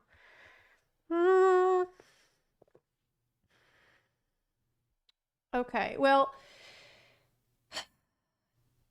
if that's the case, and they want Hunter to be more about nature magic and being a guardian and a shepherd of nature, then I mean, I prefer that. That's what I like. That's what I want from Marksman. I'm the person that is appealing to. But I'm just, I don't know. I'm upset. I'm devastated. Warlocks had a super special fun time in Warlocks. How dare they? Of Draenor. Basically, turning into a demon was the demonology warlock thing for years. Like, that's literally what They're pulling from everything we've ever wanted. If they did it at the end of Undermined, it would make sense then. Would do. They would turn into a big demon. Until Blizzard What else do people want besides Tinker? slowly choked Metamorphosis out of the gameplay via changes. And then the Legion revamp happened. Demonology no longer turned into a demon. Instead, they summoned in lots of demons. And then the Demon Hunter came in. And that is the class that turns into a demon with its metamorphosis. Basically, Blizzard were changing up the core of those specs to make room for demon hunters, and they did what they did. It was quite literally the case that Blizzard did not want people playing demonology. Ian Hazzikostas even said that on a WoW Q&A and got quite a lot of flack for it. Then, with Legion, it was very obvious what happened. Demon hunters came in and they gobbled up all of that demon transformation space, leaving, of course, Demonology Warlock as a summoner. Now, this is a bit of a long shot, but it does make sense to me. Marksmanship hunters being forced into a more nature-centric fantasy does leave room for another class that uses guns, but has got no ties to nature, like, say, the Tinker, just as we get a goblin-themed patch. Just as we also... Do you think they would really put a new class in the middle of an expansion cycle. Well, maybe because they said that the expansion cycles are going to be different. They're going to be faster now. So it's not the same as before. It's not like you can always expect the new class with the new expansion. Maybe they would if they're changing up their whole patch cadence and when they release things. Like maybe they would want to release new class and new race like either at the same time or right after each other. So see, Bran Bronzebeard in patch 11.1 gained the ability to tank, but when he tanks, he uses a shield and a gun. That certainly is a little bit suspicious, especially if you think about that leaked survey, which had He uses a shield and a gun. Are you think that's the other spec? The same class? ideas in it for... Are you telling me that it's the Tinker that killed Peepo? No, because that's not the point. That's not the takeaway. That's not the takeaway, no. Takeaway is... we're more nature now. Because everybody gets assigned an eagle. It doesn't have anything to do with Peepo. I'm just upset about Peepo. Other gun-wielding classes. And honestly, I'm kind of down for most of that shit. Okay, back to pets though, but not for Marksmanship Hunter because there has been another revamp. Pack Leader is one of our hero talent trees, and it... More like Whack Leader! Oh, got him! Yeah, it sucks. It's shit. Really did suck. It was just super boring. So but bad. seeing these changes, it's actually clear to me that Blizzard took on board people's beta era feedback. It just obviously took them quite a while to get around to fix it. Ain't no way they're gonna make a version of Beast Mastery that I like. Because at no point in the history of this entire game have I liked Beast Mastery. The only time that I swap to Beast Mastery is if I'm getting killed by a mob in the open world. And I need to be more tanky. And then, and only then will I resort to Beast Mastery for that. And then I will swap back. If I need to kill like an elite or something and I'm undergeared, BM is there for me. Okay, but outside of that time, I don't use it because I don't like it. I hate keeping up the frenzy stacks. I hate how boring it is. So the post opens up by saying that they are reassessing what Pack Leader is. They're clearly aware that basically nobody liked it. Now they say they looked at Rexar. Rexar, really awesome character from the lore, so they looked at him as an inspiration and they've drawn up something new. Pack Leader now involves you actually leading a pack. So instead of just a bunch of passive buffs... What a concept. Are you telling me that someone at Blizzard was like, hey, I've got an idea to make Pack Leader fun. Why don't we make it like leading a pack? that board that hits off everybody, you'll be summoning in 3 new beasts. There's a bear, a boar, and a wyvern. You don't summon them in all at once. They're not all summoned in at the same time because obviously that would be kind of messy. Instead, on a cooldown, Kill Command will call in a bonus pet that will bring a unique effect. So the bear pet, well, that will be shredding enemies with a dot and it will reduce your cooldowns. The boar will charge in a few times for burst damage and it will be adding damage to AoE to either your Cobra Shot or your Mongoose. I like these pets, but none of them are Peepo, but I still get to keep Peepo, so it's with each charge that it does. And then the wyvern will fly about the place, buffing you and your other pet's damage, and you can actually extend the duration of your wyvern with proper play, which actually seems kind of cool to me. And then there's technically a fourth pet. It's this little turtle that will protect your head as a defensive prop. Oh, that little baby, stand on your head. Just kind of cute. That is so Overall, cute. what this is, though, is a complete rework of the spec. Complete rework. Nothing remains of the existing tree, which is absolutely a good thing because that tree blows. 100% it is summoning in beasts and managing their effects. Everything else is gone. And I do count that as a good thing. This is obviously not testable, but Pack Leader sucked. I'm glad they're actually doing something. Now, I can't say everyone's happy here. Some people just don't like the Rexar specific focus in the same way that some people don't like Sentinel because it's quite night elfish. But look, if this is what we had in the alpha, I think people would have been way, way happier. And there's another interesting thing. If you're keeping score, this is 5 full reworks to the Hunter this expansion. I know it's kind of crazy, but Dark Ranger and Pack Leader have both been completely redone. Yeah. Marksmanship has got this rework, and then both Beast Mastery and Survival got tons of changes over the last few patches, including a few changes in this patch, which I may as well cover. These changes are small, but they are important. So Beast Mastery gets a few new talents to help tune their AoE damage, but also a choice to stick with one larger... Hunter is the monk of WoW. Oh my god, you're right. pet instead of summoning in multiple. To be I honest know with you, what from you mean, and yes, like an emotional I feel like perspective, that. if you just wanted to be like you and your bro, the pet, yeah, I totally like that. Now, they're also losing Venom's Bite and Basilisk Collar, which is a little bit odd because those were just added recently, so I guess so It's much still for the same gameplay of playstyle. Beastmaster. But anyway, that's what's going on with BM. Like, in Then general. there's Survival. So Survival is getting one of the removed pack leader talents that people did actually like in SV, so that's definitely a good thing. And then there's a few small tweaks to AoE and the amount of buttons that you've got, where now Butchery and Flanking Strike are going to be on a choice node in the middle of your tree. So some people will like that because less bloat. Some people will say, hey, I like having both those buttons. Anyway, there is Sentinel as well, the other hero talent tree. It did not escape without change. Basically, it now goes off less, but it will do more damage. And this is big. It'll actually track your target. Blizzard basically said that it... Oh, great. That's good. Now follows its target very slowly. That was definitely the most annoying thing about it. didn't feel special enough. I think the idea of it tracking Yeah, I like Lunar Storm a lot, and I really like Sentinel. your target is certainly good from a usability perspective. It was awesome. always annoying when, yeah, that would miss and you'd feel a bit screwed over. So where we're left then, serious controversy from some players over not being able to have a pet Some and play players? Marksmanship Hunter. That's if me. That's like, if you enjoy playing in a delve, and a core part of that for you is you have got your trusty turtle that is doing your tanking, that's going to blow. And I really think Blizzard should do something so that people don't feel that sting. I mean, They come on, better utility do was the something about it so I have my emotional support people main problem. with We me. basically fixed that utility problem. Okay. Yes, I don't give a shit about the utility, I don't give a shit about the damage, and I don't give a shit about bloodlust. Just give me my pet so that he follows me because I'm a hunter. That's the point. He's my friend. You're gonna take my friend away because you want to give me an eagle instead? I don't give a shit about your eagle. Give me my would pet technically be people. worse to have your pets out, but that's kind of okay. Let's just give Pet that people does the no option. damage. Surely Just give me a glyph or some shit. they'd be happier that way.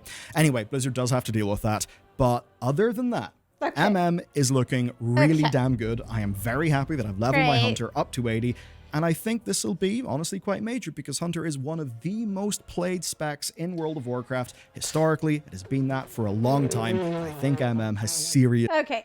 Well, thank you, Bellular, for explaining the situation to me, even though the situation is very, very, very shitty for MM hunters who care about the little guy who follows them.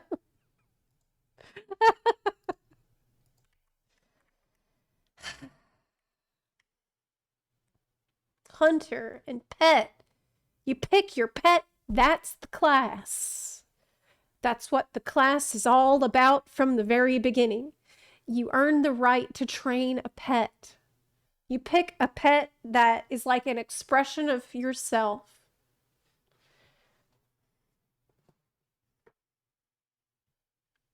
Hunters with feelings and a heart. It's like, I'm going to log in on this patch day and I'm going to have an amazing rotation and it's going to be so fun and it's going to be so smooth. And I'll just think, it's such a beautiful day. And yet, you're not here to see it. The rains have ceased. And it's another beautiful day, people. But you're not here to see it. How dare you? It's my best friend. Okay, well. I'll never forget you. And I wish I liked Beast Mastery more, but that spec is boring. I guess I'll see you on Survival spec, but that spec is kind of hard to play in a dungeon or in a raid.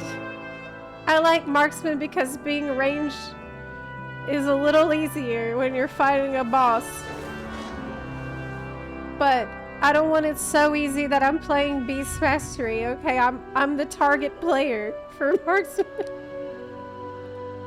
In the darkest of times, we need the truest of friends. That's what I'm thinking!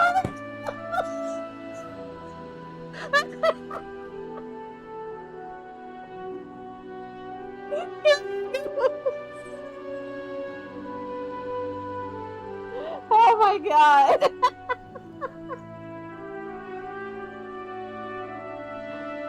Oh my god.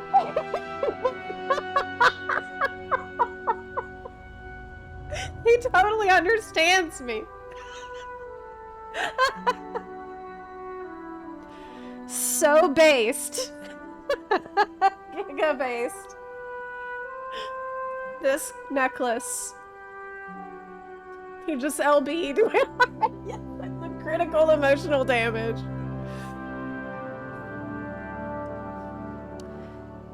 Maybe you shouldn't touch that. It's clearly, yeah, Blizzard. It's clearly full of powerful magic, but it is elusive, as if it's hiding its origin from me. You take another look. Maybe there's something obvious I'm missing. Do not worry. I can feel faint traces of spells I haven't seen used in years. What? A curse! Hold on!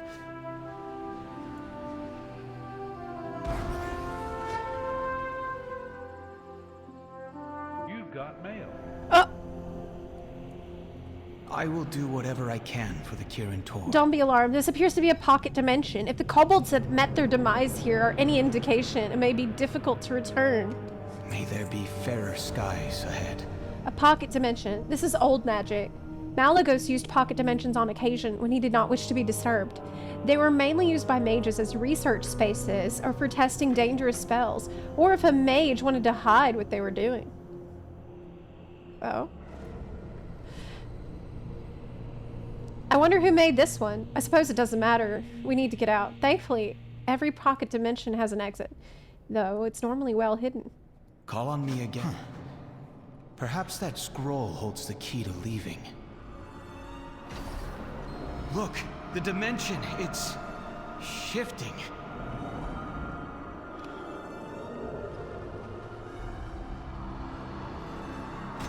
Release the fragmented souls.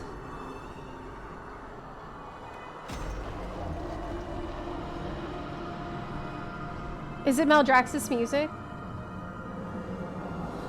No night elf shamans and no peepos. God.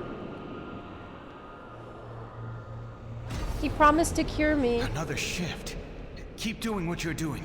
Perhaps What is we'll this? shift out of here. Alchemical solution. Essence of death. What the world is going on? Delivered to Dalaran as requested. Fresh grain from Brill. Payment upon receipt. From Brill? That doesn't sound very good. Attached to a keychain, you find a note. Stratholm. What? Key to Strat? What's going on? Mistakes have been made, but we can learn from them. Payment.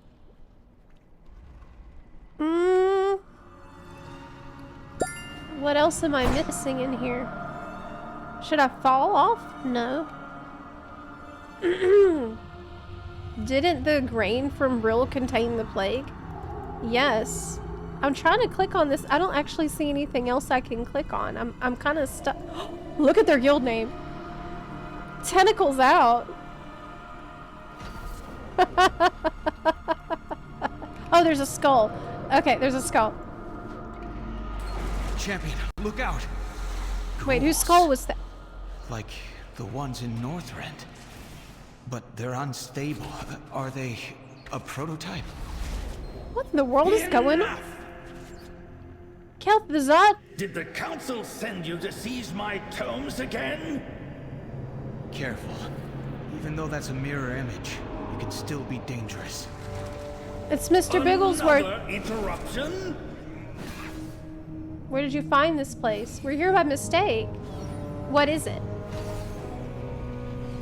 This pocket dimension is a realm hidden from prying eyes. A a place where driven, visionary mages like myself can make real progress. It's a world of shadow, cloaked in magic, where time bends to your will and power flows freely. Best of all, there are no distractions, no fools meddling in your affairs. Just you, your ambition, and raw arcane energy. As the sole master of this dimension, the usual quibbling alliance, moral constraints, and the nonsense rules of the Kirin tour are, shall we say, optional. Progress demands sacrifice, sometimes of the body, sometimes of the soul. Here I push the boundaries of magic in ways narrow-minded mages like Antonidas could never dream. Flesh is just another material to mold. Death, a doorway to greater power. Here I reanimate, reshape, and rewrite the very laws of existence. Souls, energy, life, all are tools. There's no room for sentiment when grappling with the power of life and death. Key to immortality is within my reach. Okay. Well, we know that he turned himself into a lich. This is exactly what a lich would say. Kirin Tor, they're nothing but a husk of their former selves. Once they pursued true magical power, but now they're bogged down by endless debates and pointless moral equivocating. Every spell's questioned, every action turned into political theater. Instead of mastering magic, they waste time worrying about ethics and appearances. They've forgotten that magic isn't a gift, it's power. Power we could wield to dominate our foes. And finally, have lasting peace. How do we get out of here? A mistake? Is that not what the Kirin Tor is now? Bumbling mages making mistakes and meddling in what they understand not. They mistake cowardice for morality and wisdom for mediocrity. True power can only come from sacrifice, from setting aside taboos and fear, and venturing into the unknown. So do not speak to me of mistakes. The Kirin Tor is the mistake. I have chosen my path, one of learning and discovery. Well, at least he's consistent. I will not be hindered by the short-sightedness of those who cling to the illusion of right and wrong. Now go, before I find use for you in one of my experiments.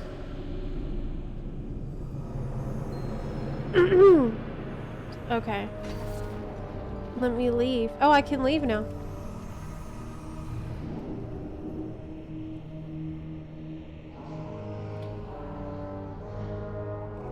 Some kind of pocket dimension. We're back. Kel'Thuzad helped us. And the necklace is just a necklace now. He told us to get out. We must safeguard what is left of Dalaran. Whatever magic was left in the necklace is gone now, and with it, Kel'Thuzad's mirror image. You can count on me for support. What we experienced in Kel'Thuzad's pocket dimension is a timely reminder of what can happen when magic is used without regard to ethics or regulation. To me, this underlines the importance of the Kirin Tor. But the Kirin Tor existed. Oh, okay, he's actually saying that in the next line. But on the other hand, Kel'Thuzad was Kirin Tor. It's also a reminder of how power corrupts. Thank you. Now that we have made sure these artifacts will not cause anyone else to go on an unexpected trip, let's return to Aethys. Perhaps now more have responded to his letter. Do not worry. This is not our brush with Kel'Thuzad underscores my greatest fears about the Kirin Tor. We need to regroup. Greatest fears about the Kirin Tor. That's really interesting, actually. Coming from him. A dragon. Who... Like, if you recall, the reason why Malagos went insane, or why, like, his reasoning for why he was doing what he was doing in Wrath of the Lich King, he didn't believe that the mortals could be trusted with magic. And honestly,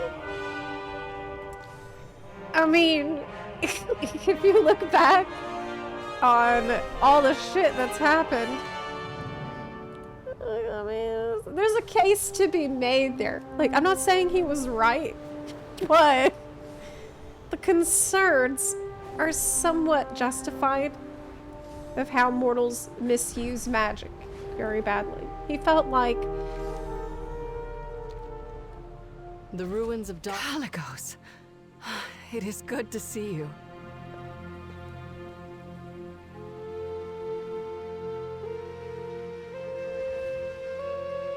okay. In the darkest of times, we need the truest of friends. I'm sure Athos will be relieved. The way forward will not be easy.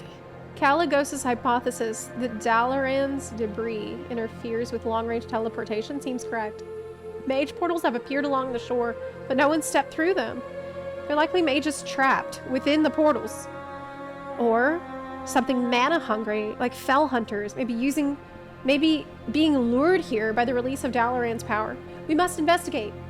Mages of the Kirin Tor may be in danger. The fell hunters are an acceptable risk. You mean unacceptable? A single spark can set. Have you spoken to Athos at the outpost? Not yet. I thought I was ready to see Dalaran's ruins again, but I arrived and just froze. That's fine for you, though, right? Understandable. Come, we'll go together. This is not the time for jokes. Of course you froze. That's...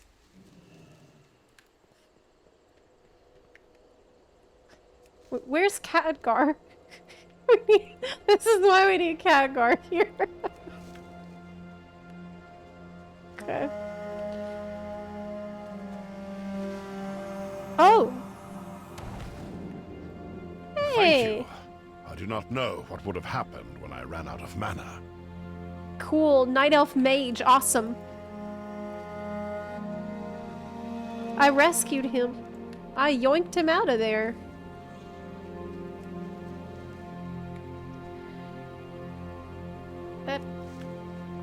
See you later, Nick. Bye. Hi, young Mac ZX. How are you doing? Eeh. Like, can you even imagine me doing this quest without my friend here? God, I'm so sad. I'm so upset. I can't believe they did this to me. I'm trying not to think about it. But I'm far from the only huntress upset with the situation at hand. Just make the pet do no damage, okay?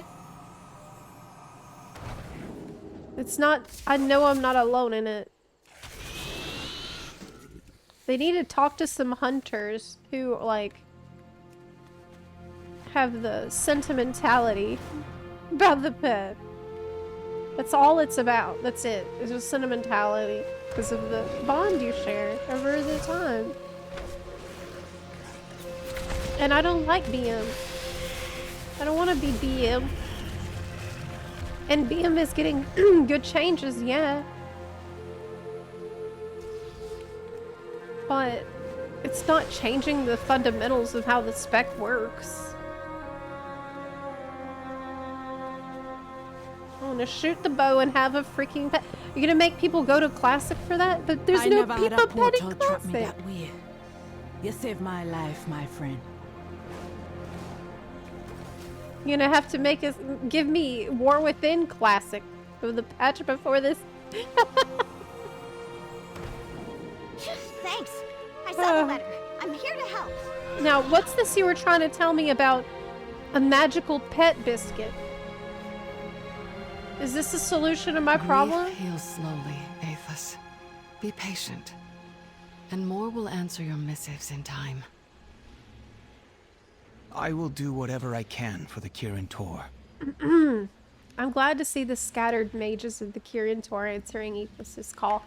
I know what must be A few mages have come, but I expected more to act on Athos' call to action. Perhaps that was wishful thinking. We need more help, despite what you and Caligos did at Morning Rise. Aside from Kel'Thuzad's pendant, the Kobold's plunder was middling powered artifacts. Meanwhile, there have been reports of powerful magical objects filtering through Ashkahet, meaning the Nerubians must have scavenged Dalaran's crash first. We must find these artifacts before they're used against us. Well, they can just Champion, burrow come with in me. and get it, so... We will deal with the Nerubians ourselves. Okay. All that I worked for, gone. Oh, is it a portal? And as quickly as she arrived, she is gone. Don't be so hard on her, Aethys. She's not taking this as well as it would appear.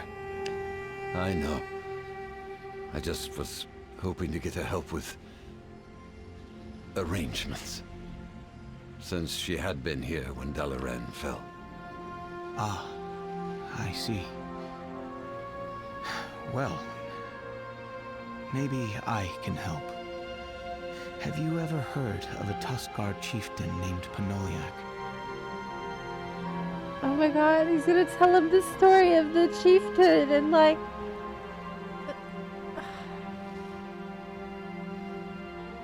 At the time, it was a really beautiful part of the Dragonflight story, actually. I loved it. The part with Calicos and the Tuskarr chieftain, like... Because at the time, before Dragonflight, the blue Dragonflight was scattered and many of them dead, and there were not very many survivors. After all the years of bullshit going on and, you know, what happened with Malagos and everything. The Nexus War. But with the Tuskarr, he learned about family. Calicos learned about family and, like, being there for the people that are still around in spite of the grief. And that's a really important message for Aethys now. It's nice. You should do Dragonflight. If you haven't done Dragonflight story, I actually really enjoyed it. Like, is it all a banger? Like, there's some of it that's a little bit less good, but none of it's like terrible. It's all decent or better than decent or good. This is Worth a worst doing. case scenario. Definitely worth doing. And we only have ourselves to blame. We may have arrived too late. The Alliance will endure. Holy shit. Yeah, this is a disaster. This is exactly what I feared. Thalen Songweaver's notes on the mana bomb he devised to devastate Theramore were under guard in Dalaran. Few knew of this. Shit. That's like an atomic bomb. I argued that they should be destroyed, but others argued if such a bomb was again created, we would need them to disarm it. And now those notes are both the problem and the solution. Thankfully, I've read these notes. I'll walk you through disarming the mana bomb. You want me to do it? A single spark can disentangle the bomb's power sources while I suppress it. We cannot allow the mana bomb to detonate. Oh my god.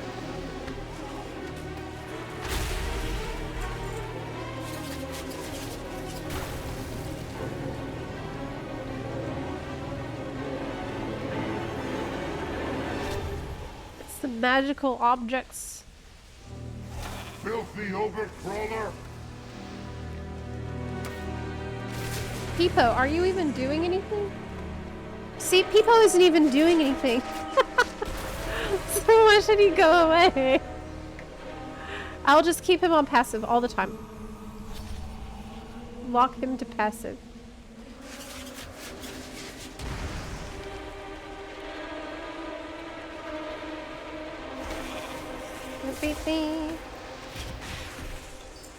I like how you never go too long without fighting stuff or, like, you know, dealing with something. I'm part of what is going on. Okay.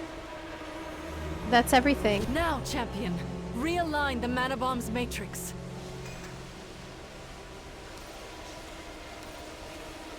Oh, I'm good at this. Don't worry. I can disentangle it. I'm an expert at this. Wait, is this the same one from the World Quest? Yeah. You've done the World Quest. You already know how to handle this shit. Oh.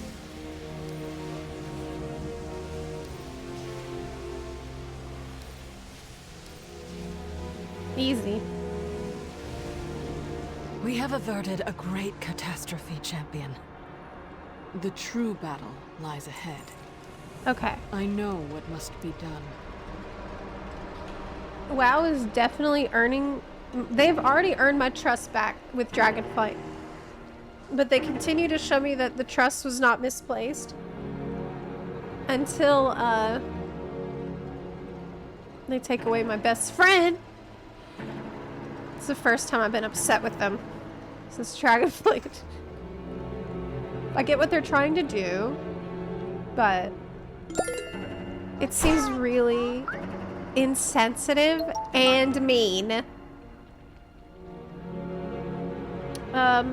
Hey, very juicy chicken. Thank you so much for subbing. I really appreciate that. Thank you for supporting the stream today. Yes. Onaran Plains was great. Azure Span was great. The larger threat has been contained, Zepla, but I believe there are still other artifacts important to our legacy, good and bad, here in Ashkahet. While they're still dangerous, their knowledge may benefit us in the long run.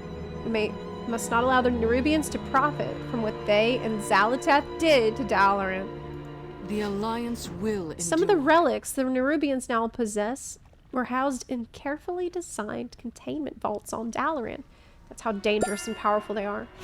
With those vaults gone, the only course of action we can take is to destroy them. Yeah, what about the prison? Remember? The Azure Vault or whatever? No, it wasn't Azure Vault. The, you know what I mean? There was a prison in Dalaran. There was a whole dungeon. It's not the Azure Vault. I'm confusing it with the Dragonflight dungeon, but the vault something? Was it Nexus Vault? I don't remember what it was called. Those vaults gone, we gotta destroy them. In hindsight, it seems a grave mistake to have gathered so many powerful artifacts in one place, even if that place was Dalaran.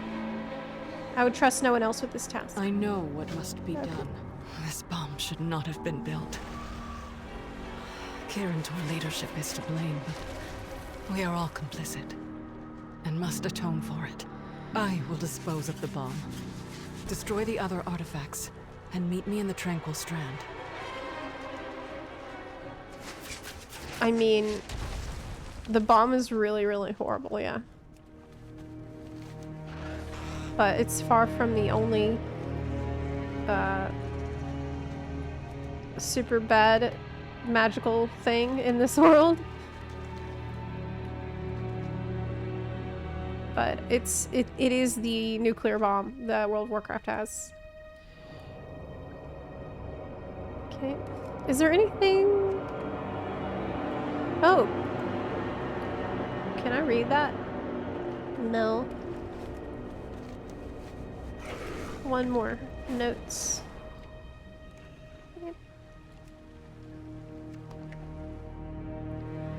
Okay, now what? See this mount I'm on? I actually got it from the mall. No, not from the mall. From Zereth Mortis. I was farming anima recently. God. It's for transmog. Okay, it's worth it. It is worth it. It's a pain in the ass, but the rewards are so good that it's worth it.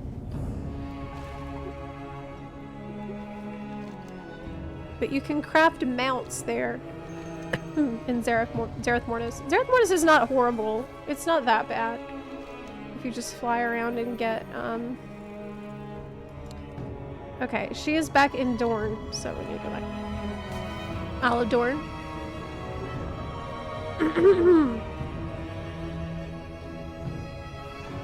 Violet Hole, yes. Correct.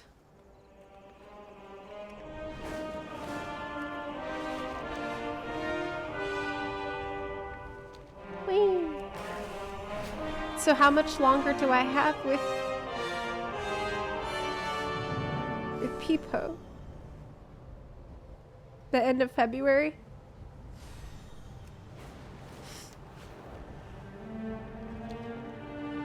If people complain non-stop until then, like I don't see a scenario in which hunters will shut up about it. Because even though there's people that liked Lone Wolf, The ruins of Dalaran hold more than just debris. There's no way they're conceal louder. Invaluable The arcane pet tomes. enjoyers. Our mission is to retrieve them before they're lost to history. A single spark can set the world aflame. The Alliance will endure. Not all the Kirin Tor's issues can be solved in one day, but one way we can act is to honor those who've fallen. After speaking with everyone here, we've cobbled together a ceremony to send off those we have lost. And Dalaran. We'd be honored if you would join us and participate in remembering our fallen comrades in the Kirin Tor. Be careful out there. Everyone brought a memento of someone we lost to commit to the ocean. What? What about Kel'Thuzad's necklace? Like, he was an asshole.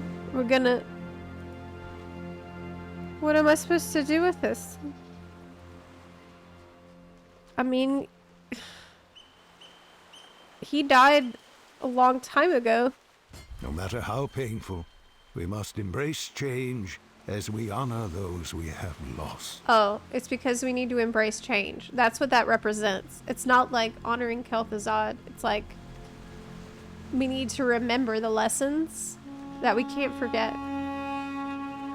We can't let people act like that. That makes sense.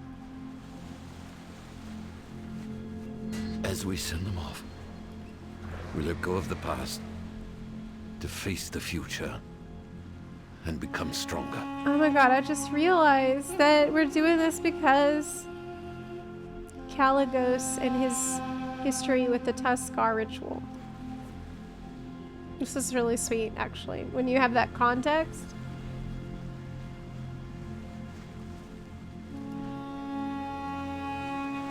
It's really nice. We must acknowledge our past errors and correct our course. We must safeguard what is left of Dalaran.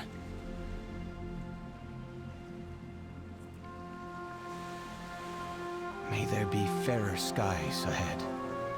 I will do what I can. Oh, the cutscene.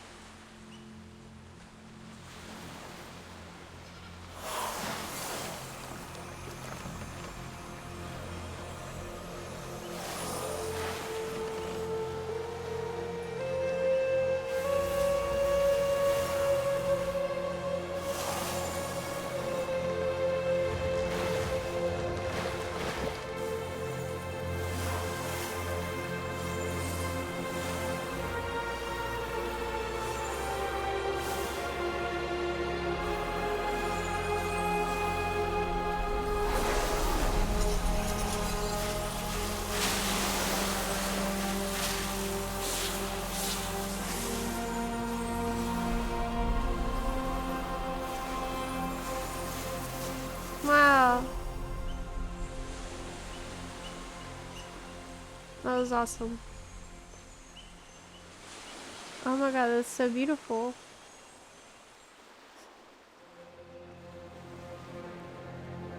That was really nice.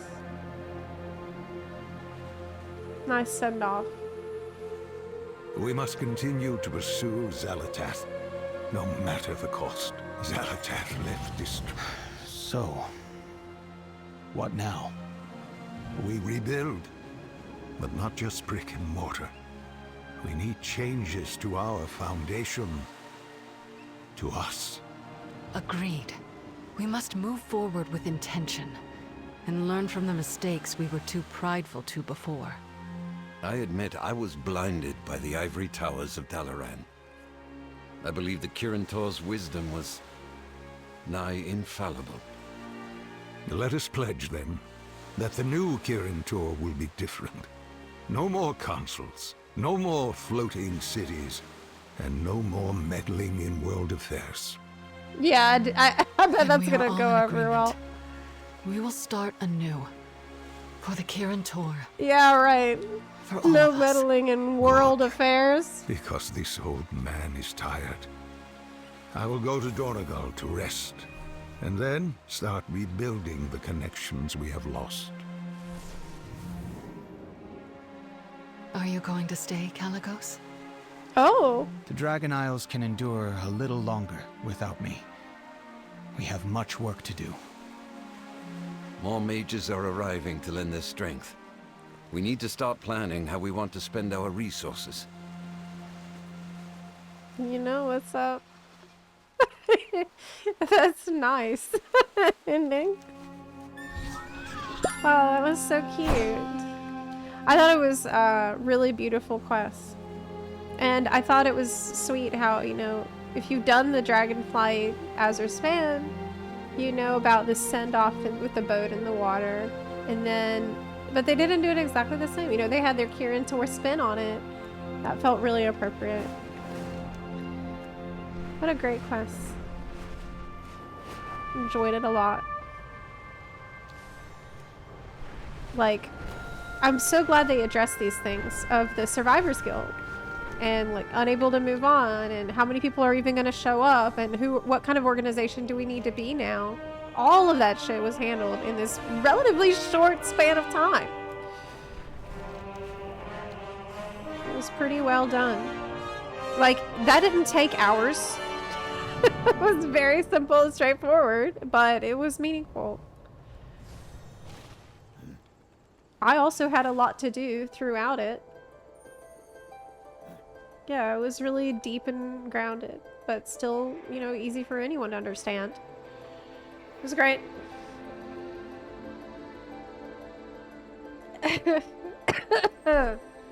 Why is that floating wheelchair a wheelchair? It's floating. Might as well be just a chair. Well, I assume that with magic, it's, it moves faster. He's really old. Like, Khadgar is super old character. And I think his voice actor is also extremely old, isn't he? Like, the guy is tired. Khadgar VA is like...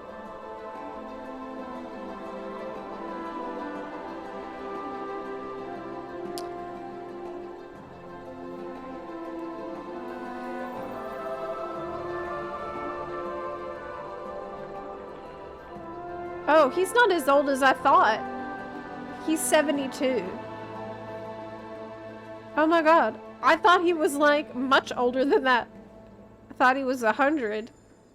He's only 72 years old. Yeah, he's young. Anyway. Yeah, he's not that old. Younger than me. How dare.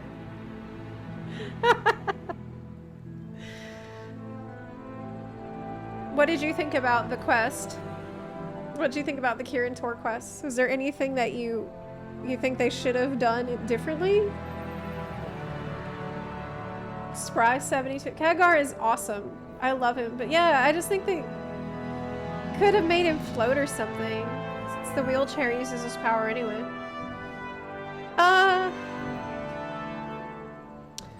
I don't know. I really haven't spent that much time thinking about it. I assume it's just what Khadgar wanted. Like, maybe it's better utility for him if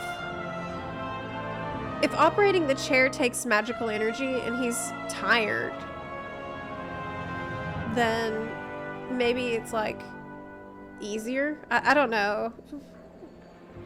It's fantastic. The random NPCs all had really touching dialogue too. I was emotionally moved by this quest. I could relate to it in some ways. Of like having to move on from your home and finding it very difficult to cope with people that you've lost and not really knowing how to move forward and trying to hold on to the people that remain. Like, a lot of it was really beautifully done. I also thought it was very interesting how they addressed the mistakes the Kirin Tor had made up to this point. Like, the failures. Like, the thing with Kel'Thuzad was very surprising. but appropriate, because it's also supposed to teach you, the player, about, well, what's the point of the Kirin Tor anyway? What's the point of having an organization that manages, like, that isn't, you know, a guardians of magic in this world? What are the risks of having magic just uncontrolled and having nobody there to guard and look over how magic is being used in this world? And we look into the Theramore bomb situation and Kel'Thuzad, which is two pretty massive examples of why the organization is pretty freaking important. So it was great. Oh my god, you think Khadgar is an imposter? We got him back too easy. Oh, that would be interesting. It would be interesting if, like, we didn't actually get his full consciousness back. We only got part of it. And there's still some of it that she's got, but I doubt it. I doubt it very much.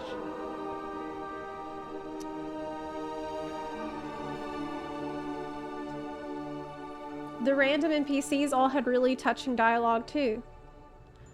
Did I miss dialogue? Did I miss stuff? Heck.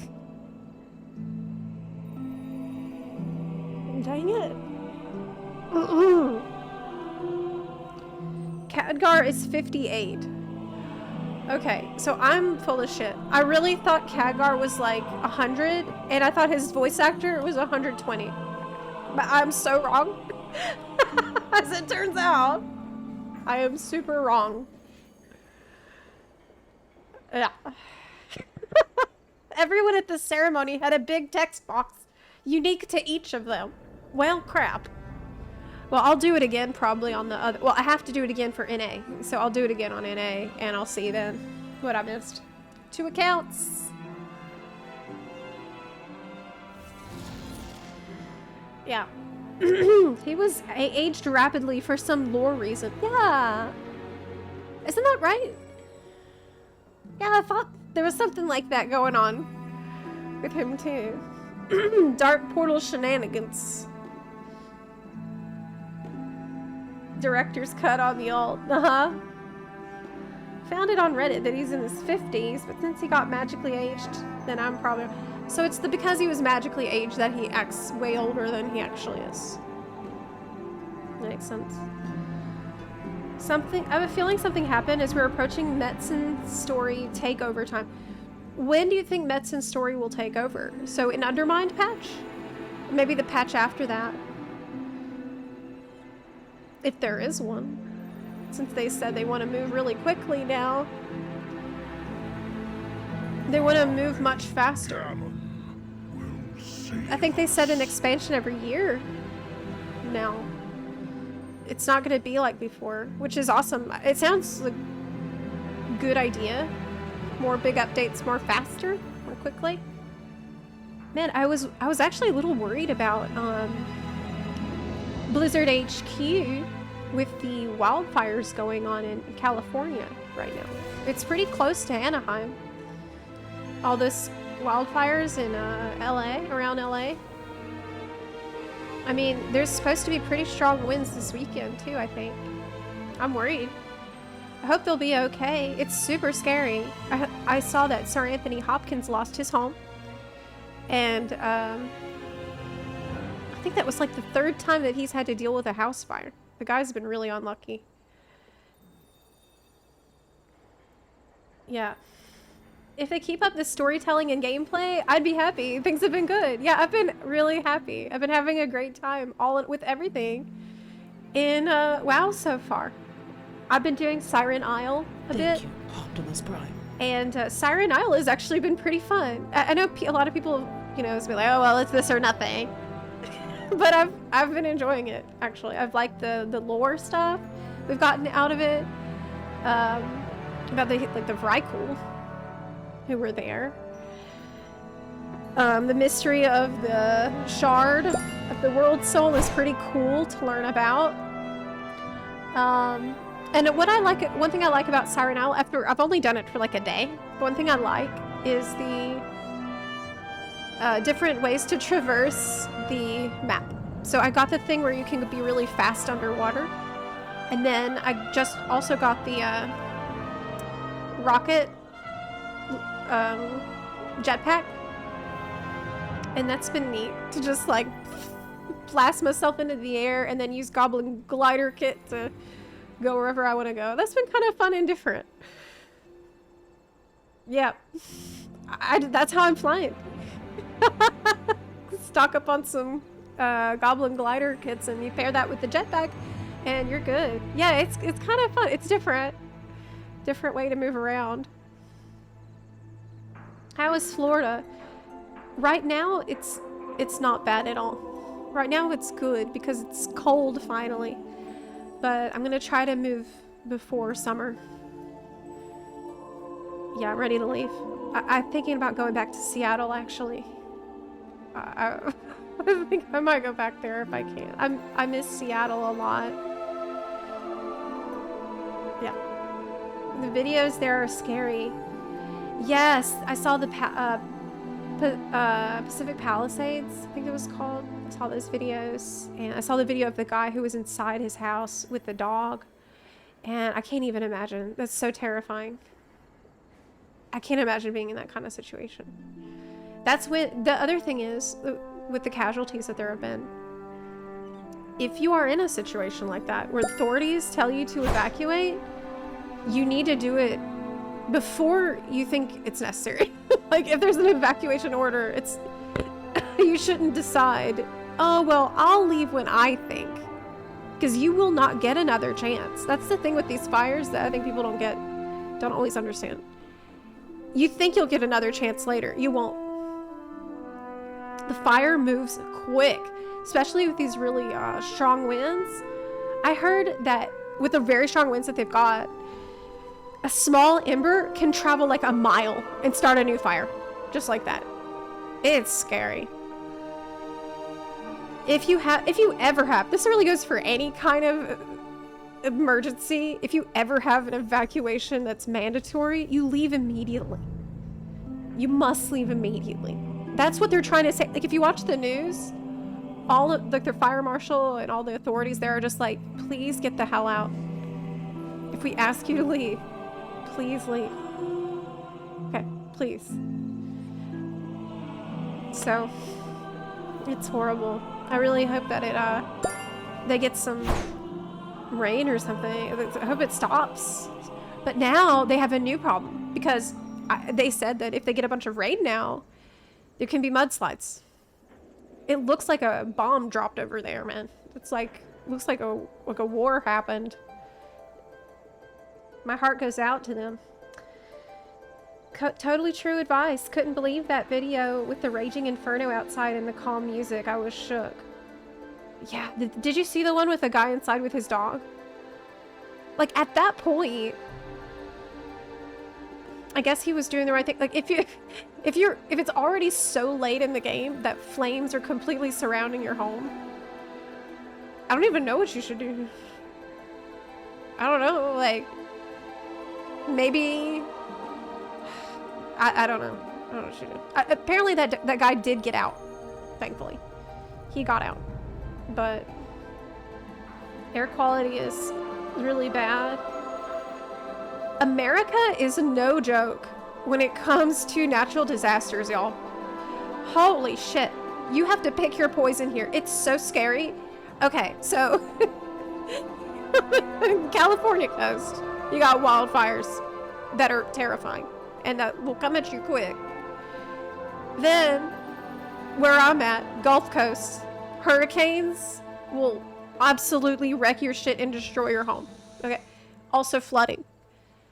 What else we got here? In the entire southeast and midwest part of the entire country, tornadoes. Okay, a tornado can randomly appear and fuck your house. Like, I actually heard a story from somebody, from my hairdresser here. She said that she knew somebody up in Tennessee who was hiding in their tornado shelter in the basement, and they still died to the tornado. So tornadoes can happen. Midwest is probably the safest, like, really north part. You still might have tornadoes, I think, but they have crazy snow. Like, they have so much snow. You better learn how to live, like, on your own for weeks. That's still probably the safest choice. Then you've got, I guess northeast is not that bad. You do have flooding sometimes. And I think they got a tornado recently, but I think it's probably one of the least bad choices in terms of natural disaster. Now Seattle, where I'm thinking about moving back to, doesn't have hurricanes really, doesn't have tornadoes, but you know what they got? They have, first of all, they have active volcanoes, several of them, and wildfires, and they have everyone's afraid of the big one, like the big earthquake that can happen soon. Like maybe soon in geological terms. So it could happen in your lifetime, or it could happen in 100 years, or it could happen tomorrow, or it could happen in 50 years, or in 200 years. But it's like such a massive earthquake that they're expecting that it's like an apocalyptic level earthquake. It's just called the big one. Like if you live in that area, you probably know what I'm talking about. It's inevitable. It will occur. But we had a bomb cyclone and winds knocked out cell service and power for 3 days. Oh yeah, I think that happened when I was up in Seattle. We had like power go out from that. Yeah. Wow. Konami's Quest. Hi. Thanks for stopping by and for the kind words. Take care. Who builds a city on a fault line? Well, I think the fault line that we're talking about, it's like in the ocean. Right? But I mean, that might not even happen in your lifetime. We don't know. We don't know when that is. But what I'm trying to say is, the point of what I'm saying is that America has a lot of terrifying natural disasters in almost the entire country. You got some crap to deal with like that. America goes hard on the nature. Colorado's amazing on the Front Range. Not too many fires, no tornadoes, mild weather, and it's super pretty. I would move to Colorado if it had an ocean, but I'm too attached to the ocean. Isn't Texas safe? Does Texas have tornadoes? I think y'all get tornadoes out in Texas. I know it gets... I think it actually snowed there. Did it snow in Texas last night? It snowed up where my sister is in Arkansas. I might have. I know it gets... For me, Texas is too hot.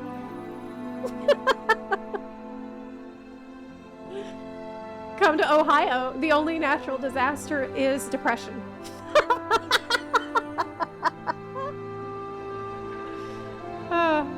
So, yeah, Texas does get hurricanes, though. Yeah, they get the hurricanes. I have a weather alert. Hold up.